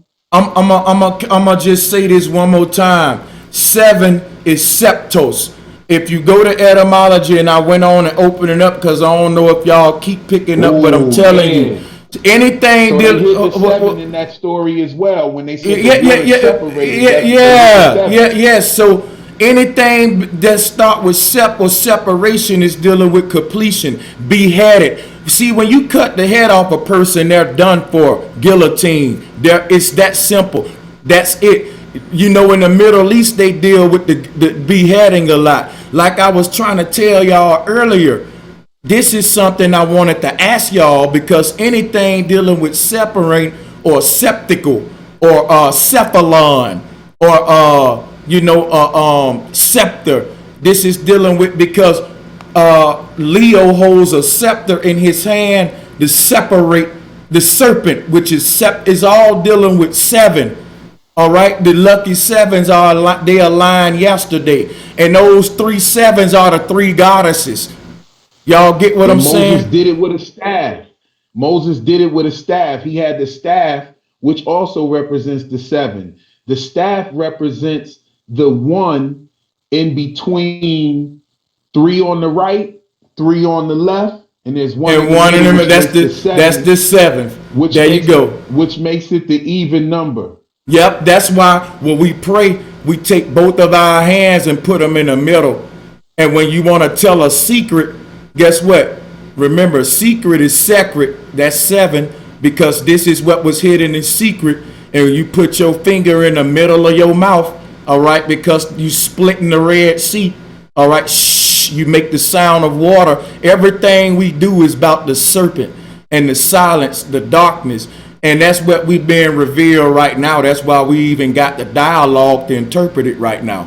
All right. So remember, the sound of the water. Oh man, yo, brother, that's what sorry about that. Yeah, because when you talk about the splitting of the Red Sea, this great event, this 777 that happened yesterday, is sandwiched in between 2 eclipses, just like Virgo is sandwiched in between the sun and moon. It started with a solar eclipse, and after it's going to be a lunar eclipse. So it's the Trinity, or that one you just said in the middle. Remember, you said 3 on each side and 1 in the middle. That's the 7. And guess what? The 7 is the cornerstone. If you look up 10 units to build a triangle, the 7th unit gonna be in the corner where the angle is, because the angle is 3 points, or the vulva, the V. So one thing I wanted to point out, what the 7 of clubs. Yeah. See, this thing is crazy, because this severing of the head of Ketu represent this cosmic event. And one thing I want to point out before we go on is that or I lose my thought again, because I'm to remember it is something real deep. Yeah, that's what I wanted to ask all of y'all. Okay, because now that we know this whole event is about, when we talk about separating and severing, we talking about the Sabbath or septos. Since we know that, now I want to ask y'all, because we know that government group called, hold up, please mute your mic. I just want to get it out this time. I never got it out, and I've been struggling just to get it out. I wanted to ask y'all about this government group called ISIS, all right, because they got the name of a goddess, and they wear the black. Let me pull them up again. Please, nobody unmute your mic. Let me say what I'm saying, because I'm asking y'all a question. The Middle East nations hold a lot of this cosmic knowledge in they culture, especially with the Quran, and Allah is really Allah. But when you think of this group, they wear darkness, they wear black, right? And they cover their faces like the bride, man. And this is something that the goddesses and the witches did, that they adopted, and they got the goddess name, and they all about severing the head off of people. What I want to ask y'all is, if we know this group is fake, what are they doing? Are they hypnotizing us? What's the point of them acting this cosmic event out in this warlike way? Because it's kind of weird, and I'm trying to see what is this about. I think they just recreated the story of ISIS. Those, That's what I think it is. Where, And listen, and hold on, Shaq D. I want y'all to give me what I'm looking for. I just pointed out that they recreated the story of ISIS. I just went through 10 minutes of doing that. What I'm asking is why? Why would you go through the trouble doing this? What does it do to us? Does it fuck with us? Is there something that manipulate our DNA? Does they get a hard on doing it? Like why? What is going on here? Is this hypnotization? Holla at me. This is Yeah, a it's part the of energy. this is a part of a Like I was saying war before. strategy of taking the place of someone. You know, it's the taking the place of someone else, like turn. This is the time where the tables are turned, you know, and so they're trying to trick us into thinking that, okay, it's our turn, you know, and they're trying to take on the energy of that feminine when it's actually the time of those who have been oppressed for so long to take up the energy, you know, through being conscious and aware of some of the things that they're utilizing as tools of destruction. So we have to convert it. You know, we have to be able to say or speak the truth and act to the truth by exposing the truth so that all can see and that no one is fooled, and we take our rightful energy straight from the cosmos. Well, what it is like they creating chaos. Dude, why do people keep cutting me off? Is, come on, man. Like, you guys been talking, like, constantly. You know what I'm saying? Just let me express Okay, go ahead, Brandon. Then you follow behind him, Shaq D. Okay. Yeah, because I think we got to take turns. You know, that makes sense. I was just specifying that, I mean, how long have the Holy Wars been going on? You know, it's one of those instances where I think when they established what they did with religion and such, I mean, ISIS is almost continuing that Holy War. Because I think when we're looking at it for what it is, right, the whole conversation we've been having about this celestial event is that I think they have to try to end the Holy War somehow, right? And it's been the most ancient war Earth has been enduring, right? So I think Sanchez, overall, that's what's happening right now, is you're having all these religions who've been at war for so long, or it's getting to the point where you're having Pakistan, Iran, the entire Middle East is getting fucked by all ends, by America as well. And I think that's what's happening, is that we're seeing the entire cataclysm of the most ancient war is either coming to an end, and they might create, you know, that new world order completely, you know, through the end of the Holy Wars. But that, for me, that's what I see. This is what I clearly see, is that the Christians, the Catholics, the Jews, all these people are just trying to condense this ancient war to continue, ultimately. With all this war is, it's like they're just creating chaos, because like it's just like fingers connected to strings. We would be puppets and war would be king. War wouldn't be a word of any worth. Hell out of heaven on earth. So what they're doing is they're just creating all this chaos, and with creating all this chaos is what makes everything beautiful. Because what you get with all this chaos is you have all these things going on at once, and what that creates is everything is just going on at once. So what I think what they're doing with ISIS is they're just trying to create chaos, and with creating all this chaos it's going to create a balance afterwards. Hey, can you read? But not even at the same time. Hey, can you read the end of that poem again? The last part. They built earth on hell out of heaven on earth. Right. See, now that goes to show that that the stars or what we call the heavens, you know, that was the Most High's actions. You know what I'm saying? And any spite that the Creator had with mankind. You know, just like when you look up the word disaster or catastrophe, these words literally mean from the stars. You see what I'm saying? Hey, guess what, man? Heavens, I ain't finna let you come here with that misinformation.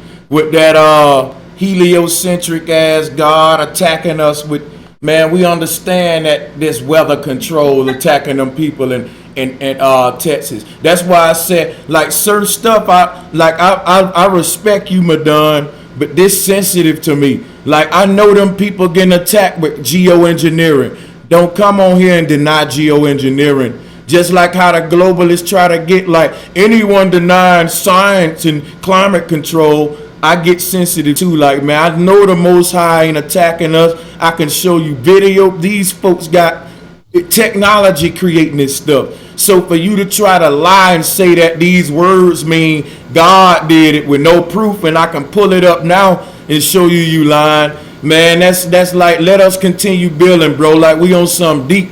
And I got love for you, but right now, man, I ain't gonna lie, I'm really feeling how we decode all of this stuff in this time of revelation, and how the panel been going so far. Everybody contributing with good stuff.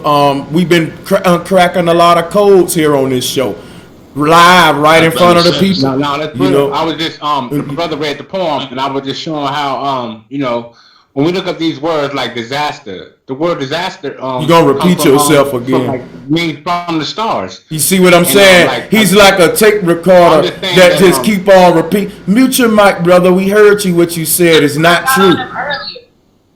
Yeah, I think what Sanchez said was I think what Sanchez said tied to what ISIS is doing when she used those 4 Ds for destruction, and what you said about them having a hard on. I think they get off on putting it right in our face, and you know what? And I'm they're teasing us, and they are regular desecrating the woman, like Sanchez was saying. She was tied in the end before they start trying to go back to the Bible and go back to the metanoia with the Kundalini. You got us past that point. And that's why I respect what you be doing, because I was caught up in that metanoia, and that's what I was telling you earlier about the bottom half of the globe, and they made the bottom half of the globe be Lord. They said that word was Lord, so that word stuck out with me. I was like, they put the baby in the bowl and made that word Lord, so I know this can't be my ancestor. So I had to leave that shit alone. I fall back, bro. Yeah, what I wanted to point out was when you think about media, when you think about TV, when you think about the word hypnotic and hypnotization, to hypnotize somebody, they create a steady do-out motion, left and right. It's 2 ways to hypnotize. One way is they say, shut your eyes, right? And they take you to darkness, which is meditation, and they hijack your mind. But another way with the eyes open is to get you to focus on something and give it a cosmic type rhythm of left and right even, and hypnotize you that way. This is deep stuff, because what I want to point out is the sky is like a great hypnotizer. When the ancestors was looking at the stars, there was a hypnotic effect. They didn't have TVs. The media is the modern day sky. Media translate to another goddess that'll show you what I'm thinking. The TV is, we know, is a form of hypnotization, but the magic goes real deep because they dress like witches. So all of these crisis actors and all of that, think about the word crisis. That's dealing with Christ. They fucking acting like the Christ. Like they acting about shootings and people being crucified that cause diversity. And Mike Brown, and if you think of the boy, what's his name, Trayvon, he had the hood on. That was a ritual of the dragon, of the cobra, the hooded goddess. But what I'm saying is everything on that TV line up to the constellations too. And when you say hypnotic is dealing with the night. That's why they tell you close your eyes. But when you look at their TV, you really closing your eyes with your eyes open, because you really looking what they want you to see, and you being hypnotized. And it's something that it is real deep. And I'm starting to see like a zombie world of just people with their TV on. Like, I don't know, man. It's almost as if, when you think about it, when it comes to like you said, the whole propaganda aspect of it, it goes deep as being hypnotized, but almost kind of what Darwin and all these other people were preaching like hell. this new age is Darwin was another Freemason who heard a lot of this knowledge from us. And really the stuff I'm saying, they was hiding like the Pope hiding the Madonna behind the doors. But that's exactly what I'm saying. So basically what it is hypnotization is indoctrination. Basically is this barrier in between you and nature. And TV is really, when you even take them letters, they dealing with the goddess, the T is the or the uterus, and the V is the vulva. So, and the media is a goddess that's dealing with this type stuff. So, and the fact that the people, ISIS is dressed like witches just stood out to me, man. Like these folks on the TV is just all magicians. They're fucking magicians, man. Yeah, because they only want you to know what they want you to know. Yeah, and Hollywood is the wood that the magicians use to make their wand with. So think about that. Yeah, exactly. Yeah, but if I could just just say a point that that is almost as if they've created such a matrix that even the branding world, right? The media, like you said, they've made every single person a lane. They made you like a freeway. You know what I'm saying? They made every single person. They have sports. They have entertainment. They have food. All these different things to categorize a massive amount of people. To control billions of people at once. For me, Sanchez, it's dangerous that NASA is creating code, actual code, in order to create universes through these computers. It's almost as if with the moon landing, they got everything done, and now they're like, all right, well, how are we going to create a artificial now globe, right? Google Earth and all that kind of stuff. I think that's dangerous. How now we're heading towards that direction of pure AI system. I mean, oh my gosh, hell on earth even more, and that's what I'm seeing now is kind of what people in the past said, is that we're heading towards a direction of pure artificial realities. It's dangerous, man, extremely dangerous, the internet and what they've done to it. Okay. Are you done, Brandon? Yeah. Okay. So to finish up what I was saying about ISIS, why they're desecrating it and turning it into patriarchal, ISIS is throne, and her parents were Nut and Geb. And so if you look at what is actually happening in the world, they're trying to take the focus off of the cosmology of the earth, which we've become aware of. So anything to put it in your face, again, to you said earlier, mesmerize with your eyes open, you get into a gaze, it's a dream, to hypnotize you into believing what they want you to believe is your reality and have you focus on that.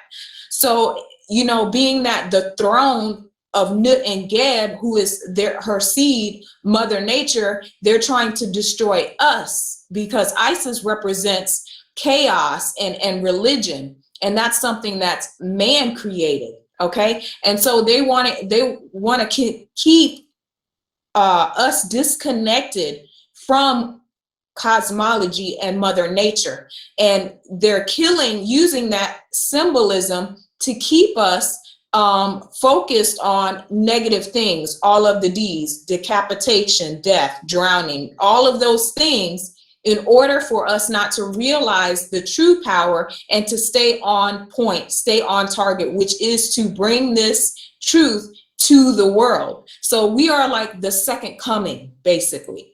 We're replacing what they're trying to keep dishing out.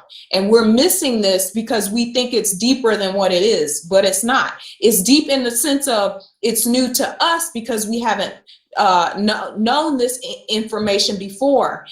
But it is something that's always been known throughout time, that they just keep using this against us. And you know what? I think it's magical that you say we haven't known this information before. And now we're in a time where we're knowing it, or what they call revelation, where Mother Nature is going to be revealing it.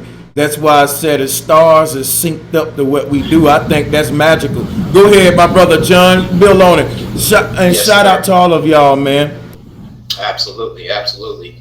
Yeah, and shout to Sister Sassy. I mean, we have to take note at what's going on here as we're speaking. The revelation is coming through Sister Sassy. I mean, she's feeling the vibrations and she's getting the frequencies because she's in total alignment with the cosmic law. Her vessel is actually cosmic law. This is why it's coming out with such clarity. So we have to realize that in this particular time, we are supposed to not only bring forth the truth. We have to. I mean, we're not only supposed to bring forth the truth with the words and the imagery and so forth, but we have to start building with that truth as we go through. We're not going to just wait around to see what this ISIS is going to do. We know they've told us what they're going to do. We just have to carry on with the actual building, the constructing of what is beneficial to everybody. And I think that's the key right there that we have to be focused on. We can't be looking at what their business plan, you know, biblical business plan, as well as their media business plan is trying to project forward for us. We have to project it, you know, project our recognition and harmonic, you know, according to the truth. Well, yeah, I mean, it's one of those instances where, you know, they created such economic suffering in order for people not even to know about education to begin with. And even if you're educated, you're indoctrinated.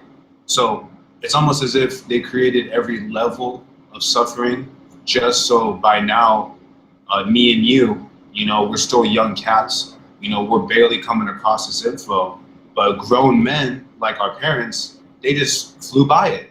They didn't even realize any of this shit was going down because they were being terrorized. You know, Americans are terrorized every fucking day. You know what I'm saying? Whether you're aware of it or not. And it's unfortunate because I wish more people could have the luxury to actually read more, do more art, more science, all this stuff. But when you are enslaved mentally, you know, going to a fancy steak dinner, watching a movie may seem like a great night, but in reality, you're eating beef and you're watching a Hollywood movie, right? You don't know the difference. And I think that's what we're going through right now is such multiculturalism. Mm-hmm. And it may seem a little hectic, but, you know, brothers like Sanchez and a lot of, you know, good individuals are putting the pieces together for us to move forward individually, but the real world is ugly. So we got to really, you know, make sure we are here. And you know what, Brandon? Like the Mother Nature can't be restored without people speaking her truth. So we dealing with scientific warfare as well as a lot of more different forms of warfare. But damn it, I'm just been interrupted by a guest I haven't saw in a while, and that's Lewis. Lewis, I haven't saw you in a while. It's crazy because the name Lewis is dealing with Lucifer. But welcome to the show. I thought we got rid of him a long time ago. But this a new channel, this Flat Power TV. That was on Bro Sanchez Live. I hope I don't have to block him on this one. Yo, Bro Sanchez. Bro Sanchez. Uh-huh. Yeah, I want to try to, you know what I'm saying, like, brief looking like their job is to keep misdirecting us. Keep misdirecting us. And you direct, that's me? No, I was, no doubt. Yeah, go ahead, Brother Tom. Go ahead. Word you get out of direct is direction, and you gave us the right direction to where we all started from with the pole when you come with the compass. And I be trying to make it simple when I be telling people we got to come from up under the construct of the wrong compass because the Masonic compass is misdirecting us. And that's why, and Sassy be all on point because she ain't falling for none of the indoctrination no more. And so there's a lot of us on Flat Power and on Flat Earth, but we still bringing our indoctrinations into Flat Earth with us. You know what I'm saying? But You got to, we all know we've been misdirected. So now we got to take the right direction. Like you said, you know what I'm saying? If you was to just wake up and be lost and you want to make a landmark, you're going to make a landmark to make sure you don't just keep going past the same point. So when you come back past, you know, I done been past here, I came past here. So anything up under the construct of that Masonic compass, we got to let it go. And it goes real deep. It goes all the way into the oath, the education. It goes all the way to Kemet, the shit we learned to Kemet. All that is up under that Masonic oath. So we got to cleanse ourselves from up under that oath. Understand that we have been misdirected all our life. And generation before us has been misdirected. No doubt. But you directed us back to when we got to come past the North Pole. It's the center. And it ain't no, you know what I mean? I just want to get that out, bro. But see, you know, we been misdirected. We got to understand the truth. Gotcha. You did. So we got to just leave that Masonic shit all the way along. But look, people don't want to people don't want to let go of what they done learned. They don't want to let go Egypt. They want to just stay in one spot. They don't want to let go Bible. They don't want to let go the Quran. They don't want to let go none of it. But all of it was a curriculum up under the Masonic order. Gotcha. Hold up, Shaq, hold on, brother. Hold on. Let me mute your mic, Shaq, for me, please. Brother Lewis, what's good, man? Oh, not a whole lot. I actually didn't expect to be welcome here tonight.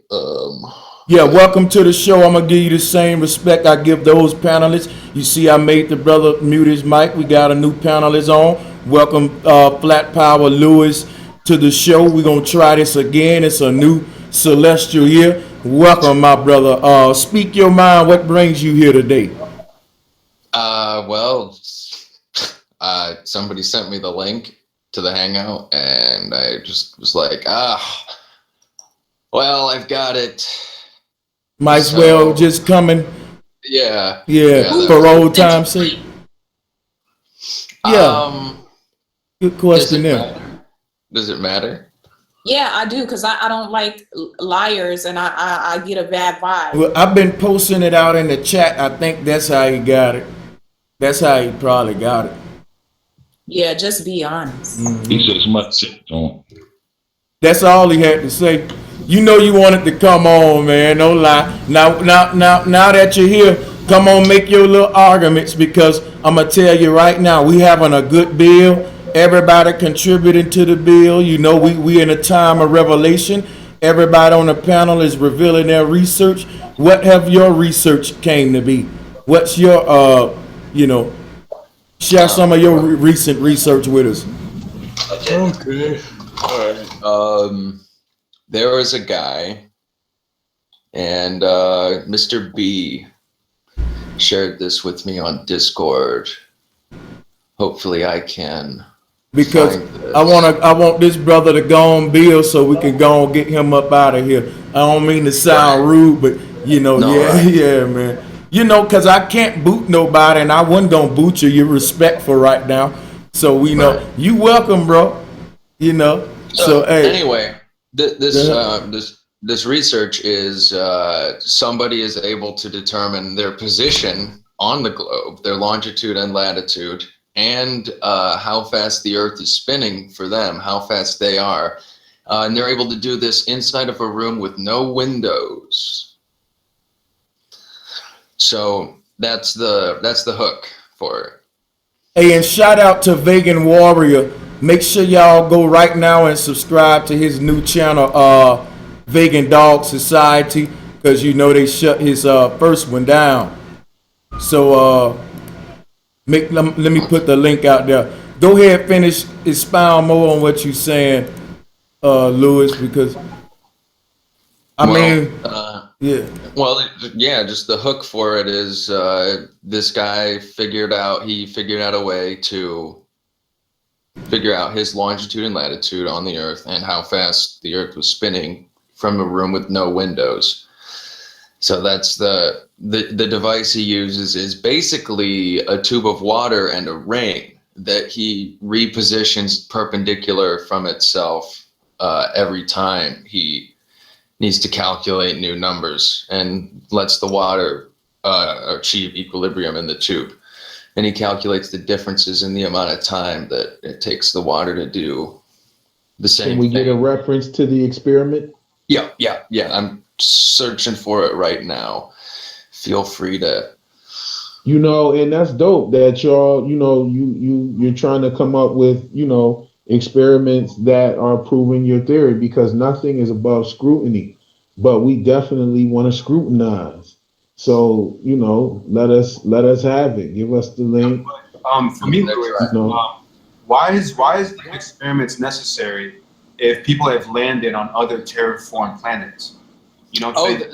They're not. They're not. It's just should be already there. If someone landed on a different celestial body, there should be unrefutable evidence of all accountability, including satellite information. Well, a good answer to that question, a good answer, you know, a good answer for him would be pretty much, because if a person is refuting a certain subject, then we should experiment on that certain subject. And if someone's trying to say that the earth is not stationary, then they need to prove that part. Now, you're right. If, you know, if y'all went to other planets, then the proof should be undeniable, where we wouldn't even need to question any longer.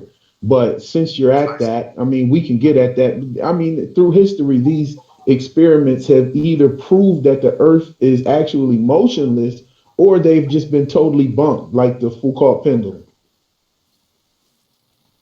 That's not bunk, but and also the difference is that you don't accept NASA and satellites as it is. So that's the reason that I'm using this, because it's something else that, you know, I don't already know that you will refute off the bat. Authoritarian. Well, I'm actually, I don't refute satellites, and I don't take away satellites. I just don't say that. I just don't believe that they're in outer space orbiting a ball. I think that they are attached to weather balloons, and we can see them. There are some people that have actually zoomed in on some of these so-called satellites, and you can see that it is attached to something. The whole thing, though, I mean, just for the audience sake, is that, you know, we all watched the Apollos, we all went to school, you know, we understand all of it. So it's just one of those instances where we just didn't agree with it, you know, because it's just based on lies. You know, it's just unfortunate, Louis, that a lot of things that, you know, are happening, it's just kind of like, you know, there should be undeniable facts. Absolutely, and you know, for the sake of this, you know, not to cut your wisdom, and not to cut this brother's reason for coming on the panel or whatever, but we as a panel are actually past that, and we are now talking about the spiritual aspects of the subject, and also the signs, and we are now dealing with other people that are in the chat that are listening as well, and we're using this as to further us coming out of the programming. And we look at people, you know, I don't want to say people like you, but people that are coming like you, we look at that as people that are still stuck in a programming system. So it's not about who's right or wrong at this point. You know what I'm saying? Because these experiments, you know, there's been experiments like this in the past, like I've said before, and they've been refuted, and they've actually, you know, I know you're familiar with Aries failure, right? No, I'm not familiar with it. Oh, okay. So I mean, that's an experiment, okay, that pretty much failed and proved that the Earth was stationary. Okay. And you know, the thing with Lewis is, you know, he been around a minute, and I don't know how much of the flat Earth he really researched or took in. But you come with the same arguments that we dealt with every time. Well, here, okay, I can share my screen. No, now. You won't be sharing no screen here, buddy. Hold up, wait a minute. See. Okay, go ahead and share it. I'm gonna share it right now. Let's see. We need full scrutiny, Lewis. Come on, don't play games. Let's see. Share your screen. I want to see so we can debunk his nonsense. Share your screen, Lewis. Tell him to send it to you. It's safer that way. No. I got the big screen covered, And when he share it, only we seeing in a back chat. The people can't see it. It ain't public. So if he flash something, it won't be up there. Yeah. So we need full scrutiny anyway. Right. Here's the link up top here. Is it? Oh, I'm on the wrong. Dang it. Okay. Oh, okay. All right. I'm sorry about that. Yeah, because you know, man, I gotta be careful, man. I was on the right one. I'm sorry. So there's up here is the link to the article here, and this is the Compton's water-based Foucault pendulum, and we can click on this link here, and this is a more detailed version of how it was set up, and you can read through that. But this is the more basic, simplified version. So it shows the apparatus sitting directly on the axis of rotation of the Earth. Here's the basic idea. The circular tube is filled with water, and the tube is rotating along with the Earth. So this circle here is filled with water, and so it has momentum that's going to be different because it's forced into a tube, and because of its dimensions relative to the motion of the Earth, it's going to have a difference in kinetic energy along the inside of that tube, resulting in ultimately a flow. What is this experiment called? This is Compton's water-based Foucault's pendulum, and the What's the guy's name? Doctor. Let's see. But having pendulums. But you know, I can just tell you what's wrong with it right now. You showing that to us don't mean you reduplicated the experiment, though, Lewis, because no, I haven't. I see what you're saying, but it's kind of like, okay, go ahead. Just conceptually, like this is sound and makes sense, right?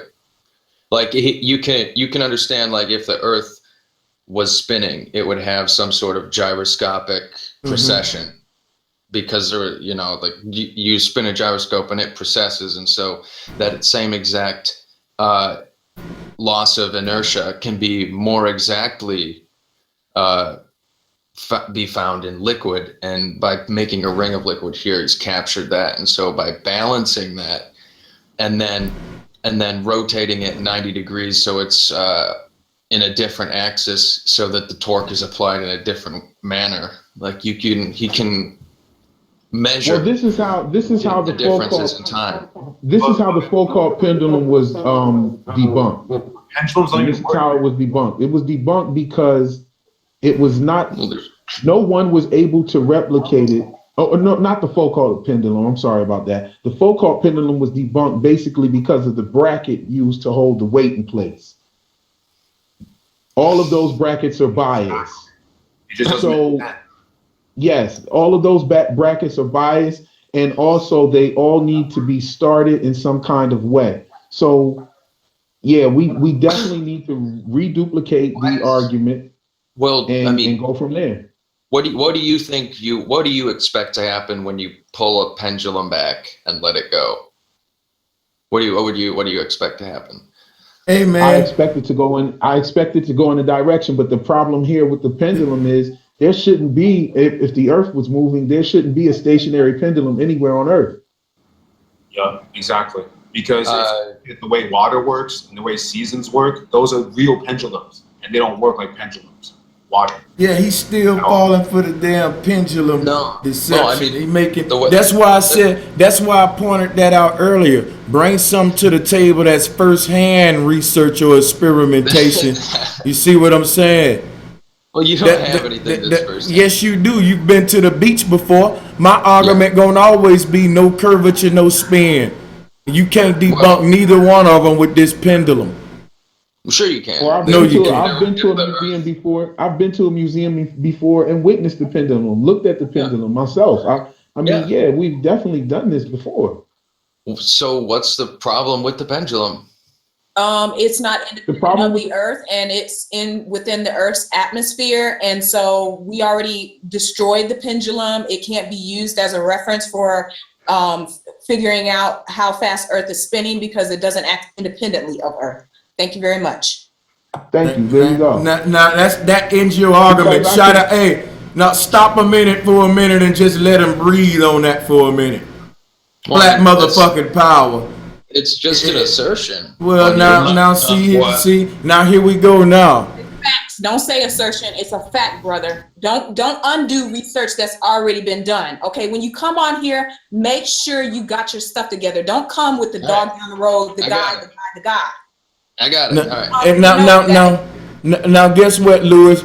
After that right there, you gotta mute your mic and let the sister finish, and then whoever else want to talk, and we'll get back to you, brother. We just let you build and make your argument. You can feel fine to stay, cause I can't boot you. You can't. I hope you didn't come to snipe us. I just want to say one quick sentence to Lewis. The pendulum does not start itself because the earth is not moving. I know, and that's fine. That's totally fine. This is the thrust of everything I have to say and have ever had to say, and it's that the earth is a ball, case closed. Cool. I can go with that.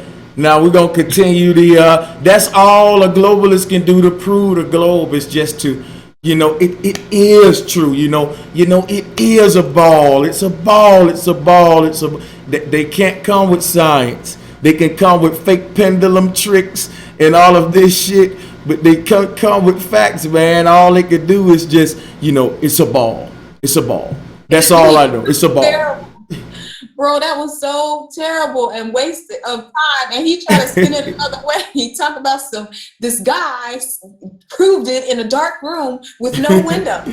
He tried to artfully recreate. Yo, I was gonna get on him for the dark room with no windows. I was gonna say maybe he needs some windows and some light in that room to see that damn pendulum didn't start itself. He lied, man. Dude, he hurt my head with that one. I was trying to be quiet. Yeah, I'm glad that he didn't do nothing too off the wall though, man. But yeah, I'm glad that that's over with, man. He just wanted to disrupt the build. We was building on something totally different. He just want to take the flat earth, and he came on some BS. If you ask me, even if you put it in there, he should know not to even click on it. If he been listening, we ain't even been talking about flat earth. We've been talking about something else, and then he gonna say, "Oh, somebody gave me the link." Boy, please, we can name it, okay? We can call a dog when a dog is a dog. Come on, just be honest. Don't come up here with no BS. See, what he did was try to put our minds in a dark room with no windows real quick and slick some bullshit in there. That's what that was. Get out. Yeah, he tried to put us in a dark room with no windows. Right. That's what the fuck he tried to do. If he was gonna come thorough, he would have came with the name of the experiment and all of that first. He wouldn't have shrouded so much mystery over it. Yeah, he tried to put out. We're not gonna spend a whole hour talking about him now. What was we talking? Really talking about? We was talking about ISIS. And I was just going to tell you about that. How they hypnotizing and all the television to keep us. We talking about how they hypnotize. Now check this out. Yeah, we left off. We was talking about. Yeah, we was talking about. I forgot who left off, but I remember it. Get out of the fence. Brings us to realization, and we have to focus really in order to carry that negative energy to start looking and projecting on some of these things we must build. Children that behind us, ourselves. I mean, what are we going to do, to make sure that in the midst of all of the trumpeting, of bad news and heralding of all of these tragedies and challenges, okay, what are we going to do, or what are we doing in order to the thing is bring our focus to where we're going to be productive and just phase those wait, hey John, let me ask you something. Hold on, Madonna. Let there be order, man, because the heavens you can't. What's going on Earth? Hey, hold up, Madonna. There's only a there's a limitation of what the cosmos can do. Well, do you believe in as above, so below? Of course, we all do believe in that, It's Don. not it's not a belief anymore. Yeah, that's a fact. But here's what we're dealing with. We have to make sure that we take charge of ourselves while we're inside of the very creation that we as the higher self have created. Yeah, because John asked a good question, and I wanted to let somebody else build on it that's going to expound deeper on it. Go ahead and rephrase that, John, and I think Shaq was going to get in behind it. Do that again. But Absolutely. What I was putting forward was the revelation that, hey, so far we've heard a lot of the negativities that are supposed to, be coming down upon, those who would try to uphold truth and so forth. But we have to definitely know that we have the power now at this time. This is why this whole event is here, so that we can get that power to eclipse all of the negativity. We're here right now so that we can start building again, because the tables have turned, so that we can actually take this opportunity, utilize the knowledge that has been misused, and put it to proper use. So what are we doing now? you know what? Now let Shaq answer it, and then I'm gonna go and let everybody on the panel answer it. I think that was he did a good job of phrasing it. If everybody heard it, go ahead, Shaq. Go ahead. So it's like all this negative energy is being pushed, but the reason why they're pushing all this negative energy is because nobody really knows how to deal with negative energy. Because all we ever talk about is, oh, we got to be positive this, positive that, oh, positive. But we never really focus on the negative energy, because I used to deal with that whole, oh yeah, like be positive and all that. But what I really started diving deep into is that negative energy, how to deal with the negatives. It's like, I think I need to clarify, because I think I'm answering your question. You don't have to clarify it. I know what you're talking about. I do, because I want you to answer it correctly. I know. I'm answering it. I'm answering it because you were talking. Okay. What I'm saying is not negative, so to speak, but destructive. All right. So beneficial versus destructive. Yes. Okay. So take it from that perspective, because we've seen a lot of destruction. Okay, Shaq. Exactly Hey, Shaq. I think I can say both of y'all are saying the same thing. If you would allow me to expound on it, I think both of y'all are really on the same page. Well, I didn't get to finish though. Huh? I didn't even get a chance to finish what I was saying though. Go ahead, brother. Go ahead. It's just like, so what he means by negative is disruptive, and that's what I'm saying. Like, we don't really know how to deal with that disruptiveness. We don't know how to just cut straight through it. We have to be able to cut through it like butter.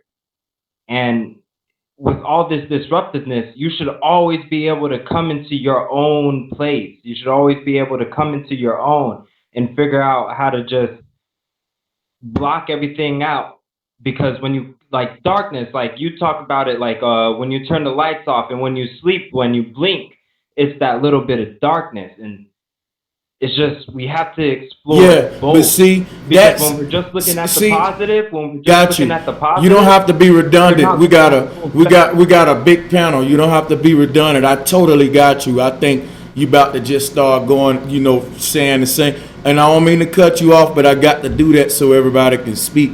I totally got you, and I want to be clear, because you referred to my teachings. I don't refer the dark energy as negative energy.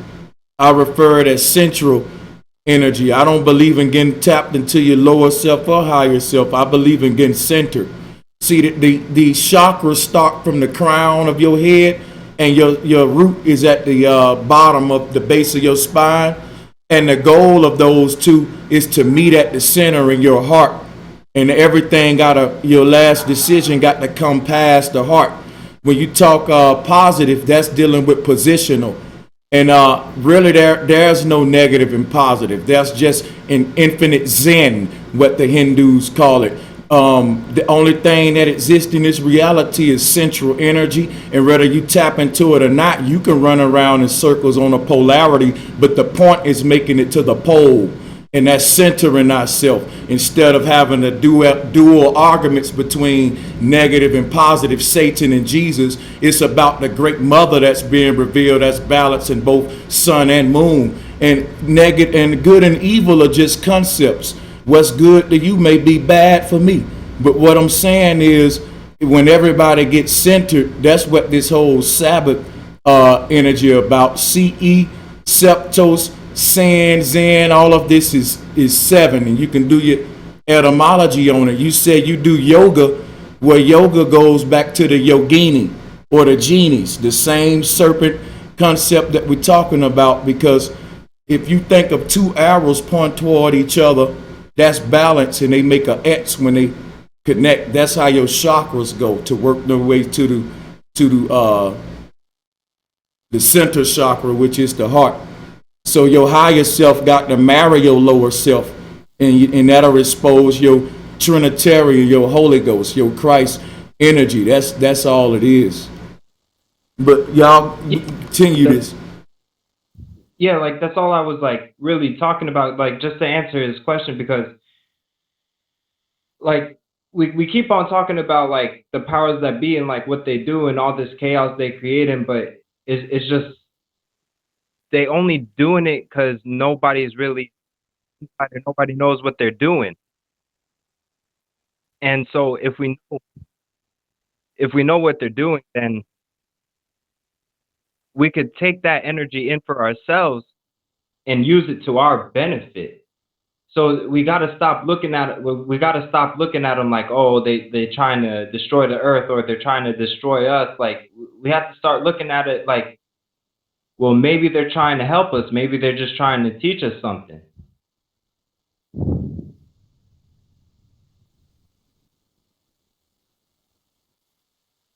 Yeah, I mean, I wish that was the case, but you have like maybe all the world in complete poverty.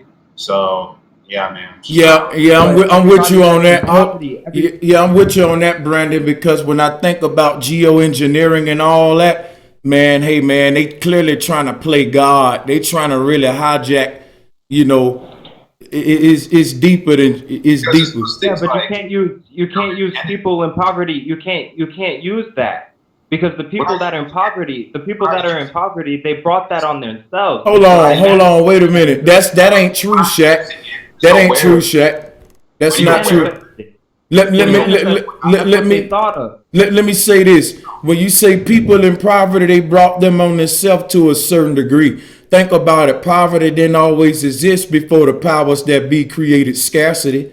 Who got in between those people and the food source that nature gave them for free?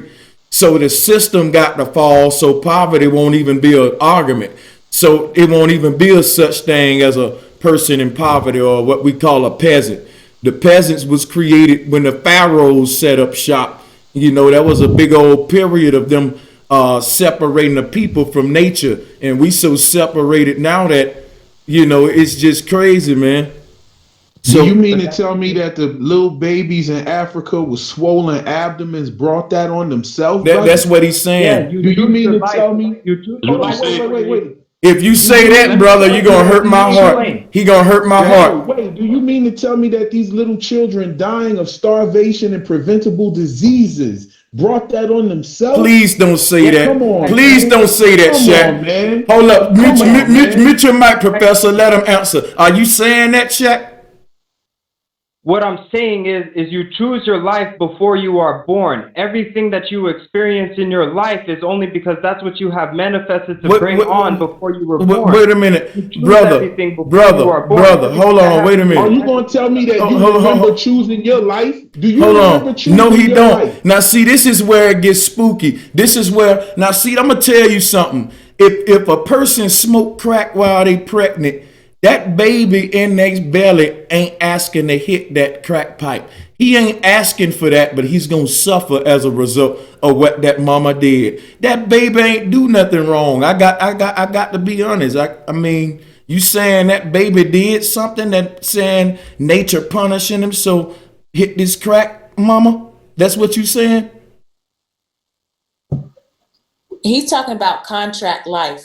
So before I know what he's talking about, but that's my argument when people bring up that theory of contract life. I flirted with it a while back, but when you start researching that whole thing, it's a new age deception of them trying to do this same climate control thing of faulting the human for this fucked up environment they creating. See, I'm on to their deception now. They want to make you think, God damn it, because all of this weather that's happening, remember, according to them, hold on. Oh, I'm sorry. Hold up, John, go ahead. Oh, my bad. Well, I'm just going to say, according to them, you know, the whole thing with them is that they want you to think that all of these hurricanes and stuff is really nature. We've been messing up the ozone, our cars, we breathing too much. You know, they want to blame it all on us when it's their geoengineering. And the whole thing about the contract life is to make you think, well, everything we see is because we accepted this or something we did. Karma is real, but they hijacked an ancient concept called karma, like what you literally do, moral actions, you know, will hunt you. But I can go deeper, but I just wanted to throw that out there. Yo, I wanted to say something. As well. Can I build real quick? I was going to say this, you know, about the we choose where we come from. You know what I mean? We choose what parents we're born to. That's, you know, that's a belief system. And when you get to actually applying that to a level where you're saying that these little babies that have no choice on what family they're born in, I know I didn't have a choice. I didn't choose where I was born, what country I was born in, what family I was born to. If I did, I don't remember that, and I can't say that I did based on any memories that I have. I can remember pretty far back, but I can't remember that far back. And I gotta agree. So until that is proven, it is just a belief. It's and a when belief. You get to saying that, and when you get to saying that these little babies, crack babies, babies that are victims of rape, babies that are starving in the desert with a swollen abdomen and a vulture flying around them waiting for them to die. When you say that they choose that, that's when that belief becomes dogmatic. And you know what I'm gonna say with this whole thing about life and death and reincarnation and you choosing your parents, which is the concept of the Cupid, of you splitting left brain and right brain, the egg and the semen, the concept of you remarrying yourself in between lifetimes through the great mother or the womb. Now here's the thing: in a perfect world, you wouldn't have a crackhead mama. In a perfect world, you wouldn't have a poverty. So this concept, when it was spoke of in ancient context, meant something totally different, because according to a lot of scholars and a lot of research you'll do about the ancients, they knew the different lifetimes of different babies. They even named that baby certain things and like you said, that's a belief system too. So ultimately, at the end of all science is a belief system, but the belief shouldn't be a system. The belief system is patriarchal, but the belief is not. The belief is something of nature, but the belief should do us good instead of harm. So back then, people had beautiful beliefs that connected them with the earth instead of the beliefs we got, because we ruled under the last 7,000 years. We never left the dark age. So under that rule, everybody was born out of what we would call desecrated wombs.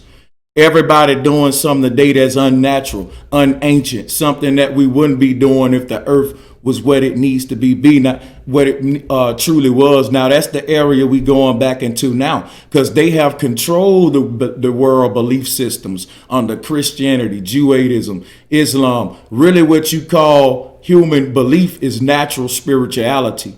If nobody wouldn't have told you nothing, you would have known everything you need to know. Is not what's said, is what's not said. Indoctrination is the one that's in your ear, creating your reality for you.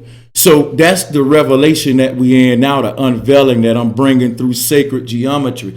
And a lot of that is dealing with all of the beliefs of the ancients, which was reincarnation.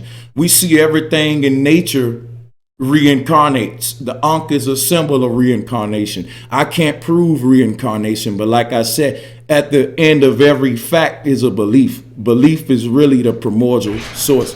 But yeah, this is a good deal. I like all the topics. Let's keep it on this energy, on this level, and dig deeper with this some more. Yeah, I think that is, I don't believe that myself. I'm aware of those beliefs and I respect those beliefs.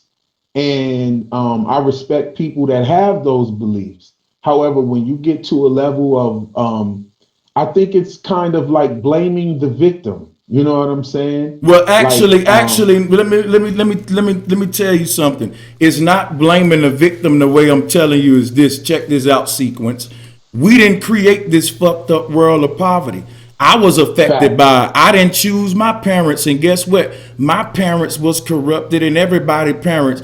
You ain't no different. Guess what? Everybody got a struggle, and some people's are just as effed up as others. But the thing is no one is omitted from the struggle under this brood that's been going on over the past 7,000 years. So what I'm telling you is, in a day of the Garden of Eden, in a day when nothing was tampered with, in a day what we're trying to get back to, which was the day of the golden era in a lot of history, what no matter what womb you came out of, all of these minds on earth is a collective consciousness. It's the majority rule law. Whereas the woman had a totally different mind, so the womb was different. The portal or the woman you came through here was different. So all of these children you see over there in Africa today, this story you tell, it ain't blaming them. It's blaming the person who desecrated that womb. It started with the woman in slavery. Then it came to the man. They had to curse the womb first.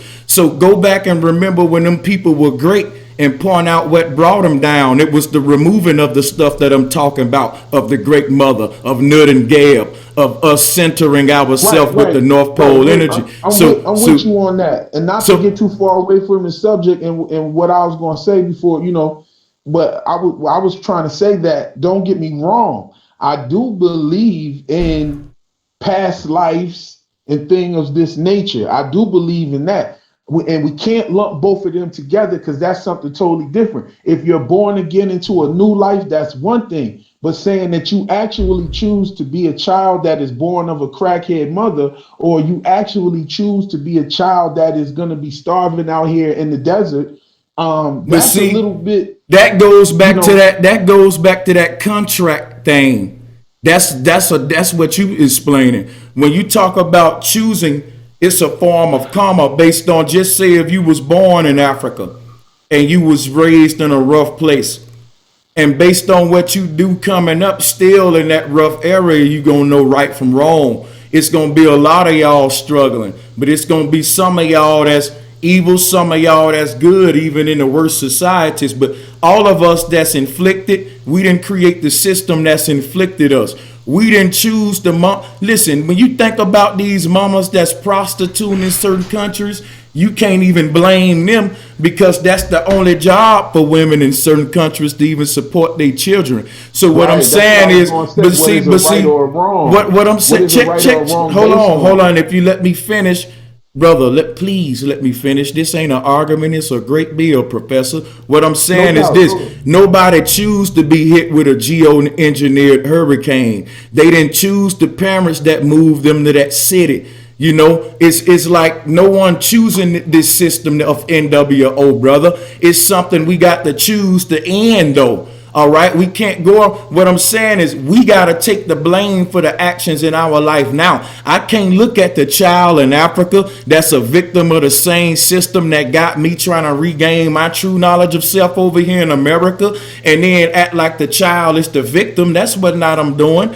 I'm saying that somewhere we do gotta accept responsibility for allowing the beast to rule in the first place. It goes back to the same argument that I deal with a lot of Kemetic people. When they say Kemet is so great, I say, well, hey, what fell from power to allow you to let the so-called, white man rule over you, I say, you know, well then you must have did something, you know, or you wasn't great as you thought if you lost. So we on some hand, you know, of course we gotta accept our role and not rising up against the powers that be, you know, and having gangs and militias that fight each other, but won't never go and fight against the powers that be. You know, a crip of blood that'll shoot each other, but won't go and, you know, protest or say nothing to the people that's poisoning their water. So what I'm saying is, nobody choosing to be a victim of Americanism. The Indians didn't choose the parents that got killed by the colonialists.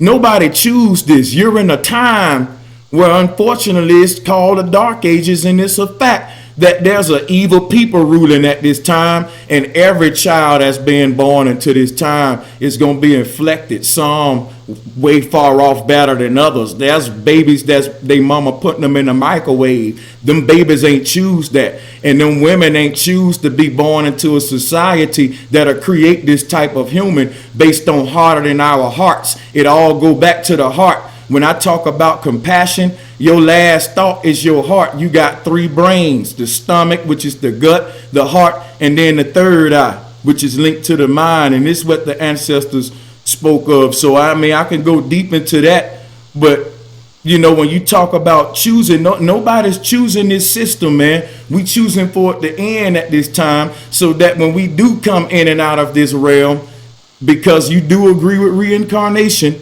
then we won't get a mother that's somewhere on a corner selling herself, because there won't be a system of a dollar. The dollar gonna be gone. We're going back to nature.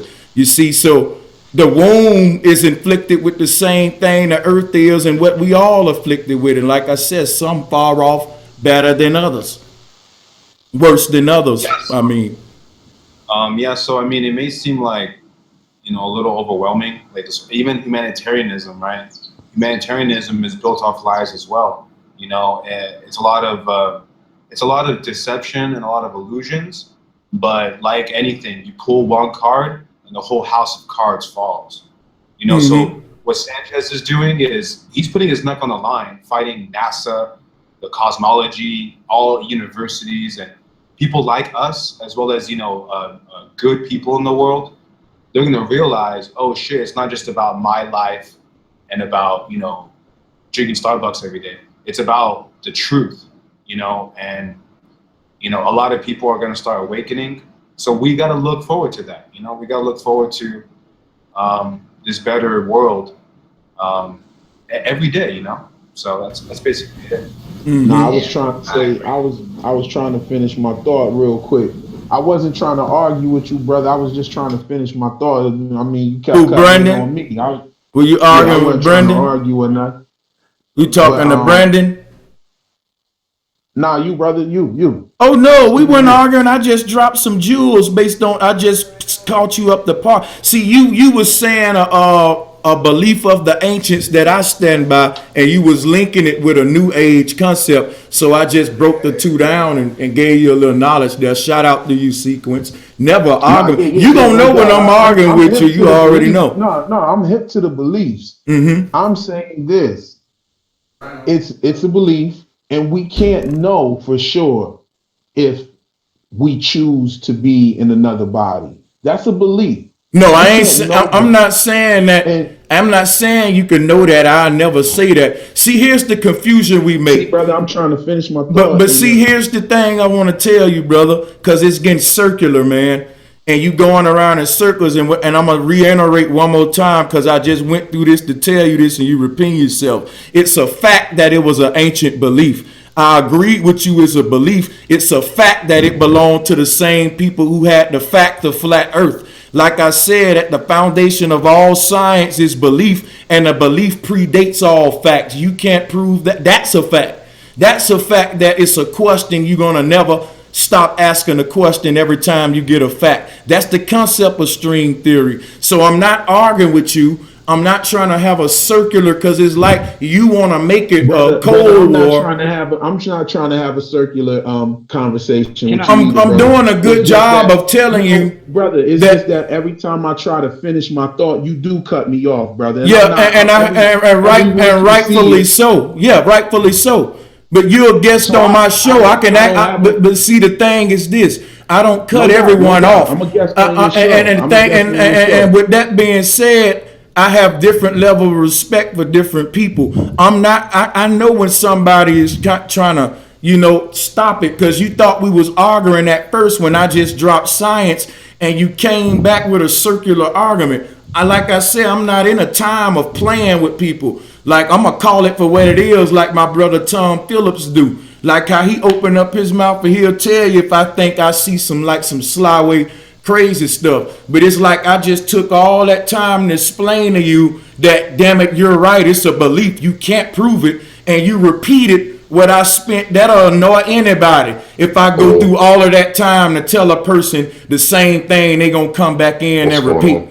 You feel me? So like it will get annoying after a while. But Shaq Diesel, yeah, you had left off, so I'm gonna pass it back to you, and I'm gonna let you say what you was trying to say before you dropped off. But I see this person, Jamie, tried to talk, and I wanted to say something because that icon is actually an icon that Tim Osmond used a lot, and I hope it ain't a troll. So, Jamie.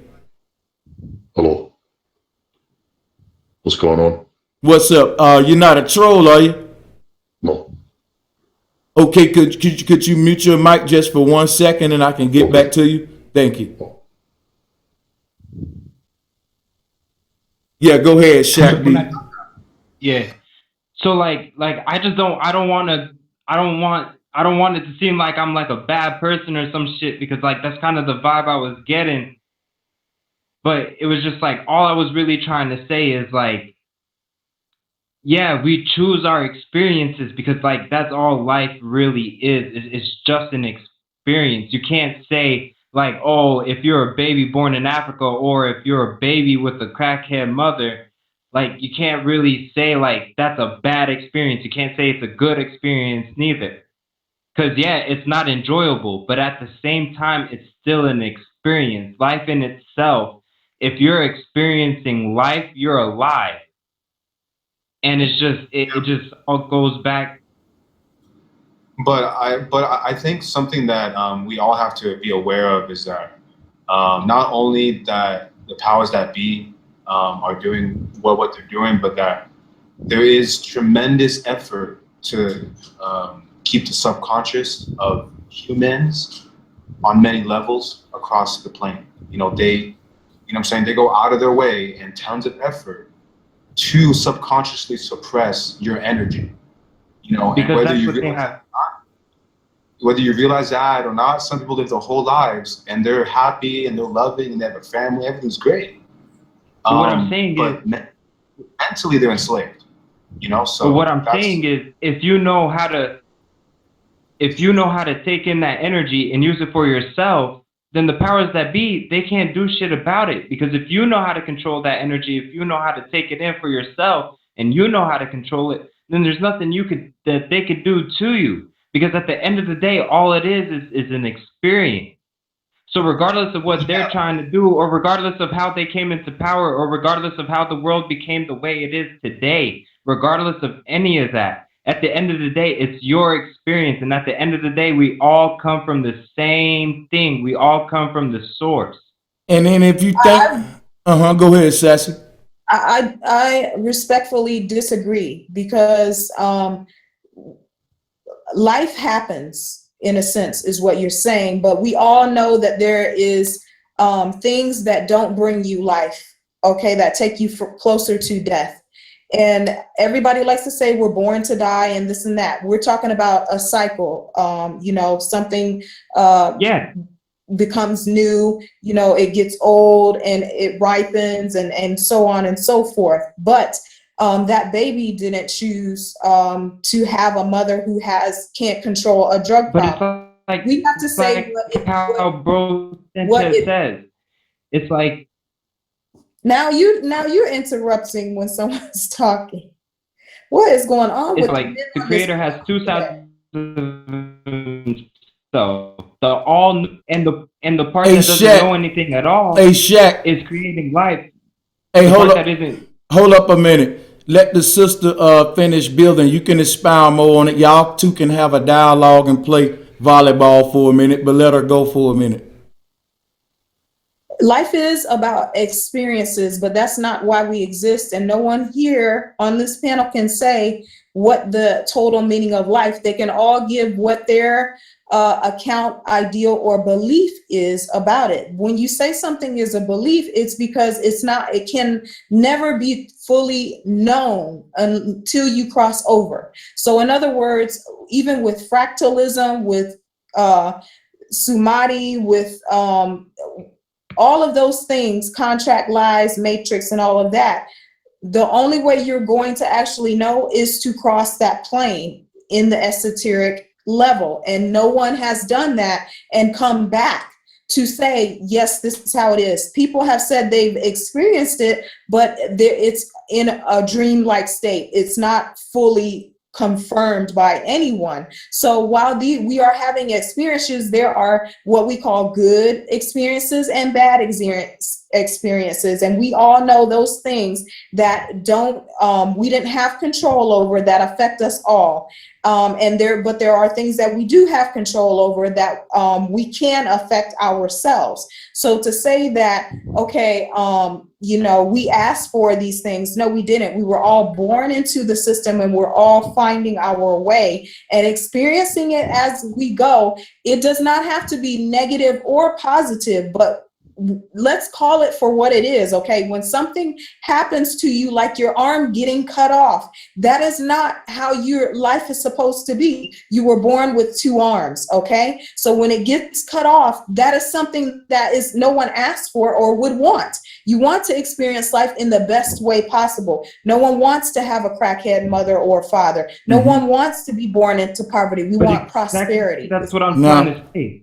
And we know what you're trying to say, Shaq. And I'm gonna say this. I'm gonna say once again, brother. Everyone's on the same page. She's saying exactly what we're saying. See, she just told you, brother. I want everybody to take deep breaths. We're not always arguing, brothers. We get in agreement if you think about it. Let me tell you what's going on here. The sister said nobody chooses to have a crackhead mother. We said it's an ancient belief that turned into the Cupid concept that you choose your parents. Now, to support that, a lot of people bring up the law of karma and this and that. But what I'm going to say is this, it's all the same thing what we talking about. Yeah, the baby don't choose the crackhead mother. But the thing about the day is crack exists. That's the problem. So what it is Can I just respond to what she was saying then? Brother, calm down. Is it just me? That's just like she, but look, brother, she was just talking, you was cutting her. I'm the damn host of the show. I mean, can you wait? I'm about to pass you the mic, my brother. I just told you y'all two can have a dialogue. I'm trying to show you how it's unity, how we on the same page. And it's like you want to cut me off to go and argue with her or something. I'm trying to make the peace here. I'm telling you, it's all good, man. I don't like the argumentative energy. I'm here with central energy, Zen energy, because we all just trying to interpret within ourselves the mysteries that they hid. And just the fact that we're here putting as much time in says a lot. We ain't enemies. Calm down. I've been here for hours. We ain't going nowhere. So the only thing I'm saying is when we say it's an ancient belief that we can choose our parents, we're not saying we choosing crackhead parents because the baby don't have a concept of crack. But even in the womb, there's still a concept of negative and positive. That's the duat that create life. We can't escape yin and yang. We know that. But what I'm saying is, even when we deal with the fact of the yin yang that explains a lot of facts in nature, there's a belief side, the dark half of the yin yang. So what we got is masculine, feminine, belief, and facts. Real talk, belief is associated with the goddess. but the facts that's associated with her is nature, what we can see, what we can touch and prove. But the belief behind it is the invisible energy that's, I guess, coming from the North Pole. We don't know what's there. We know compass is pointing there. We know that the ancients describe it as magical mountains and all of this crazy stuff.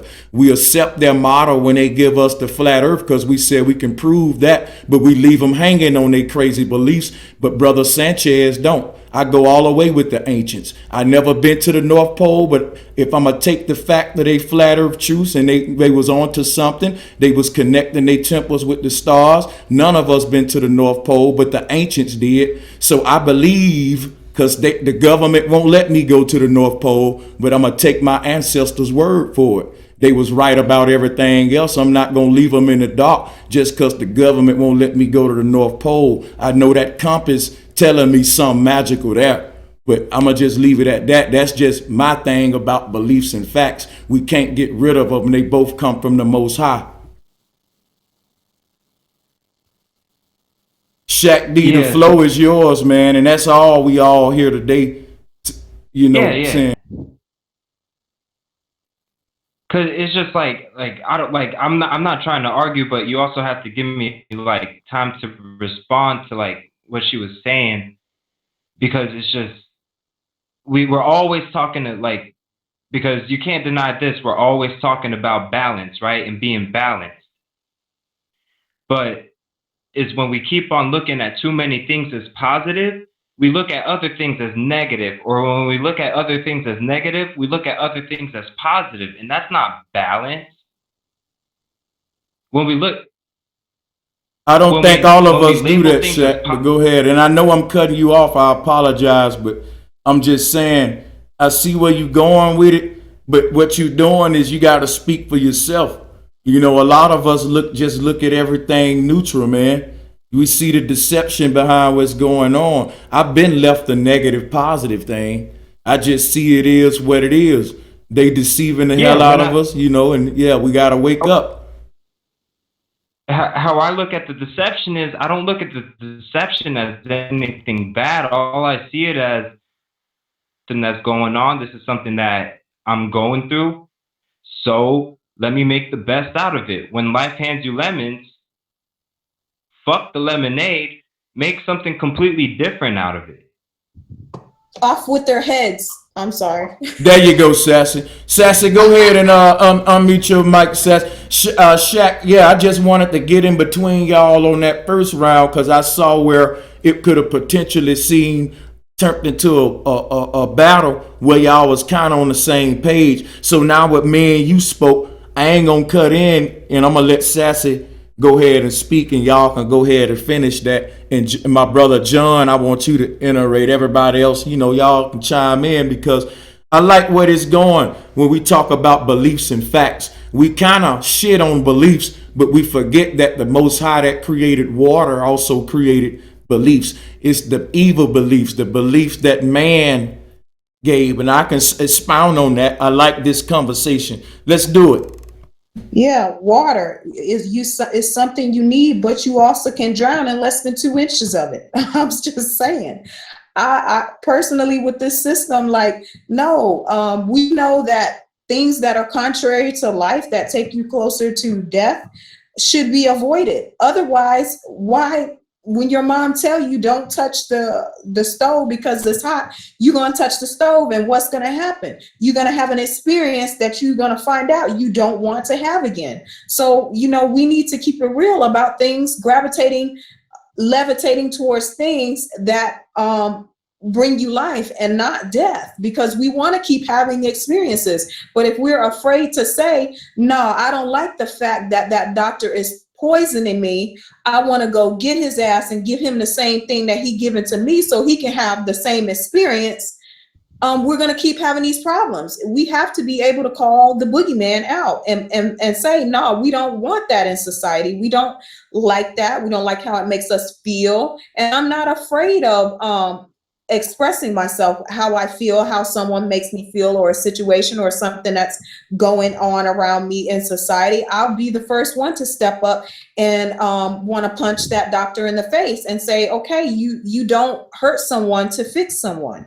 So, you know, to, like bro was saying, to each his own as far as those experience things, because if you try to push me out into the road when the car is coming, I'm going to know that you don't have good intentions for me, and I'm going to go away from that negativity and I'm going to run towards life. So I'm going to pull you either into the road with me and we're going to get hit together, or you're going to learn that that's not a road you want to take, basically.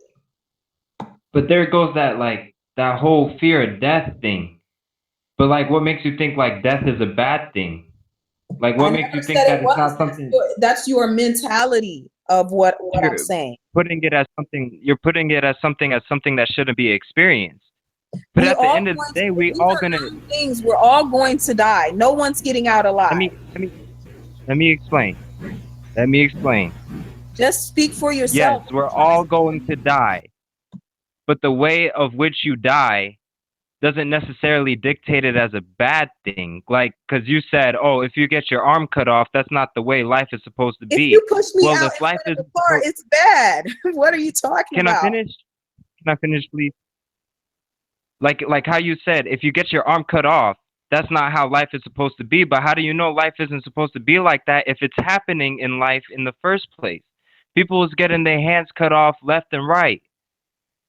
So you can't say life isn't supposed to be like that if that's what's going on. I was born with two hands. What are you talking about? Where you at, brother? I'm trying to follow you, but you're not making much sense. Yeah, I see what's going on here, because what we're dealing with is philosophy. And when we're dealing with philosophy, you know, we kind of, it can get blurred. And, you know, it's blurred mainly because we're not directing our own lives. You know, when we're born with two hands, we're supposed to direct our lives in such a way that we keep our two hands. And if we're born to live, we're supposed to direct our lives and conduct ourselves so that we can continue to live as long as we would like to live. See, everything wants to live, you know, and we recognize the philosophy that, hey, if it's happening, it's happening. But we have to realize that, hey, if something is happening and we have the ability to direct our lives, we should be about that. And that's what the whole crux of my question was about. What are we doing now? The thing is that there is people that are born with only one hand. There are people that are born with missing limbs. So saying that, oh, I'm born with two hands, so I'm supposed to live a life with two hands, is not very good to say, because there is cases where people are born with missing limbs. So if you're born with missing limbs, then that's probably how their life is supposed to be. That's a deformity. What are you talking about, sweetheart? That is a deformity. That's not the norm. Okay, so are you saying, so is a deformity a bad thing? Is a deformity necessarily a bad thing, a negative thing? That causes you not to operate in the way that your body was intended is a deformity, brother. You were born. But if they were born like that. Let me say this real quick. What it is this. The question we're really asking to sum all of this up is, does nature make mistakes, or is it man? No, nature doesn't make mistakes. Man doesn't make mistakes. Okay, well then, if nature don't make mistakes, the baby that's born with the deformity never chose that, and nature didn't intend for it. Therefore, we blame man for it, and it couldn't be the choosing of the baby or nature. And that kind of ends the case right there. You just said it. Isn't man a part of nature, though? Huh? Isn't man a part of nature? But listen what I'm telling you, though. Man can stray from nature. He has an ability to be unnatural. Then how do we exist in the first place as humans? Brother, do you think you exist in a natural state right now, Shaq? Personally, yes. Okay, well, that's the problem. I think we exist in the most unnatural state that we ever been, and that we're trying to get back on track. So there go the problem, y'all. We just exposed right there the problem. So now we see Shaq's problem is he think the world is perfect right now and civilization is dandy, and he think the earth is flat. You can go to my channel Okay, so that's a troll on the panel, and I hope the troll don't. I hope the troll don't interrupt the show. But I tell you what, to Jamie, you have the flow. You can speak. Go ahead and speak. Hello, what's going on? Go ahead, talk to us, Jamie. Go ahead. So, you just far. You can go to my channel, Jamie Bryan. What's your channel? I tell you what, if you put the link in our chat room, I'll get everyone to share it, and we'll all subscribe. We'll do it right now if you just agree to just mute your mic or let us continue to build. So, I don't know. Do he got a voiceover? I mean, it's just for real. Yeah, there's some kind of troll, man. If you want us to sub to whatever channel, just put it in the chat. We're going to keep on rolling with the show that we was talking about, and we ain't going to let the trolls control the situation. So, that's a good question. Does nature make mistakes? You know what I'm saying? Does nature make mistakes? And is these babies that's afflicted with these different mothers? Shout out to Vegan Warrior. Thanks for joining us. This a good bill to have. Yeah, man. What's up? This a good one to have with you. Glad we got you up here with it. Great conversation. And, you guys are killing it. Hey, and speaking of it, you go ahead and just speak. And I'm sorry for the panelists that I may cut in on, but let's just kind of have a fresh thought come in and let the Vegan Warrior go ahead and build. He been listening in, so let's see what he have to say about everything. Oh man, I didn't want to come in and cut nobody off. I mean, I got an opinion, of course, but I was talking, but I'm gonna just go ahead and be quiet and let you have the flow. My bad. Okay. I mean, well, I've been looking at this topic for a long time, man. I mean, it's like when you start talking about the things we don't know versus the things we know, it's very clear. We know the truth. The truth is obvious. The truth is simple. You know, in my opinion, when you start talking about something that's extremely complex, 9 times out of 10, it ain't true. You know, everything that we need to know is obvious and right before our eyes. But man has this ability to expand off of the things that he already knows. And when he expands off of the things that he already knows, he has to develop belief systems. And he creates these belief systems or predictions of what he think is, or he or she thinks is true. And there's nothing wrong with that. Belief is a wonderful thing. It's an exercise of the mind. It's kind of like, you know how you work out your muscles? You work out your beliefs in your mind. You're working out that main muscle.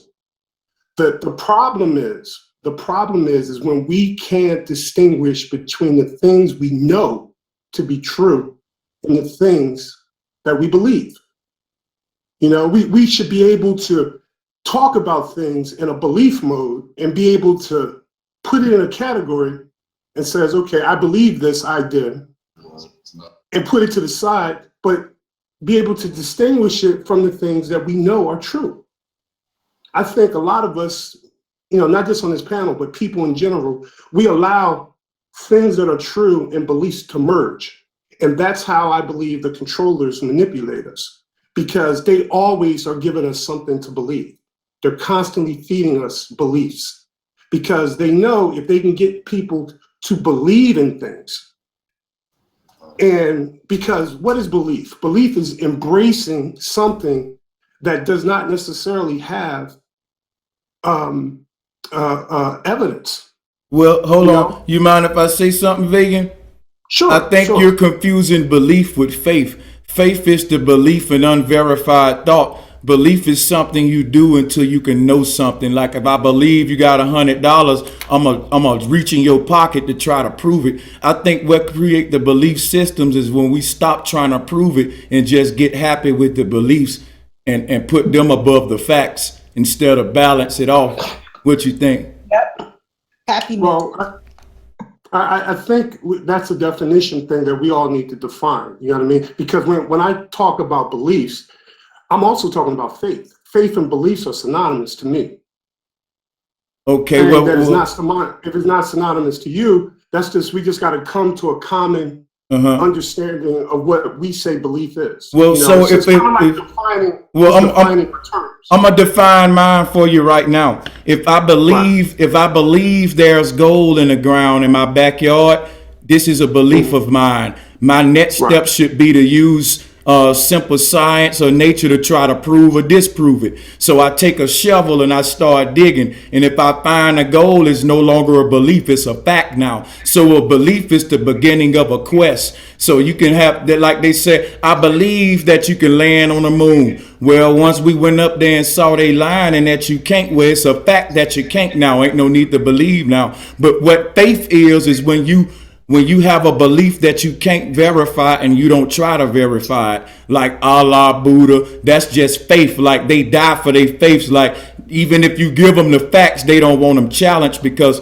faith is equivalent to belief without unverified thought. Like if I got a belief and you come verify my thought and prove that my belief is either wrong or right, I have the duty as a human to lose my belief and say, brother, you right.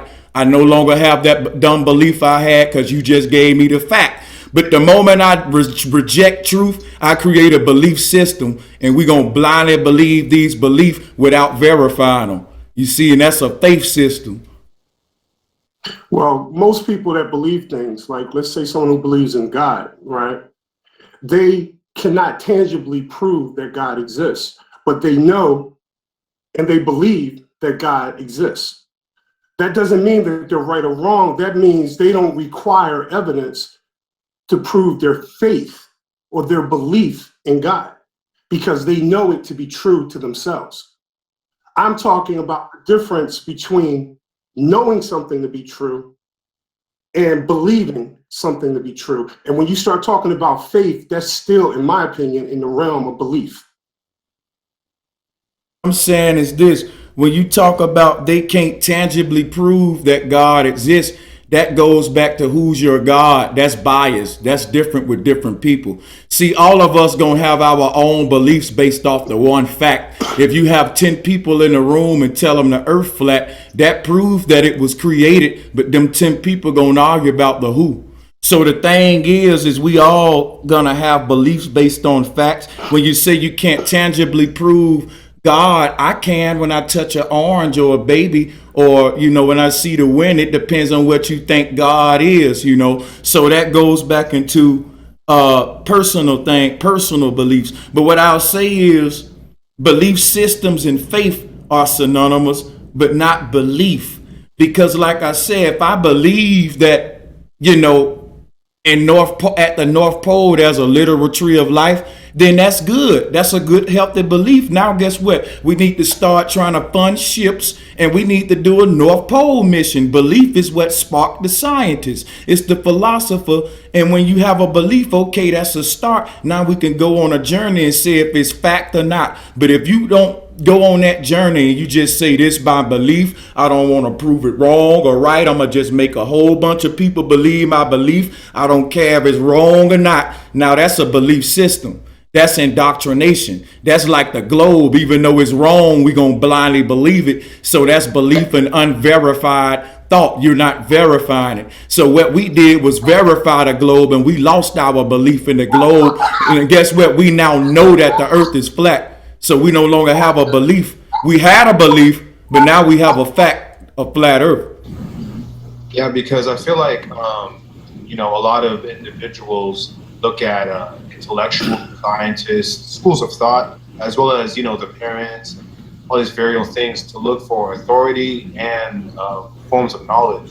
And so if you have a system that's built off of illusion and dream-like, you know, ideologies, then man, you can almost have billions of people completely unaware of anything. You know, and that's what we have today. That's exactly what we have today. Yeah, exactly. So I think that's the most dangerous tool on earth, is belief systems, no doubt. See, the thing, let me tell you something. Once you put system behind anything, it ain't good. If I say water, that's universal, that's good. You're going to say, oh yeah, water. But if I say water system, that infers someone controlling the water. You see what I'm saying? Anytime you put system behind it, it's because some man regulating. So belief didn't come from man. Belief come from the Most High. That's the question mark that start any quest. But I disagree. but see, I totally disagree. Belief comes from the mind. what I'm gonna say is this: the mind come from the Most High. Everything come from the Most High. We can't say nothing come from the Most High. Everything come from the Most High. Everything. Well, I didn't say, I'm not saying that, but I'm talking about where it's constructed. No, I'm not dealing with. Yeah, I know what you're saying. Man creates beliefs. Yes. God doesn't create beliefs. Man creates beliefs. What I'm saying is the concept of the mind. The mind has the ability to do something called believe. God gave it that ability. Man didn't just figure no code out and all of a sudden say, hey, let's everyone stop believing. The concept of belief always existed in the mind when God created the mind. That's just the belief is synonymous with question. So if you have a question, the root word of question is quest. The question begins the quest. The question is the belief. So like I said, let me do this and I'm going to fall back. It's this simple. If I believe that there's $1 million in my backyard, I didn't do nothing wrong. I just came with a belief. Now I'll do something wrong if I sit there on my behind and don't go dead. And I just sit there telling everybody, hey y'all, it's $1 million in my backyard. Now I'm lying. That's indoctrination. Now when many people start believing that and they don't start digging, they just start believing me taking my word from it. That's belief systems. That's regulating based on nobody going to verify. And it's a difference between a child having a innocent belief. Hey, mommy, I believe the sky is this way. And then you start questioning, going on a quest, getting to the fact. So the belief is supposed to send us on a journey. But when they stop the journey, that's because they want to know about waiting for the storm to pass. Okay, well, I think y'all get what I'm saying. We got a troll on the panel. We're having a good conversation. Yeah, and that's what I'm saying. We're going to have to let the troll. You should be able to do him, Well, how should I deal with a professor? Should I start a new panel or what? You should be able to boot him. Why won't you just join? Well, I can't boot him because this is a different kind of hangout. Hello? Why don't you just join in? Hello? Well, it's a real troll. They trying to disrupt I it. got a question. You don't let nobody speak out here. You don't even, address everyone when they join. Okay. I got some questions.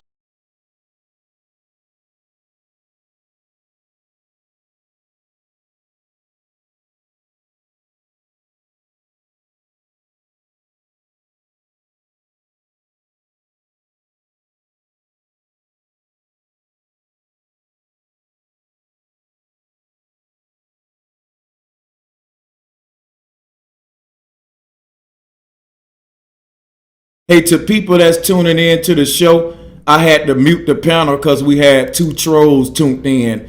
So right now there's 2 trolls on a panel with Vegan Warrior and everybody, and they over there trolling the panel. I think it was Lewis and all of them. I apologize. I shouldn't have dropped the link in the chat like Soul Alchemy said, but flat motherfucking power. How many of you tracking? We talking about beliefs and facts, and my argument was that humans didn't create neither one. They both exist because they come from the source. And I don't think man created beliefs. I think that you can't escape beliefs. So I'm just talking to y'all until the trolls get through. I got the whole panel muted. I may end up having to start a new panel, but flat power to everybody that's out there. We'll see if the trolls stop eventually. So I think what I might do is just shut that panel up. But before I do it, I want to let everybody over there know. So yeah, we ain't tripping. Black power.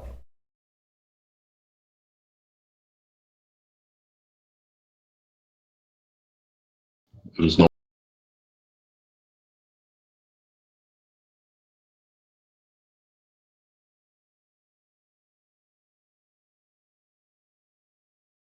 Hey, I'm just letting y'all know that the people can't hear you. The people can't hear you. You're not live. We're not live. We're not live. We're not live, okay? We're not live. No one can hear y'all. No one can hear y'all.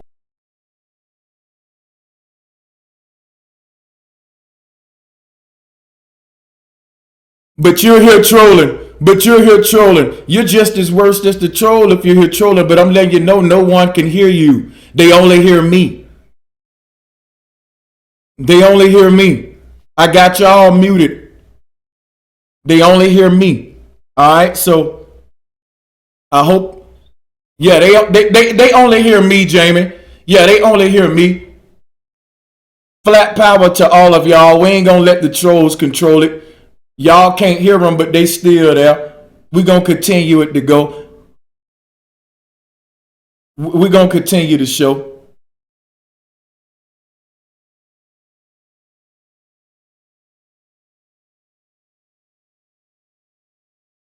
Nobody can hear the panel. They only can hear me. We just waiting on the trolls to leave the panel because I don't want to start a new one. But panelists, I might just start a new panel. All right, y'all? Okay, I'm going to just start a new one. And y'all, all of y'all panelists, send me an email right now. Matter of fact, I'm going to invite y'all in. Check y'all invites. Check y'all invites, panelists. I'm going to start another one now. All right.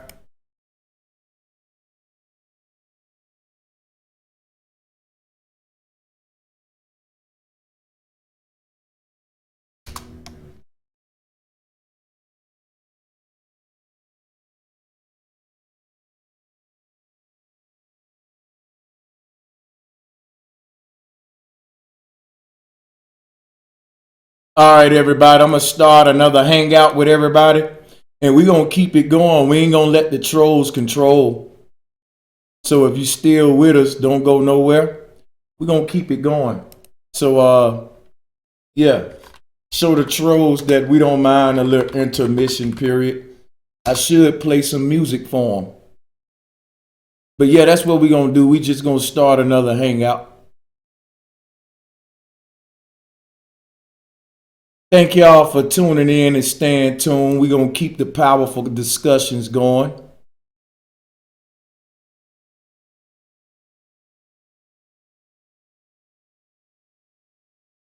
Give me just a minute to get everybody back in here. And it's all good. So we got to block all the troll accounts, mods, that's out there in the chat room. I'm going to start letting you know when I see them. And when I call them out, just bang them on the head. Because I know these troll accounts. But let me go ahead and get everybody up in here. Sister Sassy, ladies first. We're going to send you one. John L. Gray. Y'all check y'all invites. Vegan Warrior, I'm going to send you one. Vegan Dog Society. I believe your oh, okay. Vegan, send me an email and we're going to get you back in that way.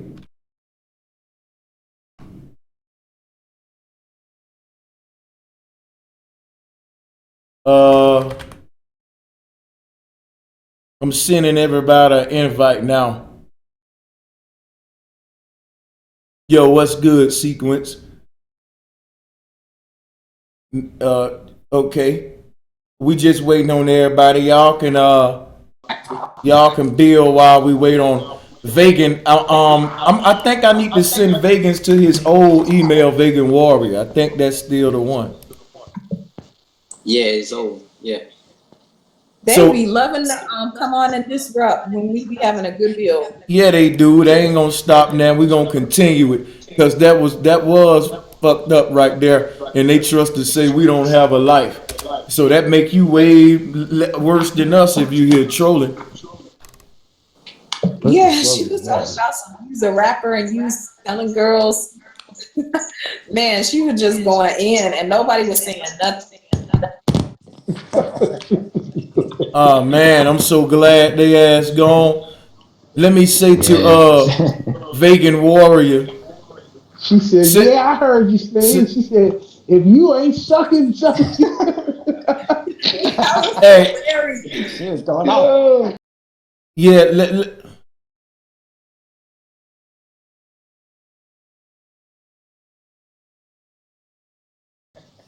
yeah, man, that was crazy though. That was fucked up. It interrupted the energy. But let me say, I think there was Lewis and his people. But check this out. We gonna keep it rolling, and I'm gonna get Vegan Warrior back up in here. Check this Trying to out. get you in, Big and Worry. So Vegan Warrior, send me an email because I can't put the link in the chat, and I'm gonna try to get Dark Man in here too. I don't know if Dark Man listening in. I try to always get that brother up in here too. He said it's on the way. Okay, he said an email on the way. No, he's waiting on you to send it. All right. Yeah, send me an email right quick. Okay, there you go.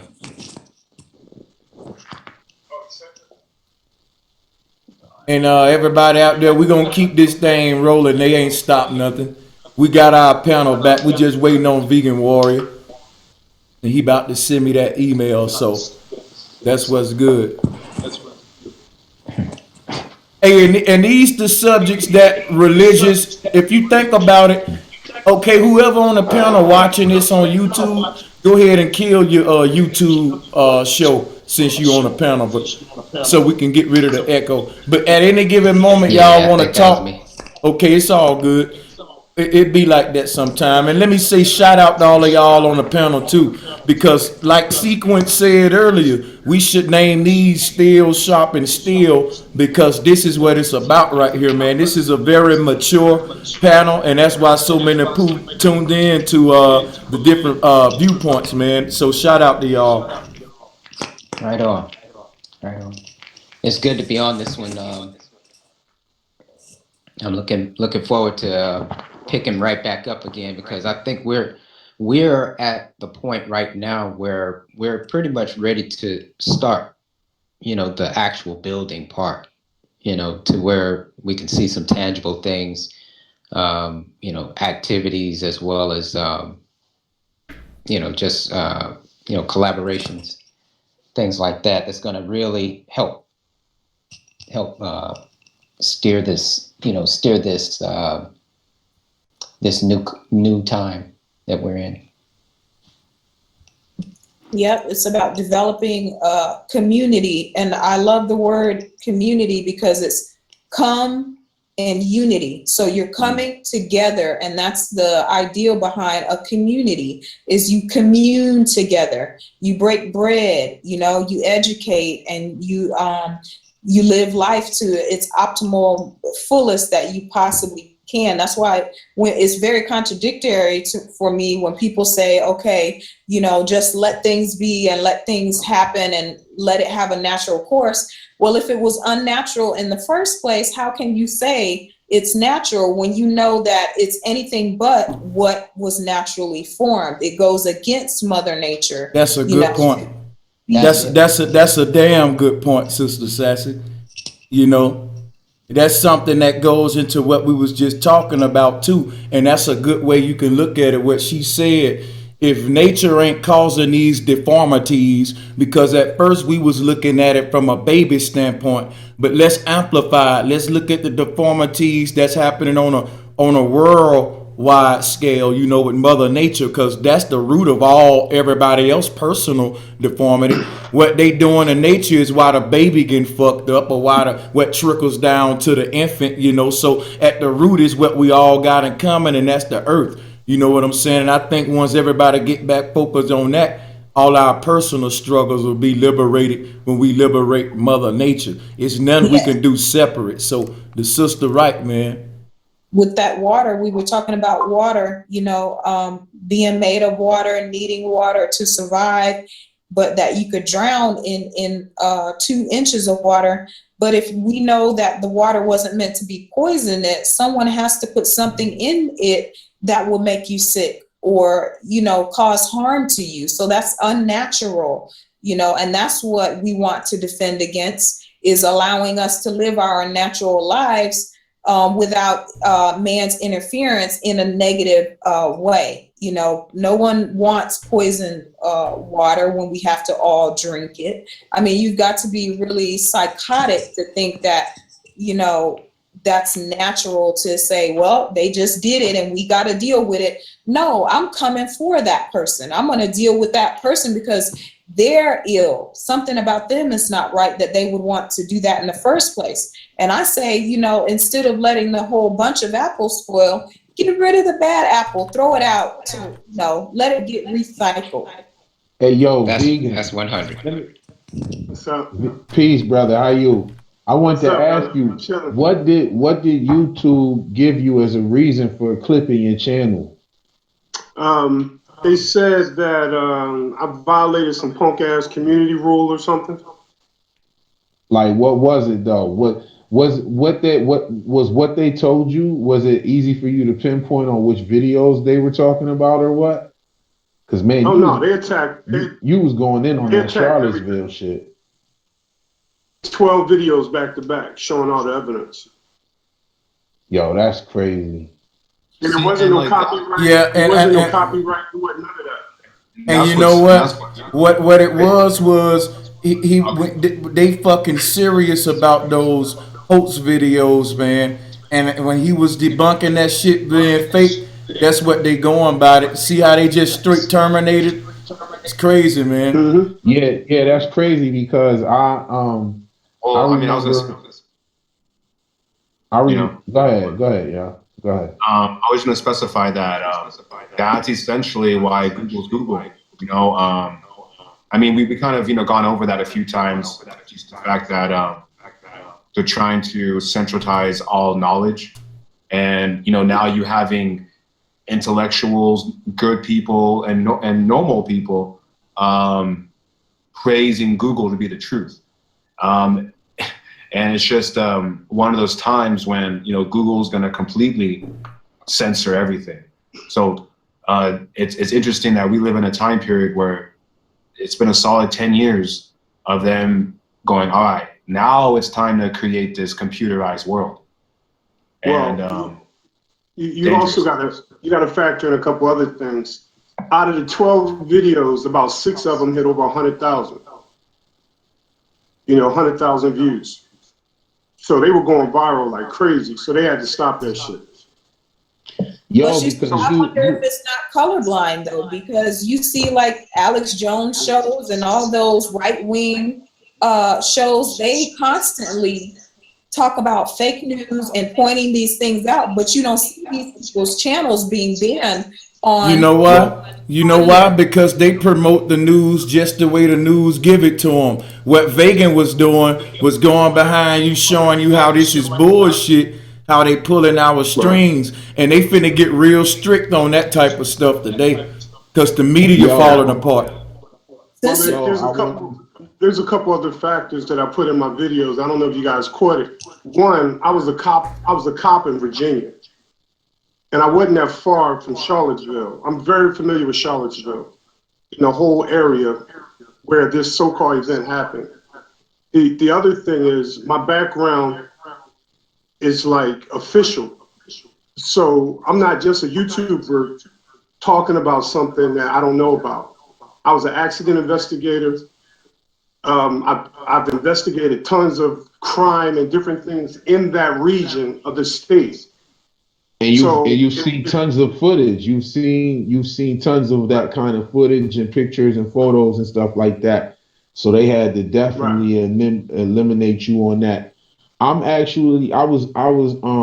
writing an article right now. It's crazy because what the brother said about Google and how we even say, like, if you want to verify something, Google it. Even teachers will tell you to Google some shit. And we even find ourselves doing it as well.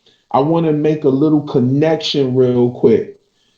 And this is way off subject, but I think it's a subject that we can all touch on and talk about. It's a real good one. I know Brother Sanchez will be interested in this subject as well. The whole hoax that they played, the record labels and the movie companies played a big hoax on everybody. Yep. They made everybody think that they were going broke because the internet was out and people were downloading music and people were file sharing and piracy and all of that. They made people think that that's what the situation was.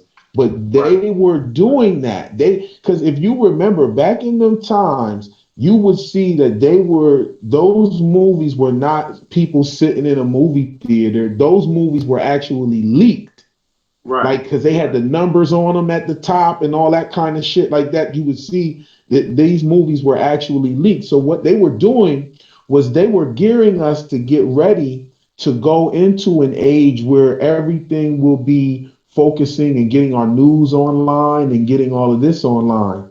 And to answer your question about like the bigger channels like Alex Jones and stuff like that, the reason why is because if you want to have a proper running engine, you have to control the negative and the positive aspects of that engine in order for it to self-oil itself and to self-fuel itself. You have to control the negative and positive aspects. So there's so-called freedom fighters and truth tellers. They own them. They're a part of their all system. of them. You see what I'm saying? David Icke is another one. David Icke is another one, man. Yeah. So they have to control both sides of it because look, right? Let's say even in the 80s, in the 90s, okay, you would spend probably like, I'd say $50 on music a year.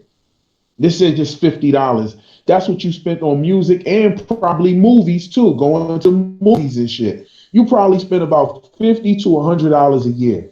Now they got these streaming services and you probably got 3 or 4 of them shits. Netflix, that's like $10 a month, $8, $9, $10 a month. Yeah. You can get different. I understand. Then you got the Hulu, you got the Amazon, you got all of them, and then you got for the music ones, you got the Tidal, you got the iTunes, you got all the different music ones right there. And now you paying like $500 a year for all of that shit. Yeah, when you sit down because just one streaming site, if you streaming that shit for $10 a month, that's $120 a year. You probably got 3 or 4 of them shits. Mm-hmm. Yeah. So, I think the interesting too is, if you're really going to talk about the high levels of organization propaganda, I mean, you can go on for hundreds of years, But what's apparent to me is that when it comes to streaming, Facebook, it's not the fact that the content's dangerous. It's the fact that you're sitting your ass doing nothing with your eyes. That's how it is. They created these things so you're sitting there doing nothing. Entertainment is built off of sitting there doing nothing and listening to what's being said. So we got to look at it for how it is. How it is, it's like what Sanchez said. It's becoming zombie. Also, the screens that we watch are in the dimensions of the golden ratio. Brandon, was you finished? I'm sorry about that. I was just going into it's not only the fact of like what we're being fed, but it's the fact that we're going into a system where everybody, even out in the park, is staring at plasma screens, and that is the most dangerous thing you can do to any people, is distract them to the point where they don't know what they got every reality. Yeah, they got everybody. I was passing by the bus stop the other day, and I saw 4 people sitting down, and all of their heads was down into their little cell phones. And I see that on memes, but when you see it with your real eyes, it is like, man, only thing I can say is all of these are tools of warfare, mental warfare, spiritual warfare, and once they make the tool, you can't change the fact that it's in your reality. You can only pick up the gun now and fight back with it yourself. So what we do with this technology is ultimately what's going to determine, the fate of it all. So it's here. Yeah, exactly. All of this stuff is. Go ahead. Well, did you want to finish? I was just going to wrap it up real quick. No, you got it. And that's why you have, for example, these dictatorships. They use dictatorships like a reality show.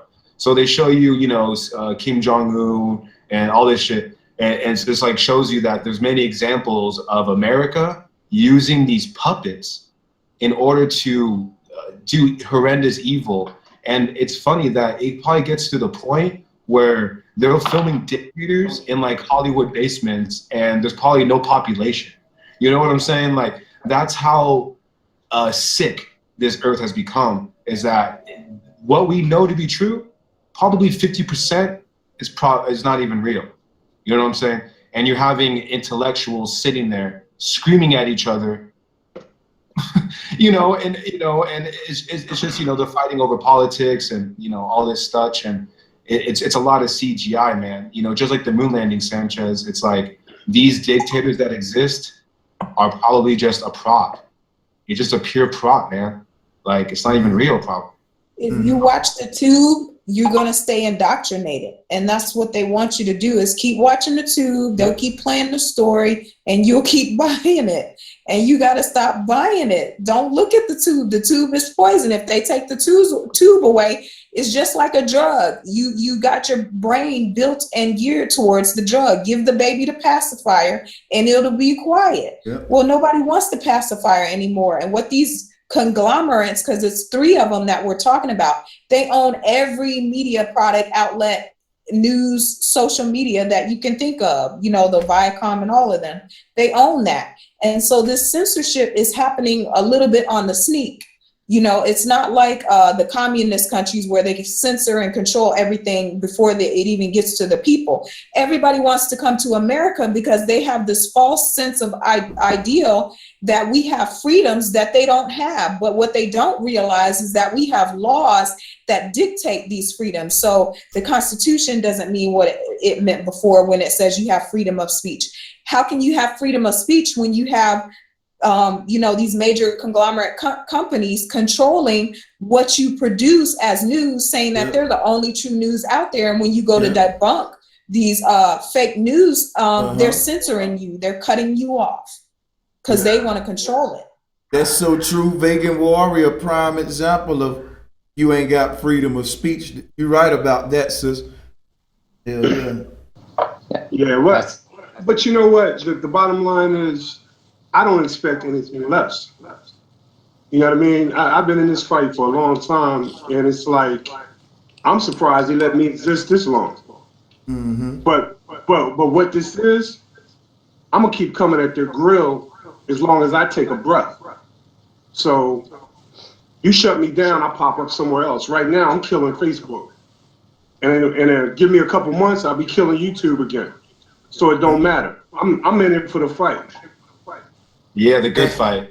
And you know what? The brother always killing it. Let me just say that for the record.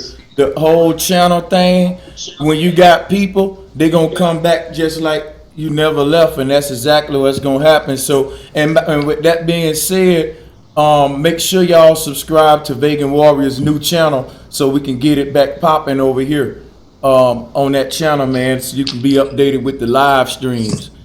Yep, because I'll be tuning in. I'll be tuning in to the live streams. When I saw what happened, I was hurt. Man. I said, God damn. The brother he must have been onto something. But you know what? Hey, he was on fire. I went on a binge one night and was watching. I had watched the first one he put up, and I was like, okay, yeah, brother hitting heavy on there. So he had kept dropping them. Boom, I went and binged on him one night, and I was like, yo, man, this shit is crazy. He was going into the shadows on the ground, the disappearing shoes, all that shit. Like, yo, that shit was crazy. The brother was going into a level to where you can tell his background speaks for itself as far as the crime scene analyst. Yeah. Well, but you know what? There's a good side to this, though. When you make a lot of videos, when they shut down my channel, I had 260 videos, right? When they shut down the channel, I went back to my archives because I save all my videos, right? And I started going through them, and I'm like, oh shit. It was kind of like, you know how you go back and you start looking at you start listening to your old school hip hop, right? and you feeling that excitement that you had when you first heard that music. That's how I feel. That's how I feel when I look at my old videos. And But all I'm not doing even now that. is I'm just You said it and I'm was a just good re-uploading thing. them. Not to cut you off, brother. What I want to build on to what you said before you lose it. You said it was a good thing that it happened. Yeah. And what it is you're right about that. Because what they're doing when they shut a channel down like that, and they've done this, they got brother Sanchez on a strike right now. When they shut a channel down like that, you're validating the fact that this man is speaking some truth. Right. That's what they're doing. And people that are tuned in, like he said, they're gonna come right back like you never left because they was like, oh shit, my man's channel. I'm looking for my man's channel. His channel got taken down because he was spitting some fire. And they validated for you to the people that were listening to you. And when you come back, they flock back. And then they bring more people with them. They're more trying. The fire is inside of them more to share your content. Right. Because bam, now they know, like, oh yeah, man, they shut this brother's channel down. I was watching his shit every day. Right. And they shut it down. He was speaking some truth. And it ignites the fire in them to move forward. So salute to that. It's wild because we were talking about the story about the Hydra, and we can actually see how that effect actually works, in our favor as well. I mean, it's like, you think you cut the head off the Hydra, but when brother's channel was taken off, you get more people coming back on, and it's like it could work this way as well. Right. So yeah, I thought that was interesting. Yeah, but from a creative content creator, it's like you've made stuff in the past that you forgot about. You know what I mean? And when they shut down my channel, I was able to go back into my archive and say, oh, damn, I forgot about this. I forgot about that. Because when you're doing it every day, it's like you kind of forget what you did last year. You know what I mean? Now I'm going through all my videos and I'm picking them out. And I'm like, okay, this is exactly how I feel. Let me put that back out. Let me put this back out. So it gives me an opportunity to filter through what I've created in the past and bring it and give it new life. You know what I mean? Picking up the shells and making bullets. You picking up the shells and making new bullets. Exactly. Big Warrior revisited. Exactly. It's very interesting. You know what I mean? That's what's good about it. You know what I mean? And then not only that, you also are sparking the fire back into yourself with them old videos. You getting that what the brother say? You want that old thing back? You know what I'm saying? Yeah. I say Warrior Reloaded, because now you just fueled the fire that was fanning the flames and is igniting all over again. If we didn't have any validity to anything that we were saying, they wouldn't be bothering us. But the people that's with the programming, they could say anything they want. Look at Trump. Prime example. He openly racist. He could say whatever he want because he with the program. As soon as you go against the program, oh, they come get you. I forget what they call, not just the Agent Smith, but the little machines, they coming after you. Yeah, yo, I seen some Twitter posts of it was like about 8 posts that this one brother posted, and he was talking about disrespecting the flag, and he was talking about how everything that we pretty much do disrespects the flag. Like we when they lay it vertically down on the football field and they lay that big ass flag across the field like that, that's disrespecting it because it's not supposed to be laid down vertically. Like in the Marines, they tell you what the dishonor to the flags are, and we do it all the time when we put it on napkins and shit. But you know what? And plates. Hey, but when you think about that sequence, the flag itself is a disrespect. The flag itself, you know what I mean?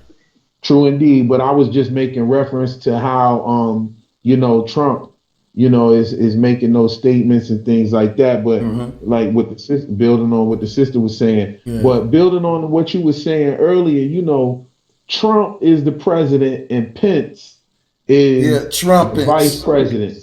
So when you put them together and say it fast, you get the trumpets. You know what I'm saying? And It's this crazy. and this the feast of the trumpet. That's what I'm saying. This is the trunk of Ganesh, the elephant. Yeah. So But they didn't get no whooping when they was kids. You could tell they did not get any whoopings. no, they In our didn't. culture, you whoop our kids, you ain't gonna cut up like that out in public. Yeah, Yeah. absolutely. It's like he fit the character to have the name Trump. And the fact that the Trump means something that's the end of something, or the Trump card in the deck, you know, Right. that's The Trump crazy. card. That is, yeah, Exactly. it's crazy. They planned it all along. Exactly. They've been planning it all along. Yeah, for a Yo, long they time. knew dude was gonna be the president when he was in preschool. In other Yeah, they words, did. They're ahead of us. he The was pro- their Trump card. The thing is Mm-hmm. funny is that Trump especially, he was pre-predictably programmed. That's the funniest part. You know, that It no kind one of, yeah. no one realized it. Everyone's like, "Oh, what? He's becoming president?" It's like, well, you've been watching the media for the past since the '80s. Like, hello, like it's been apparent. Like Oprah, you know, like she's Oprah. You know, like everyone's like, "Oh, well, fuck," you know, let's listen to her. It's the same thing. People love Trump since forever, and now they hate him. You know what I'm saying? It's stupid. You know? Yeah, it's crazy. But that's because it's It all an really is that. entertainment circus shit show over here in America with all of this campaigns and politics, man. For real. For real though, because the other countries are looking at it like that. There's never been a time in history where other countries have made so much fun of America like this. It's like we're like the actual butt of a big ass joke. They're like, yo, y'all in But for it's some out in the bullshit. open now. We always have been, and nobody had. We just been putting on different masks with these presidents every year, trying to give the other countries and all of that our best face, you know. But it's just a mask. Each person that comes up, steps up to the plate, never changes anything. It's just who you're gonna root for, the lesser of the two evils. And Trump and them is a real example of what America really is. We done pulled the skirt up and shown our ugly behind of what we really look like. Everybody think America, the American dream, you know, we got so much freedoms and this and that. No, it's ugly, it's bloody, we got blood on our hands, and we got dumbed down people, and we killed everywhere we go, everywhere we drop them boots. Well, It's they showing what see we it too. are. They see that shit. They see that shit, sis. They see that shit. They looking at it. They definitely see it on a level to where they actually, America tells on itself on how they killing brothers in the streets and nobody's going to jail for it and shit like that. And that's making national news. That's making international news. These cops is killing people and nothing's happening. And the other countries are looking at it. They definitely see it. They like, yo, this is crazy how they're doing the so. Look at the richest company. Ha ha ha. Look at them. Look at the richest company. And I notice I didn't say country. Yeah, well, country is like what one in a comment said. You know, it's all derived from the femininity. You know, all this type of language. Mm-hmm. We just show who we really are. Well, not all of us. We the people aren't like that. The establishment is exactly what you get: a bunch of thieves, liars, murderers, people with blood on their hand. The Senate, all of them. It goes back to the Republic days.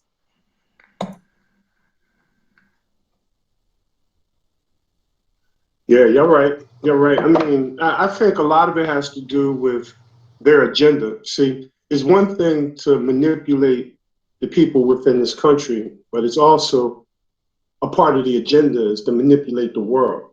See, I don't know if any of y'all ever lived outside of the United States, but when you're outside the United States looking back in, you see a different place. You know, there's places that look up to us, you know what I mean, that think we're the shit, and, you know, like somebody just said. But what they're doing is they're setting it up where America can literally be the empire of the world, you know, and they're doing it. They're doing it every day. You know what I mean? Now, of course, there's other outsiders that's involved in it, but we control a lot of shit. And anyone who disagrees with us is instantly put on that enemy list. You know what I mean? If you disagree with the agenda of the U.S. policies, you're an enemy. You know, that's called empire building. And that's what they've been doing for the last 30, 40 years. Yeah, that's imperialism. Yeah. That's what Well, and we got that straight. We got that straight out of England, and England got it from Rome, and Rome got it from the Greece. You know what I mean? The Greeks. So it's the same old story. See, back then, during Greek times, they couldn't really control the world because they had no means to do it. Romans, they really couldn't do it either. I mean, they control portions of the world. Now we have the ability to go anywhere on the plane within 24 hours. And we set up bases everywhere. You know, so we control them with military might, and we control them with the US dollar. And that's the name of the game. You know, and that's what they've been doing. And that's one reason I got out of the military. I said, I can't be a part of this anymore, you know. And the whole 911 and these false flags and all this stuff they're doing now they're just trying to get the people to be indoctrinated to follow blindly. And it's working. It's working. The vast majority of people in this country do not think about nothing our government does. You know, they just pay their bills and they go to work, and they're like clones walking around. You know? So true. They trying to keep everybody stuck in a cycle. Right. Yeah. Someone said something in the chat. I think it's Empress. They said, "Keep going, Greek. Go it from." You know, where did the Greeks get it from? The Greeks probably got it from the Egyptian. You know what I mean? Everything was in Africa at one point, civilization. So yeah, the Europeans bought it, bought the whole concept of nation building and power from India and the Middle East / Africa. Yeah, that's true. Really, and they'll tell you that they pride their ability of civilization making on the Pharaoh Narmer or Menes. You know, they had him as the founder of civilization. So yeah, that is true, and that's 7,000 years ago. You think about it, like the time of when the Bible supposedly came into existence. Which Bible? The whole concept of a Bible, the whole virgin book. Because think about this: the first Bible was where, on the Kemetic pyramids. The first virgin birth baby was Heru. Remember, in Kemet. So that story really became all of the Bibles, you know, and that's the whole thing about the virgin birth stories. You know, these stories, they originate with the dawn of civilization. But the trick was civilization really ended 7,000 years ago, and we've been in like a dark age, a matrix. But they convinced us we've been civilized. These people that founding off of these old civilizations, they emulating. They're not actually being themselves. They're not actually being new creators of something. They're taking what used to be a divine purpose and will and emulating it in the most destructive way possible, if you ask me, because it hasn't worked for X amount of years. It's been corrupt the entire time. And it's time to usher in something new. I mean, we can't keep doing the same thing and getting the same result before people say, okay, scratch the whole thing and let's pave our own way. So those 7,000 years ended. It's time for us to make our mark. If you think about it, we only can write things down on paper or through the internet or phone. If you take those two things away, how will they know we existed? Right. Right. Yeah, hell no, because we embedded on the minds of the people. See, the thing about truth is a disease, and it ain't no cure for it. Once you know 2 + 2 is 4, I can't come convince you it's 5. What we doing now is reaching so many people. They can take all of these platforms away, but the conversations will continue forever, long until we gone. Yeah, but we don't have anything lasting as far as a legacy, and We the need one to that write we're having books. is bad right now. But No, We it's need you to like see, write books. when you say write books, Professor, my point is this. When you say write period, that's mean ritual. Let me just say this. A book can be destroyed. Think about it. The guy who painted the Mona Lisa, you can burn up every Mona Lisa in the world, but the Mona Lisa still gonna come back into existence because we remember the picture. People gonna keep painting and duplicating it. You can never kill the idea, you know. That's right, but they could cut the internet off right now, and we still got the books, though. And they can They could burn up cut. all the books and we'll still have the truth. Right, right. True indeed. True indeed. yes, Yeah, because like libraries is almost a thing of the past. We don't use those as we should, and there's a Right. lot of information in there about the past, and it wasn't a deception thing going on. See, they love their history and keeping logs and keeping track and all of that before they said, "Oh, wait a minute, we want to brainwash the people, so we need to get rid of this stuff." There's archives of those newspapers and stuff, so we can actually Yeah. look at those things. But They we was don't really touching on have that in the movie concrete, Equilibrium. They was touching on that in the movie Equilibrium, and they was also touching on that in the movie Children of Men. Yeah, I love that movie Equilibrium. That's my joint right there. And if you think of the title of it, it's just meaning balance, equal, the stuff That's that right. I've been teaching. That's all it is, man. We just gotta get balance, man. Convo had I forget the person's name, but they had a question earlier. They wanted me to ask you, how do you you said that negative and positive, that you look at it as balance. What's a simple way to get balance is what they wanted to know. A simple way to get balance is to just be. Hey, just do me a favor real quick, Professor. Just mute your mic one time for me, brother. You got some background noise. Thank you. Yeah, let me answer the sister, and then you can go next, Professor. Thanks for the question. Shout out to you. A simple way to get balanced in your mind is, first of all, just remember that don't go into no research bias. The truth is what's going to set us free. The truth is represented by both of the scales, balance. The reason we off balance or is chaos is simple. We don't have truth. Everybody will balance themselves out once they get the one universal truth and know how to express it and interpret it them ways. It'll calm you down. It'll be relaxing. It'll teach you when to react, how stuff. It's a balancing. Truth is very powerful. So the thing is this: when you say positive and negative is not to really be my thing is positive and negative is like each scale. Your goal is to be at the middle where the feather is. So like you don't want to really be this or that. You want to interpret your reality just how you see it. That's the way I do. Only thing I do is give reverence in a nutshell. I'm gonna show you how this work on a religious or spiritual or whatever have you.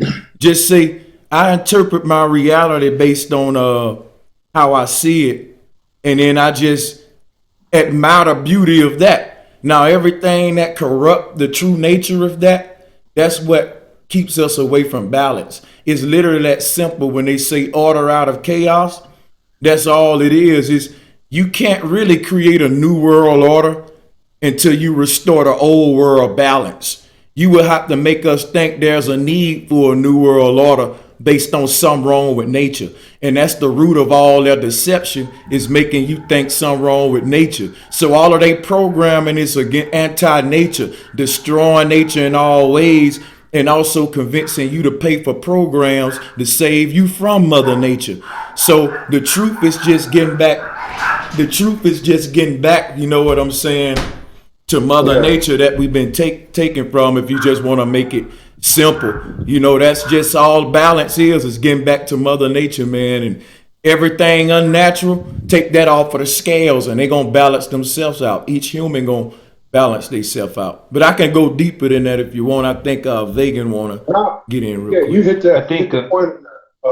I'm sorry, go ahead. No, Somebody you finish. Yeah.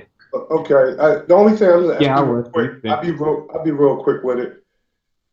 To know one, to know one, you got to know the other, right? So if we lived in a world of nothing but negativity and there was no positivity, all we would know would be negativity. If we lived in a world where there was only positivity and there was no negativity, we would not know positivity. There you go. One balances out the other. So negativity plays a very vital role. And that vital role is so you can witness how things should be, right? So if you're around a bunch of negative people and you can actually witness that negativity, by definition, it makes you more positive. Now, when you lose control and embrace that negativity, you don't know positivity. So one defines the other. It's very important that we understand this, because when you focus exclusively on just the positive, which is not a bad thing, of course, you lose track of the identity of positivity. You need to know that negative so your positivity can strengthen. You're right about it. In my opinion. And you know what, man? That's beautifully said, Shaq D. I agree with what Vegan said. Go ahead, Shaq. You got it, bro. I think like getting into balance is just like if you meditate, when you meditate, you're not really supposed to be thinking of anything. Like if a thought ever pops up into your mind, you just go back to the breath. Just focus on the breath. If you focus on the breath, then you're in that perfect balance. Just focus on the breath. Like just don't think nothing at all. I mean, I think, if Shaq, if I could just point out something on your point and then I'll elaborate, but meditation is just one form of intellect. I don't think it's entirely, balance. I think it's a lot of mental masturbation and such, just like intellectualism. I think for me anyways, balance would be having your dream and your focus on that dream. And whether it's a Hollywood dream or the actual real dream of humanity, I think we really have to connect more because it's almost impossible to connect people. And I think that is what's missing amongst the billions of humans, because we're so busy chasing these goals and aspirations and ideologies and such. So I think when we focus on that connection, the aesthetic connection of our senses and the complexity of beauty and what Mother Nature provides, I think that in a sense is more important than emptying your mind, because emptying your mind is just kind of what they've always done to us conventionally. Well, you know what? I would say both of y'all on the same page, but you misconstruing the brother Shaq a little bit. I don't think he mean empty your mind, and I don't think they emptied our mind. I think they filled it with nonsense. That's what I think they did. But what I'll say is you're right. You got to be able to empty your mind and relax and clear your thoughts and all of that, in meditation. It ain't a form of intellectualism, because meditation is really just you closing your eyes and trying not to have a thought. And really what that means is that the most purest, unadulterated thought is no thought at all. That's the thought that laid the foundation of all thoughts. Right. That's true meditation. When you have no thoughts. And that's why that's why it's so difficult for people to do. Yeah, go ahead. I'm sorry. It's called death. It ain't. What I was gonna say about what he was saying, I agree with what he's saying. It's very hard. It's called samadhi. It's a word for it. It's always you're not your body. You're not your thoughts, and no one. You don't control them. They control you basically. So you are always the me that is you, which isn't connected to any body or reality or anything, is always experiencing life. It's aware of itself. A lot of people aren't aware of their awareness. They're not True woke. consciousness. Yes. You know? True Yeah. consciousness. Yeah. Yes. And so it's when like the past, like when you can't look into the past because you can't do anything about it. And the future is just skepticism. You don't know what's going to happen in the future. All you can really focus on is the now. All you can focus on is now. Yes. But see, And that's what it's really but see, about. that's the focusing on the now. But see, Shaq, that's the mystery of the now. Remember that the now is the serpent, the present, which is in between Adam and Eve, or in between future and past. The thing about the now, it dictates them both, just like Ma'at determines the balances of the scales. You could have a fucked up future based on what you do right now.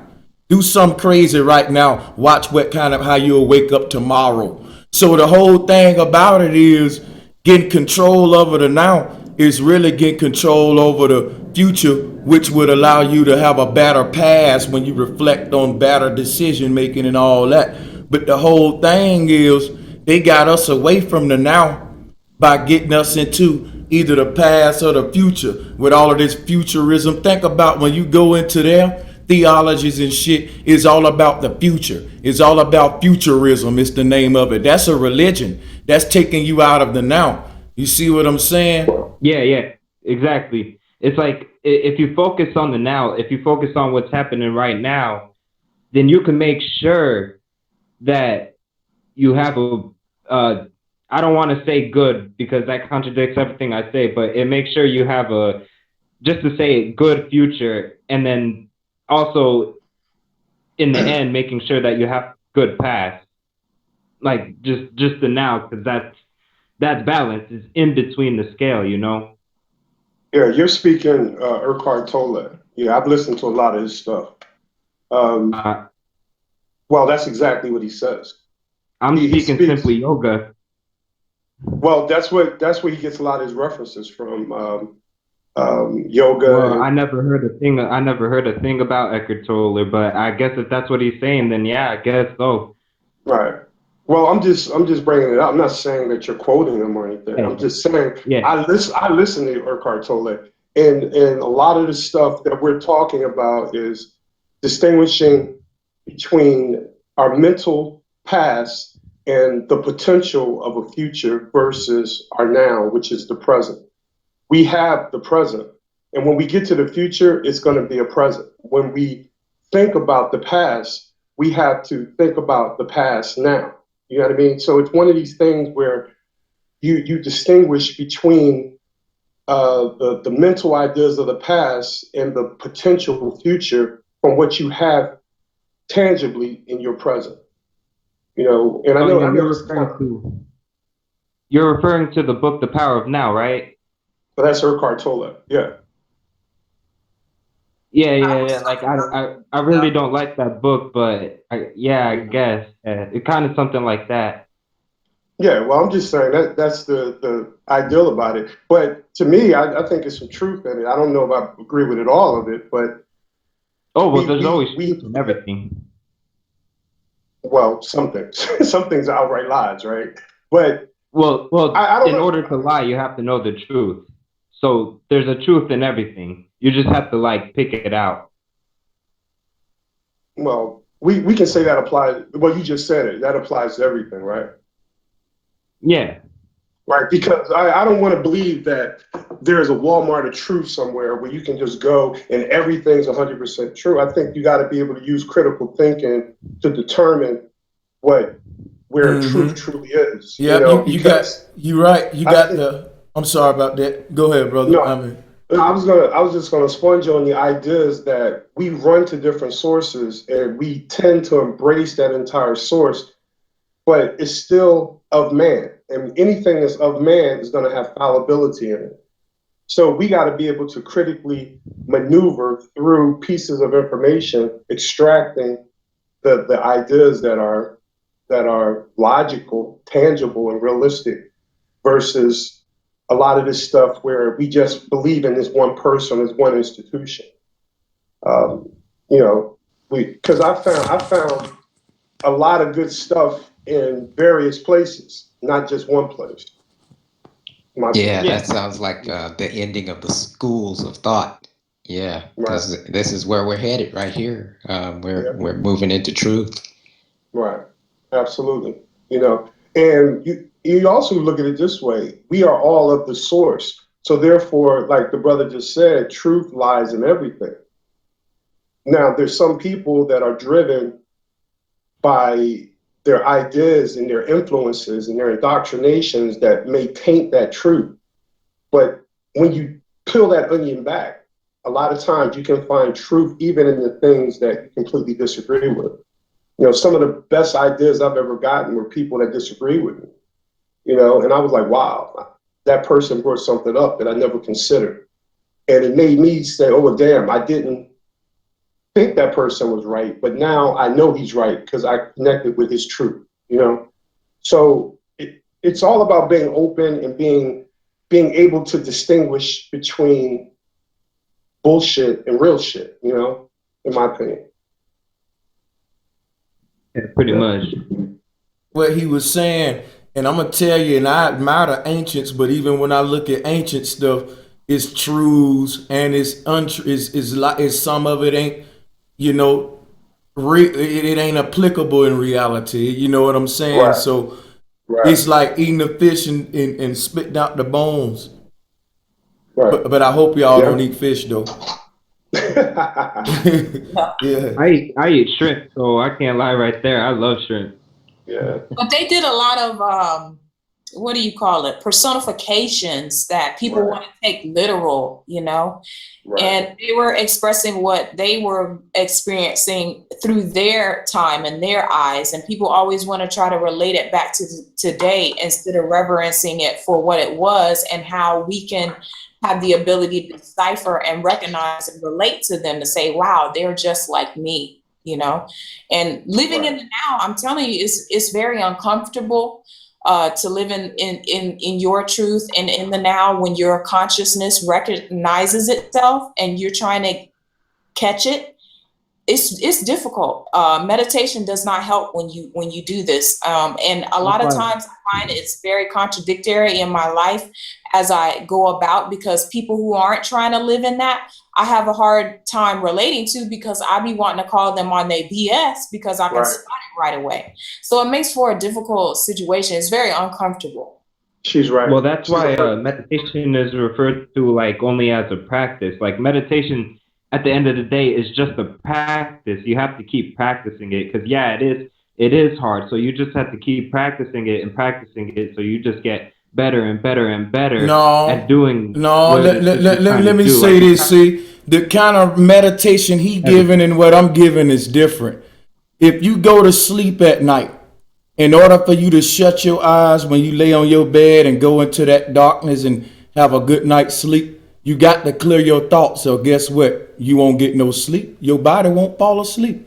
It ain't till you clear your thoughts, all right, till you can go on rest and go off into the dream sleep state. That's what I'm talking about with meditation. I ain't talking about then you got to practice. I'm talking about something that was already in you. Some simple as lucid dreaming is a form of meditation. Deja vu is a form of meditation. Daydreaming is a form of meditation. Is you getting a revelation out of yourself. Is you going into a realm within yourself. Now they started, what you got to understand about the space programs, they didn't just control geographic space. They started controlling spiritual space with the globe. So the space behind your eyelids was given to sun deities, just like the globe was dominated by the sun. So the thing now is you accessing your own dreams. If you saw the movie Dragon, what Bruce Lee went through, he had to face his demons in his dreams. So the thing about the whole dream state and meditation, it ain't a matter of belief. It's something you got to go to every damn night, to the dark state. So I ain't trying to make it nothing like what Shaq trying to make it or New Agey. I'm keeping it the way the ancients said, you know. We all got to meditate. It's different. People got different forms of what they think meditation is, because everybody I gotta don't clear that up.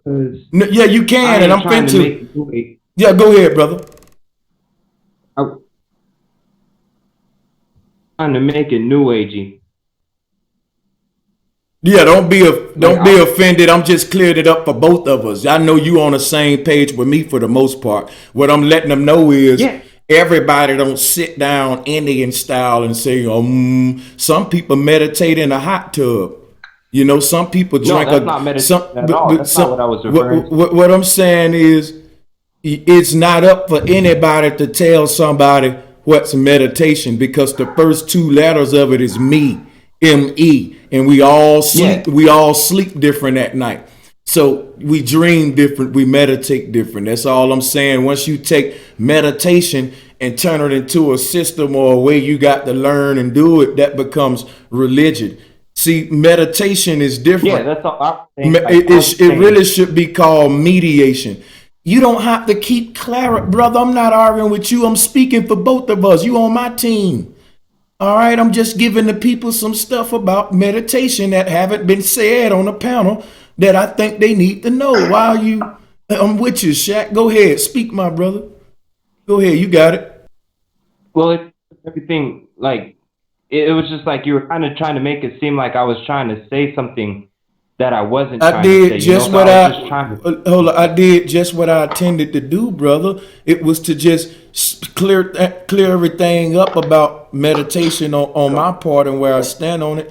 But I didn't try to disrespect you, and then I apologize if I did. No, it's not disrespect. It's just I think, like, because in a way I kind of disagree, Sanchez, because meditation, I don't disagree. Let me use a different word.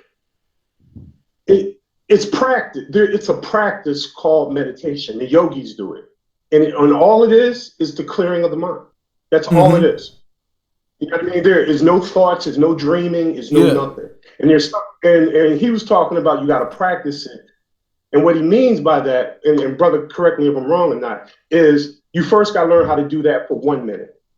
Then you got to learn how to do it for 5 minutes. Then you got to learn how to do it for 10, 15, an hour, 24 hours. You're people that can meditate for days at a time. And I agree with that aspect of meditation as well. And I hope Shaq don't think I was saying and against that. What I was saying is when you say that it's about clearing the mind, everybody clear their mind different. Some people start, eating a favorite fruit to clear their mind. Some people start, what I'm telling you is, meditation ain't limited to the way of the yogini, but that is a good way. What I'm saying is it's a personal experience. Everybody go off into that way of clearing their mind differently. You know what I'm saying? So yeah, I agree with both of y'all. You know what I'm saying? I see what you're saying. Yeah, I see what you're saying. What I meant by it when I said like practice is like, because I completely agree with you, brother Sanchez. Like it's it's about me. Meditation is it's your practice. So I'm not saying like there's a big type of way to do it. It's just however you do it, it's your practice. You always do it the way you do. Like if you go into a yoga class, there's a teacher what moves to go into, but at the end of the day, you could do whatever moves you want to do. You don't have to do exactly what the class is doing. You could do what you do because it's your practice. It's me. It's meditation. Me. It's all about a result. Yeah, it is. You guys are all saying the same thing, but there's you're trying to make two different distinction. There's a practice and there's a control of quieting the mind, and what that looks like is different for every person. But the ultimate goal is to quiet the mind so that you can be in a state of peace or ecstasy, whatever you want to call it. Right. But there's a control and an uncontrolled of that. When you control it, that's meditation. When it's uncontrolled, it happens naturally and we drift off to sleep to it. But people start that process in different ways. Right. There you go. Hey, and shout out to Duber. Thank you for the donation. Go ahead. I'm sorry. Sassy just killed it. She captured exactly what I was saying. So we all tracking, and that's what's good. Sassy brought the ma'at concept of feminine and tie all of the men concepts together and say, There it children, is. y'all on the same page. Fall back there. You see what I'm saying? You gotta love my sister, man. Hey, shout out again to Duber, man. Y'all keep it going. All that damn testosterone. Hell yeah, man. Y'all be killing me with it. I be like, And you know what's so crazy? On the chakra chart, where Sassy icon at on our panel will be the heart chakra. She's surrounded by 2-3 sets of men. So she right in the middle of Ma'at. That's deep right there. Yeah, absolutely. And that shows the importance of the sacred feminine. You know what I mean? Yep. Absolutely. Hey, and you know, go ahead. Yeah, sorry. I was on to talk some more, man. We was building earlier too. Something that was real interesting is I want to make a proposition to you, my brother, vegan warrior.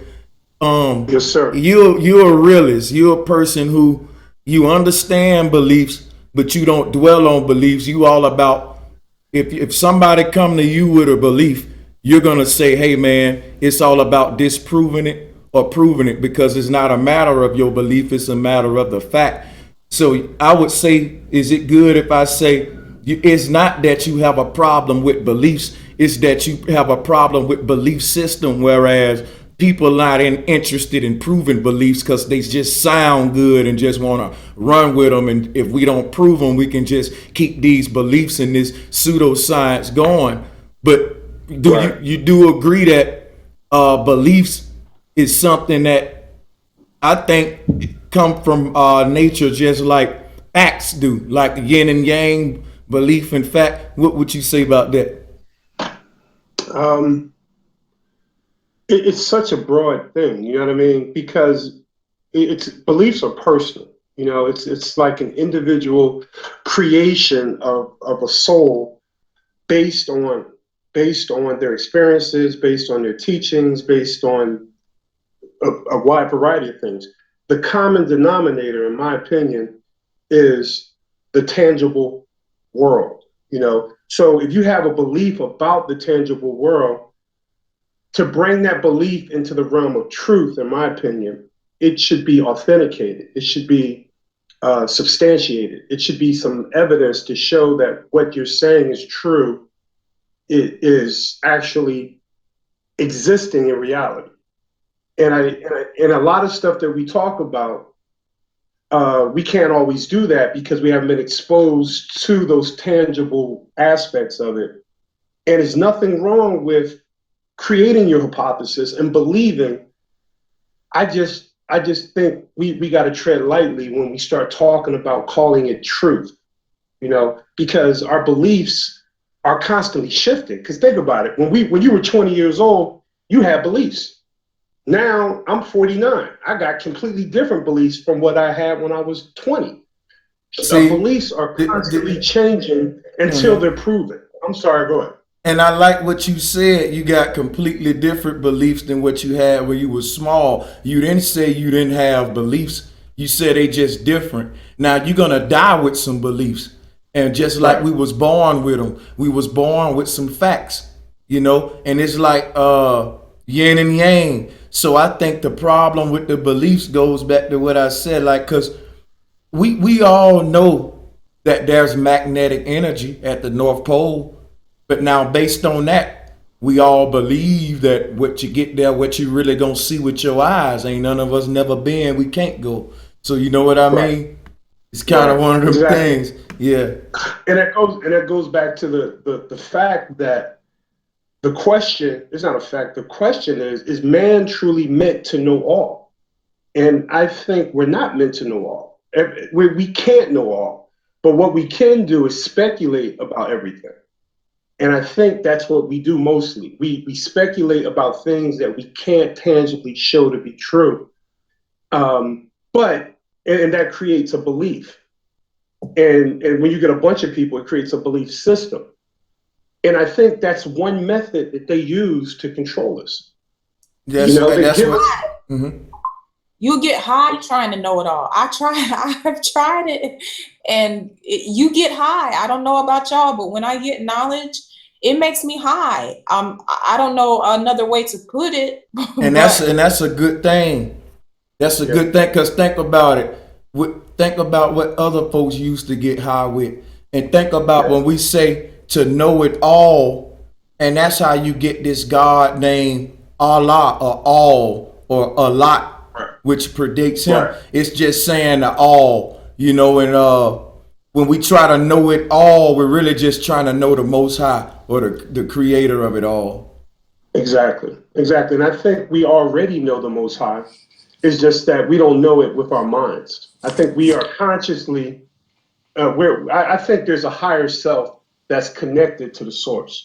I think our minds, I don't think our minds are connected to the source. I think our true selves are connected to the source. I think it's impossible to be anyway disconnected from the source, me personally, but this is a good topic, and I'm gonna just say this, I think it goes back to what we were saying about questions and answer, left brain, right brain. The intuitive right brain side of the human is what generate this curvy feminine question mark. All right, and the answer is the part of the male that sends you going on a quest, like the man, set off to sea to find new land based on a feminine question mark. It's a magnetic attraction. This is the string theory of our reality, how everything attracted to the sacred womb, even the question mark, which represent darkness or the feminine. You see what I'm saying? But the question mark is said by some people to be a symbol that represents the North Pole. If you think about it, the people, all of the questions we ask, it sound like they say you get an answer with them at the North Pole. But like Vegan said, are we meant to know it all? Maybe if you took a physical quest to the North Pole, conditions will get too bad for you to even be able to go, inhabit there. Who knows? You know what I'm saying? Think about how Antarctica is cold. Maybe it's something that's saying, don't travel outward on the earth, but go within yourself. Maybe that's what it's trying to tell us. I don't know. You know what I'm saying? Right. Yeah, the true universe is within. Yeah, like we're all connected to the source because we all are the source. Like all of us, like us, the trees, the plants, the animals, everything is all source. Like that is source, all of us. I agree. That's deep. That's deep, and a lot of people have trouble digesting that concept. And we challenge that because a lot of people, when they talk about God or Jehovah or Allah or whatever, they think of a separate entity. You're going to meet God. You're going to visit God in heaven. You're going to, that's right. That's the issue, and that's the question of man that really can't be answered. You can argue about it. It becomes a circular argument, and who's right, who's wrong. And it's one of those things where you inherently know the answer, but it goes behind your mind. I believe. Yeah, I think talking about themselves. Yeah, I just think that what we doing now is the yin and yang, and this what gets us closer to the source. If the root word of question is quest, if we stop the questions, then the quest stop. Anything that's still is stagnant. So I think that the fact that the Creator put it this way is what's gonna make us rise, ultimately getting back to the Creator. It was never the answers. It was always the questions, that we had. That's deep. That's real deep. Answers. That's real deep. I like that. When I was a Christian, I had a hard time for a while. The Bible was a storybook for me, like as if when you read a story to a child, because I couldn't get past the concept of God always just existing. And until I accepted that, it was just a story. It didn't have any spirituality behind it for me, because they always have a beginning and an end to their time, but the source always being there, never having an ending and a beginning, was always a problem for me as a Christian person, because that didn't fit what I saw in reality. Until I understood and came out of that and came into all source life coming from a source and there being a creator, it didn't click with me. I mean, I began to understand the source as not a God created by man, but the creator of all. Right. Yeah. You know what I mean? Hey, you know what? It's a hell of a conversation. It really is. It's the kind of conversation that I remember when we used to be in church. We used to stay out the church and ask deep questions about what you think, God. Like we used to be on all these deep, and it kind of, this is why I can't end it, man, because it's just interesting as hell. And I get to pick all of y'all brains, because I'm going to tell you something now. When you think about meditation, we think about darkness, what's one thing you can't escape? You really can't escape the darkness. Like you gotta blink, you gotta sleep, you gotta die, you know? I thought it was taxes, bro. Huh? No, I thought it was taxes. Oh, well, that too. But you feel what I'm saying? It's darkness. Yeah, but now check this out. Sassy just said something very deep, because the sister said the Bible had this, this concept of a creator that never had a beginning or an ending. If you think about it, if I do an experiment right now, I want y'all to participate with me right now. Okay. Close your eyes, right? And try to think of nothing. What is your thought of nothing? It's darkness. See, that's the primordial source that lay as a foundation to create all other thoughts on top of. See what I'm saying? Like, if you think about it, the most purest thought is nothing. The most purest sound is silence, because like all numbers are birthed from zero, all sounds are birthed from silence, all color, all thought is birthed from that nothingness we got to go back to. That's why I always said when you go to sleep at night and go to darkness, you actually create colorful worlds called dreams or realms. So that's what the creator doing on a macro, to me. And if you break down that word, nothing, you're looking at no thing, meaning no matter, nothing in the material world. So you're looking at the external world when you speak of no thing, or the spiritual realm. And you could translate the no thing to new thing. The O and the U, that can be changed too, because that darkness is new too. And they say that everything becomes renewed in this darkness, like eclipses and new moons and stuff. And so you get new things, like new inventions from the darkness of a person's mind. So nothing, is new things, and nowhere is now here, because we can close our eyes and create something to defeat the beast right now on this panel. If we just go and invent some shit right now, you know what I'm saying? But y'all build on it. And knowledge, we jump off of a ledge every day trying to know things. Right. But so knowledge, no ledge. You're right. That's called a leap of faith. Yes, it's without bounds. That's called a leap of faith, right? And the thing about knowledge is know the legacy. Know the ledge, Gnostic, be a Gnostic. See, the Gnostics was crucified because they was bringing the gnosis to the people, waking them from the hypnosis. You see what I'm saying? But this is a good one right here, because this way to wake the sheeple right here. Talk to the people. Yo, it's interesting to see kind of like what's unfolding before all of us, just being friends together, and we're talking about some important complex yet simple things. And when it comes to, like you said, the darkness, wouldn't like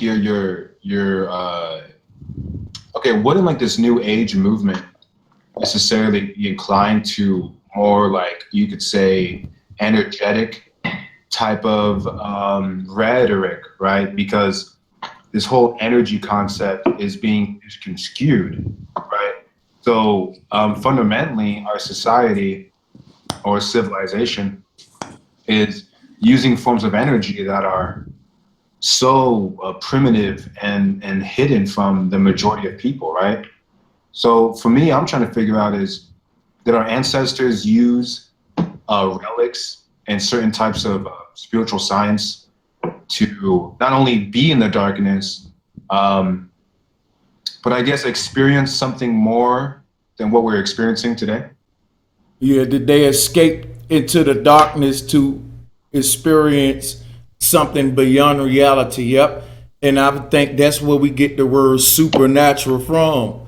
I mean, I'm gonna tell you, man, when I was a child, I really used to have a lot of lucid dreams. I wish that somebody could relate to me. If you ever lucid dream, when you dream and know you dreaming, most of the time you get scared and just wake up. But what I'm gonna say is it's something about that ability and deja vu that got something to do with the Mandela effect and a lot of things that I think they kind of fucked us up and hid from us, that we more magical than what we are. But it all is linked to this darkness that they wanted us to be scared of. Now the crazy thing about the word scared is it's really the word sacred. Everything they sacred, that everything that's sacred they made you scared of. And that's the crazy thing about it. Like the darkness. Yeah.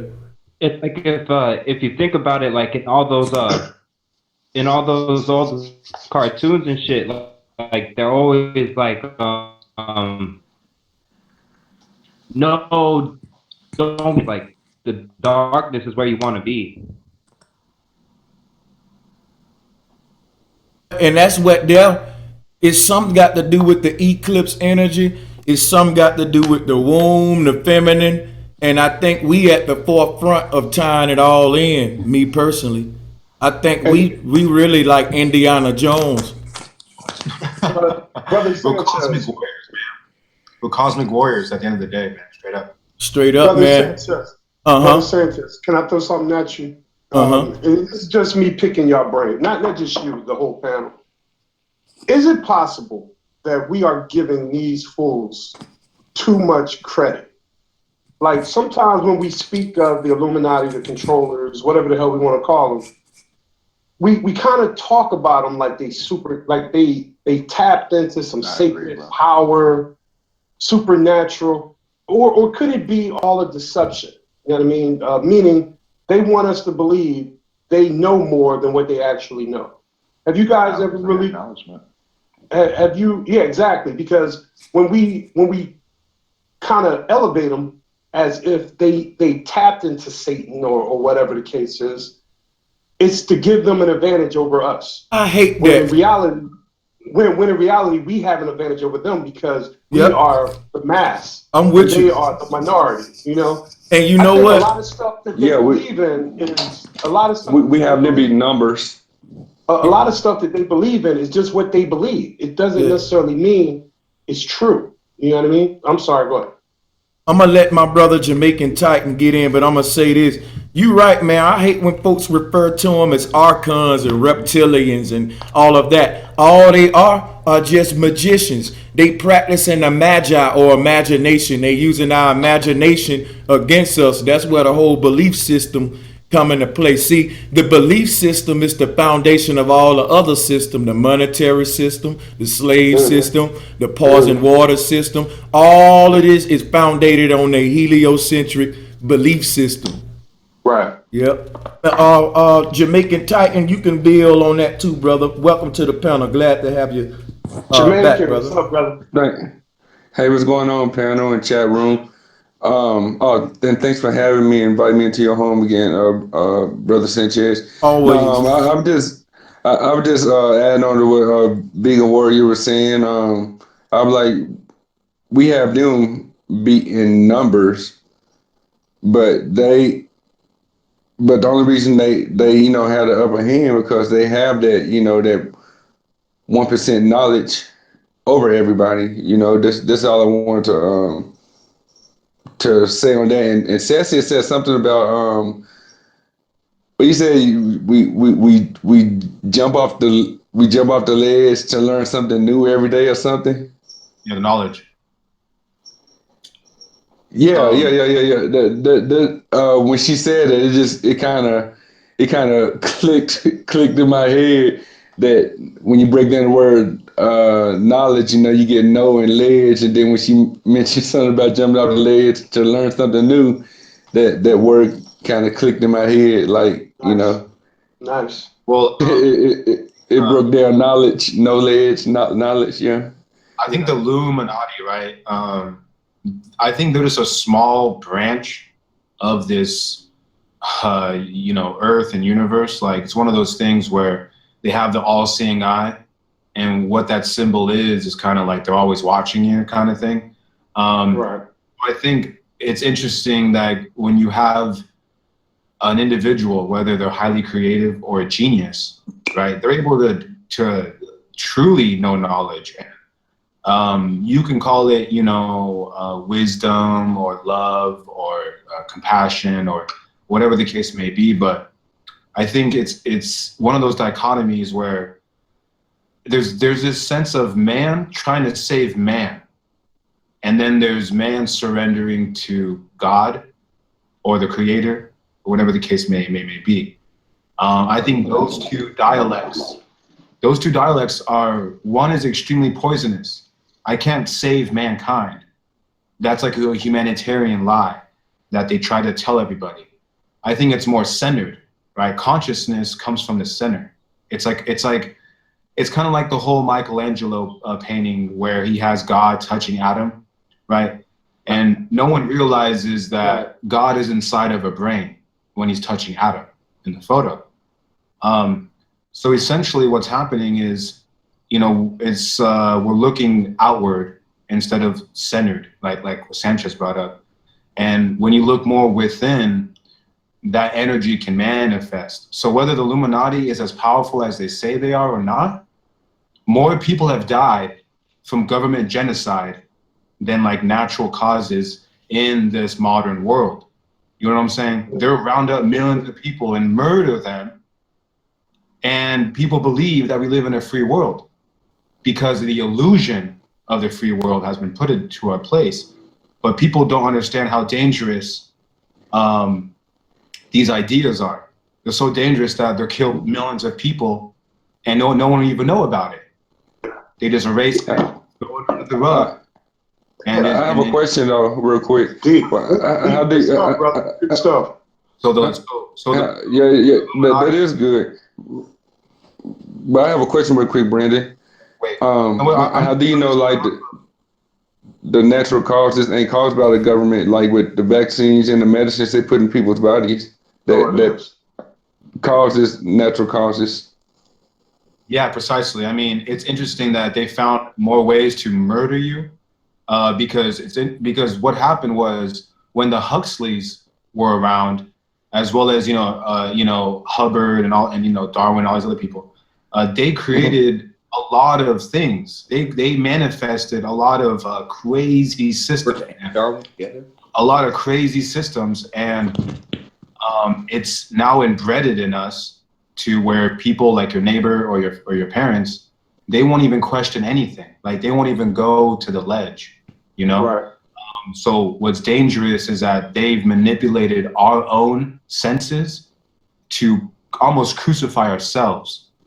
You know, I think that's what Jesus, I think that's where the whole Christ complex comes into play, where every man thinks they're Christ, you know, and they're trying to sacrifice themselves to save earth. It's like a real sick mentality where, you know, you can't save anybody. You can only save yourself. But they've led everyone to believe that they can save everybody. And it's just like a weird. That's where the military comes in. That's where the military comes in when you think about it. You have all these men and women sacrificing their lives thinking they're saving a particular country when they're just really just dying and sacrificing their lives for the brainwashing and to keep people in prison in their minds. And it hurts me to say that because, you know, I have people who like in the Air Force and then served and retired from the military, but like once I woke up to everything, I realized they ain't down for the flag that they think they signed up for. and they only, like you said, they only following orders of their sergeants and admirals and colonels or whatever, without question. You know what I'm saying? They can be like, hey, we going over here to this country or whatever, and they thinking they're going over there to stop that country from starting war somewhere else. But hell, they just you see what I'm saying? They're just sacrificing their lives blindly.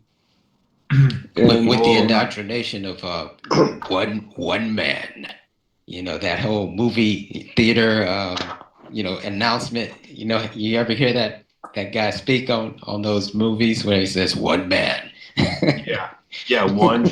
Yeah. No, but I think that's what a lot of people don't understand is the most dangerous thing in our existence is these type of occultists, these type of psychopaths, and these type of, I guess, godless people. Because what they do is they go to a lot of countries, and this is what the Illuminati is. They're the New World Order. You know what I'm saying? Like, so ultimately, they have to find every means possible. I mean, they do it down to your toothpaste. You know what I'm saying? It's down to the toothpaste. Then, for me, I think is this new world is they make many worlds. If they make so much different worlds, then by the time you get through it, you can't even get to the earth. You're so far past it that you're just, oh, you know what? I'm in my own world. That guy's in that own world, and it's just like this weird dialect that they've done to a variety of countries, man. I mean, and here's the sickening part is that we allow it. You know what I'm saying? We would rather go to Super Bowls. We would rather waste our time. We would rather go to the gym. We would rather do all these things instead of freeing our own communities, our own minds.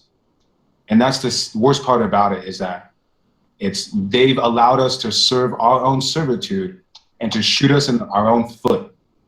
You know what I'm saying? And I think that's the worst type of warfare. I'm sorry. Would you agree that for people to wake up, they kind of got to do it on their own? Yes, 100%. Yeah. Because we can share content and we can put information out there, but just like us, right? Something about us made us click on that flat Earth video, the first one we ever saw, right? And something within us made us resonate with the information that was coming out. It wasn't necessarily the person that made the video. It was like an awakening, an internal awakening that kind of just woke up and realized that the truth has always been in front of our eyes, but now we can see it. You know what I mean? Now, can I speak on that? Because that's deep that you say that. You said it was something in us that made us click on that video because that something was that we can't identify, but it made us ask a question that a lot of more people didn't ask. And it was the question that put us on this panel as opposed to other people. Now that goes back to what I'm gonna say, what I was saying, because check this out, Vegan. The question you asked led you to go click on a video, but what if the video didn't exist? You see, the video was the answer, but the video was actually the question, because the person who made the video had the same question you had. Now, if you keep on going back and saying, well, who had this question first, you'll never be able to figure it out, because that question is symbolic to darkness. It's what started the quest of life in the first place. Or the yin yang question answer. See, when the question stopped, the quest stopped. When the answer stopped, the answer is the antenna. That's the signal. It's the yin and the yang, positive, negative, sperm, egg. So that's why it says like all of it is the Ouroboros, you know. So to speak. Sanchez. It did help. The videos did help when the audio matched the visuals. I think they helped a lot of our awakening. Well, I mean, whether the video was a question or the answer, or it helped because you guys agree it was still a conscious choice, right? Yeah, it was. Yes, absolutely. For me, it's one of those things like Sanchez. What was saying with Sanchez on your truth fighting, and you got and you were fighting. We were all fighting the truth, right? And what I'm saying by that is, whatever your truth is, that's great. But if you're in the good fight, if you know the good fight, then I'm with you. And if you don't know the good fight, then you're obviously not in it. But see, the thing is this, like you say, the good fight. Yeah. The thing is there's a fight. And now you got to determine who is good and bad and who's standing for what. So that's the fucked up part. Right? And see, the crazy thing about it. Well, just let me finish my question so I just want to get your thoughts on it, and as well as everybody. But before you came across a stationary Earth, the truth was extremely hard to fight. You know what I'm saying? When I was fighting for the truth, it was like running up a hill of quicksand.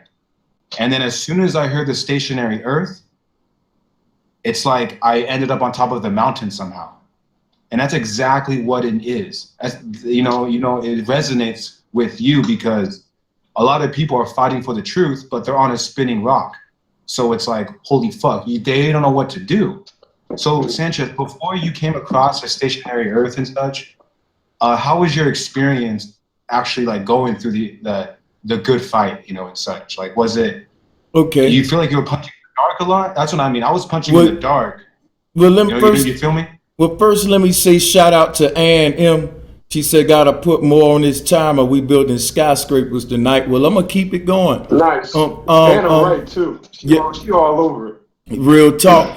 And I can't get away from it. I think this is a deep show right here. And let me say this. It is. Before, tell them go ahead and put some words in the chat, brother Sanchez. Hey man, just put them fists up there, man. Unity all day. But let me answer him. What I'm gonna say is, before flat Earth, before I was able to prove flat Earth, I was still just trying to disprove deception. So long as your job is disprove, it's kind of like a two-edged sword. You could set out to prove the truth, or you could set out to disprove deception. You're doing the same thing. So my job was always to undo the deceptions that was done. Because when I came out of the womb, I knew someone right about the earth innately inside of me.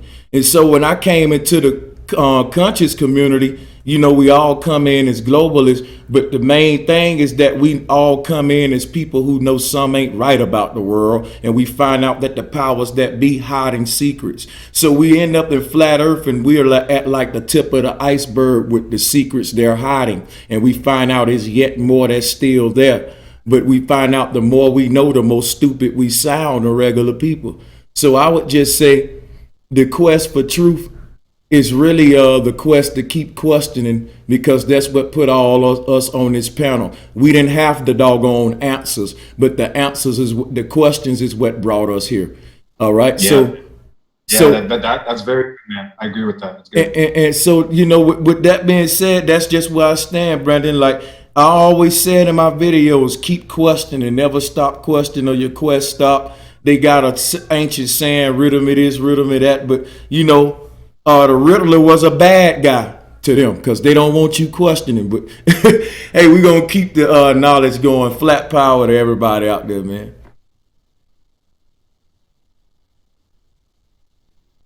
I'm about to do the same thing you doing, Brandon. Brandon up here. Hey, shout out to everybody on the panel too, man. I got that Cali shit. You know how it is. Hey, was there any questions in the chat, or did anybody else want to tag in on any of that? Yeah, it was funny, like how the question. Hey, yo, not to cut you off, I'm about to bounce real quick. I want to say thanks for having me. I'm out here working real quick. Y'all keep the build going, man. Great build. Shout out to Sanchez, everybody on the panel. You know what I mean? Peace. Let me just say, Professor. I just blocked some troll in the chat room. So yeah, mods, we on deck, flat motherfucking power. Peace out to my brother, man. Hey, you have a good one. You always welcome here, man. You know what I'm saying? So the brother, he just got up out of here. But yeah, go ahead, Titan. You got it, man. The screen stuck on your face. Yeah. No, I was reading the chat. I was reading the chat, but yeah,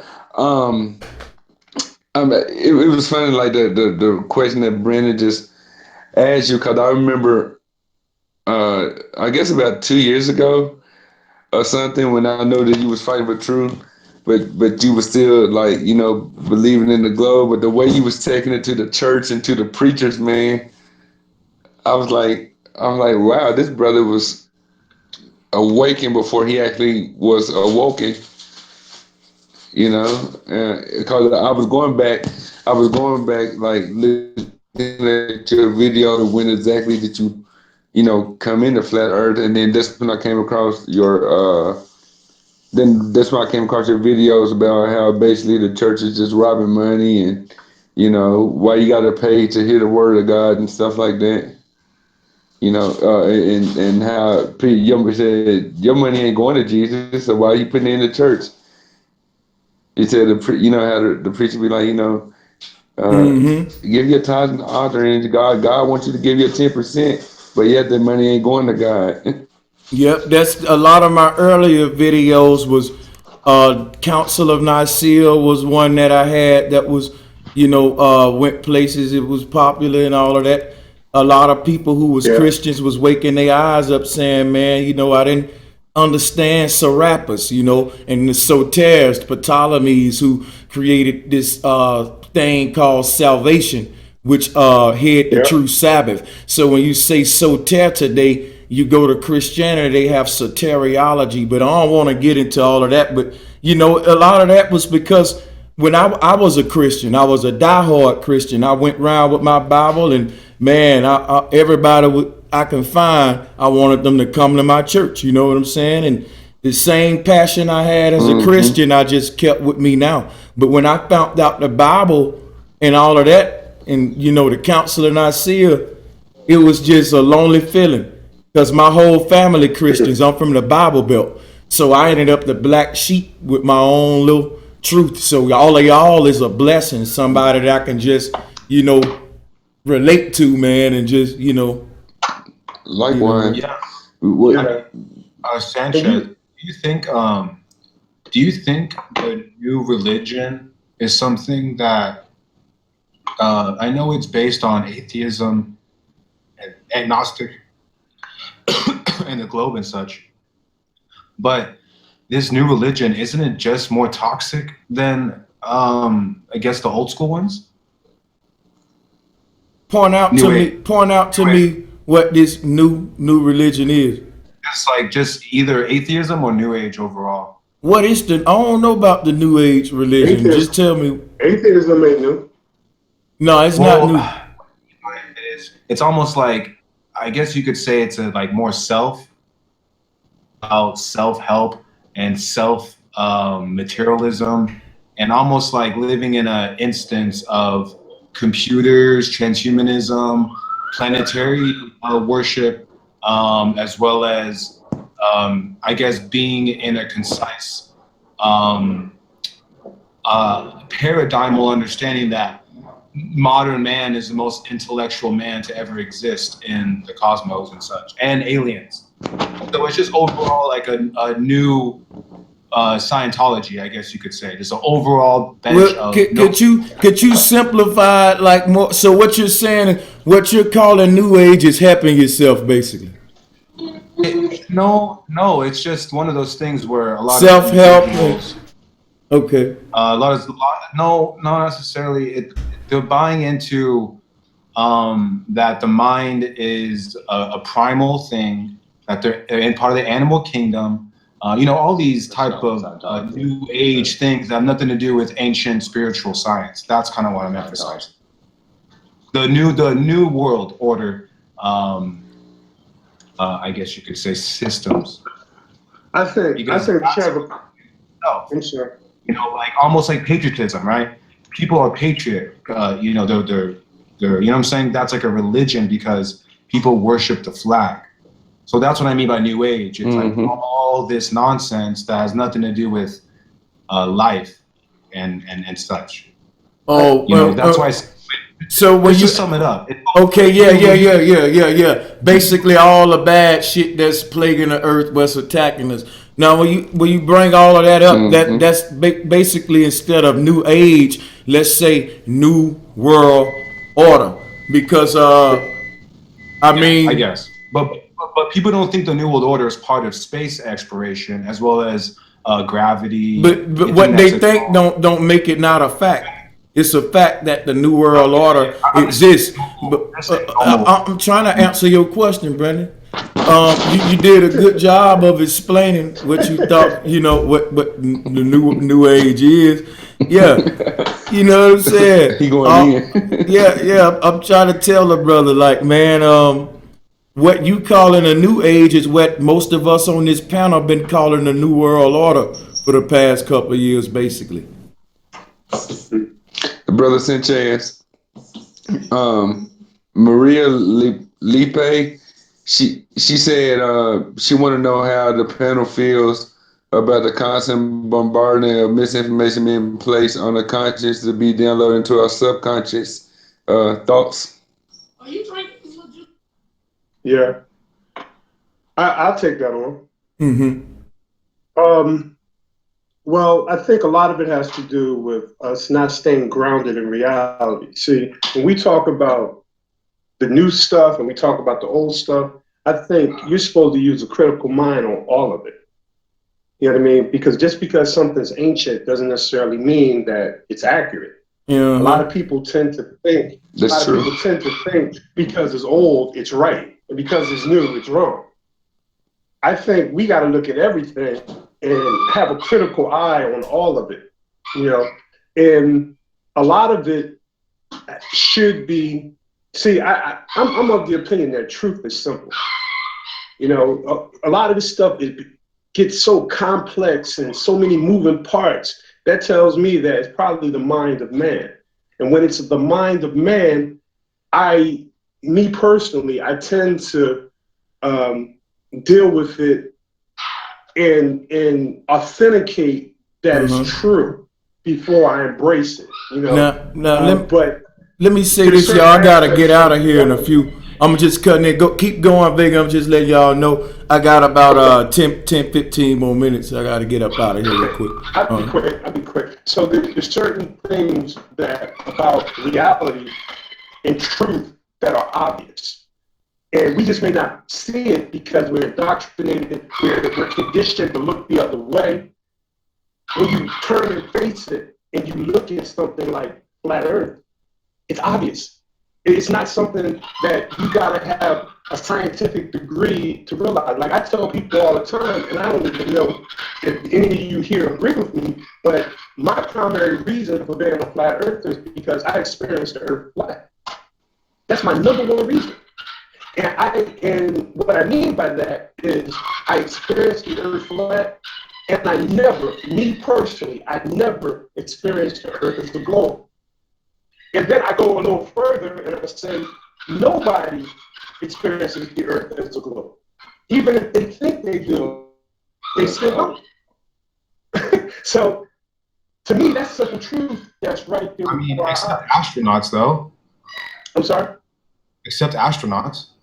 Except the astronauts. And that's why authentication of the moon missions are vital. And that's why they call astronauts. But yeah, but hey, on this has been a great bill today, man. And everybody been on point. Yeah, all of them knots, long as we get a knot on it. And we're going, like I said, we got about the final 10, 15 minutes here. What I'm going to say is everybody coming with facts. I know Vegan Warrior stance is like mine. That's what kind of helped me out because I'm a country boy and we like things simple in the South. So that's what I brought to the table. What I brought was speaking the symbol in a simple way. I remember when I was coming up, man, I would look at sacred geometry videos and astrotheology videos, and it wouldn't make sense to me. Like pole shifts and Nibiru and but the flat earth came and just made everything simple. And now I can just show how everything is just really everything with sacred geometry. It's a divine language. So I think that's dope because when you talk simple and complex, it get to be one of those personal things again, because we could be on this panel breaking some down in baby language, and it'll be somebody coming up here saying, man, that's just too complex, you know. So, and you can break it down in the most complex way, and they'll be like, oh, I see, I get it. And that's be simple to them, you know. Right. You know, it's funny you said that, Brother Sanchez, because at first, like when you used to go deep into the cosmology and you know, the Egyptian science and, you know, the ancient cosmos and stuff, I used to really never get it or understood it until I met my boy DQ Problems, and even though he really didn't go into to the ancient cosmology thing or whatever, he broke it down. He would always go draw basic geometry, and then he would explain it to me. We would always do video calls because he's in Allentown, PA, and you know I'm in Tennessee and all.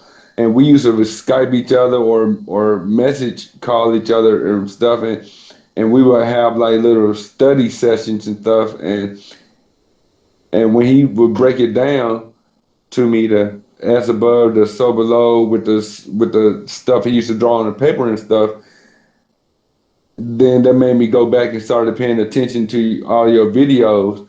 And then I was like, and then I was thinking to myself, I was like, damn, this shit connected like a motherfucker. Like, you know, so and so then it became real fun and interesting watching you go over the ancient cosmos of Neith, Nut, Geb. I mean, all of them. The Mother Goddess, you know, the green, or the green ancient with the supposedly with the fish tail or something. Oh yeah, you talking about New Water, the mermaid concept. Yeah. See, that's the whole Pisces. See, the whole thing about it, and I'm gonna leave y'all with this quick jewel. Remember, Jewel dealing with this knowledge of the feminine too, but think about it.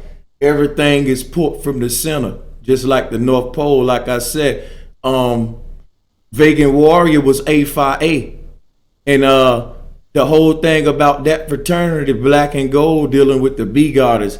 I wanted to have a future conversation with him on that too. We supposed to have been did it, but we got to do that because it's a lot of research I got on frats and sororities and Eastern Stars, which is Ishtar, because the Eastern Stars got all of this stuff I've been teaching, but the frats and all of them been high in this stuff about how everything is put from the center, just like everybody on this panel was put from the center of their mother's legs to come here. You know, everything put from the center like a pizza is the pie. But all of this, man, is dealing with the North Pole, the sacred feminine. Like I said, when we talk about this sacred geometry, man, it all leads back to the Great Mother. But that's the spooky thing that kind of get me in trouble sometimes too. But shout out to all of y'all, man. Thank y'all for being patient with me. We got about 6-7 more minutes. I'm gonna be quiet, and y'all can close it out from there, man. You know. Can I say one thing real quick about that boule shit? And I joined the frat in college, and what he said is 100% true. You know, when you in it, you think you're just part of a cool organization and everything's good and the girls are like you walking around campus like you holding it down. And then once I got out of college, I started seeing it for what it really was, you know. And it's a recruiting ground. See, one of the reasons the black race is in the condition that it is because of the boule. The boule are the controllers of the black race. And if you don't believe me, all you got to do is go back and look at who all our leaders have ever been. All of them are boule, every last one of them. And when I say boule, I'm talking they're either in college fraternities, in sororities, or they're in the Masonic order or any other affiliated type of groups. And they control the narrative for black people. A lot of times when they want to know what direction to take black people in, they're taking it directly from the boule. And the boule is a parallel to Skull and Bones. And me and Brother Sanchez is going to dive deep on this one. and break it all down and let you guys know the ins and outs of what we're talking about. Well, I'll definitely do that because I definitely need to know a little bit more about that. I was also in a fraternity, but it was a co-ed. I don't know how that would be related, but yeah, I don't know if you've heard of Alpha Phi Omega, but yeah, that was something that, yeah. Mm-hmm. So we, Yeah, we definitely got to. Right? I'm sorry, That's say honor again. society. Isn't that considered honor society? No, it's a service. It's a service fraternity. Okay. It's a co-ed service fraternity. Right. Yeah. Yeah, that's gonna be a powerful. Keep us notified on. I'm sorry. Go ahead. You were saying something. He said keep No, I was us just notified. letting, No doubt. We're gonna be doing that here. You guys go in on that. Oh yeah, we're gonna be doing that here real soon, man. It's long past due. It's time that the veil get lifted up off of that. This revelation time. Like I said, we revealing it. There it is. Yo, brother Sanchez. One day in the future, a thought just occurred to me. One day in the future, can you explain to me like how somehow the Alpha and Omega, even though we know it's written in the Bible, but somehow I was watching this movie, The Gray with Liam Neeson, and it's a horror movie based on wolf attacks and stuff, right? They stranded in a tundra, blizzard type scenery. But anyways, something occurred to me that they landed in a war between two wolf dens. One wolf den was called the Alphas, the other one was called the Omegas. And somehow I see a connection. I see a connection there, and why they speak it in the Bible. I just can't put two and two together. What I'm gonna say is this, and I'm gonna leave like I was saying. Everything put from the center. The Alpha and Omega is really the concept of beginning and end, which creates center. Think about it. You can't have a center without left and right. This duality gives birth to a trinity. So, and I'm gonna leave you on that, and you can look at this concept of, like I said, how we port from the center of our mom. A phi A translates to, think about it, in between those arches is a phi or a pi, a vagina. So A phi A is really EVE, is really OVO, what Drake telling you, ovo, the ovaries of the woman, which shaped like this crossroads. It's everything is everything, like I teach, and to those who got ear, they're gonna start seeing deeper. What I'm saying is it's a fractal code. It's not, it's language don't do it no justice, only symbol can. The Are those the frat symbols you were just going over? Huh? The frat and sorority symbols you talking about, FIA and stuff? Yeah. Their names all is the worship of the delta, because when you put A phi A together in sacred geometry, create a pyramid in the middle where the pi at. The pi is the female vagina. When you take EVE, you see the V is the vortex in the middle. All of this stuff is they telling us the same thing, but we can pick back up on all this tomorrow, and or whatever, and all of that. Like I said, man, Vegan gonna be going into it, but it's just how they all hiding the real true religion. What, for lack of better words, what all of us should have is the worship of nature. That's really what they made into some evil. Like, you don't supposed to worship water, and when they say that allow them to let you. Then you don't care if they poison it. If water was sacred to you, you would care if they poison it. You would want to do something about it. So it's just about us getting back with the sacredness of Mother Nature and respect for the woman, and just reasoning and slow to anger and stuff. And we all got work to do. But I appreciate all of y'all, man. It's been real good, man. And we got to continue this real soon, for real. Absolutely. Absolutely. Thanks, man. We love you. Those are dope and I love y'all too, man. Hey, I appreciate it, Brandon, man. Sure, man. It was dope. It was really good getting all this out. We got to do it because people are dying. We got to save them, man. Do something.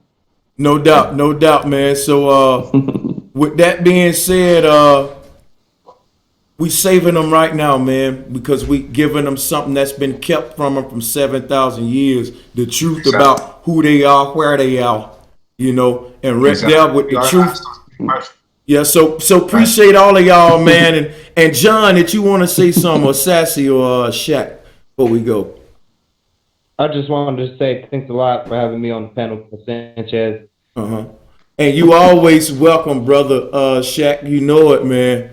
Appreciate you.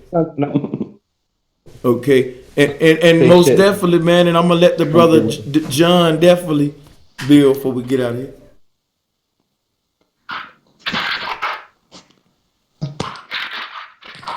Something happened. I can't hardly hear. I know how it be. There you go. We can hear you. Oh, there you go. I hear you. There we go. Yeah, this is great. I really enjoyed myself. I'm still gotta run to that office because it's like, man, I couldn't leave with this kind of build right here. It's something I gotta do a little more often. You know, get back in connection here. And but I assure you that my timing is gonna be opened up a little bit more so we can really dive in and get into solutions. And you know what? One thing about it is, it's always good to get into more solutions, but let's just keep putting this heat on them with this truth, because remember, that's the main solution right there. But that's it. Sassy, we're gonna let the sister come in if she wanted to, and then we'll go ahead and close this thing out. Yeah. I think Sassy probably went away on us. What I'm gonna do, I'm gonna go and close this out, y'all, because I got to get up out of here, man. But look, I'll probably be live tomorrow. If not, we'll be in the future, because we got to continue this. So peace out to all of y'all, man, and y'all be safe out there, brothers and sisters, man. All right. Much love. Much love to y'all. Peace out. Last man. Hey, and shout out to every last one of you for tuning in, all of my mods, Black Power. Shout out to all of my Patreons and everybody that donated today. Thanks again. I really appreciate y'all. Y'all make this possible. So it was a good show. Look forward to part 2, and peace and much love.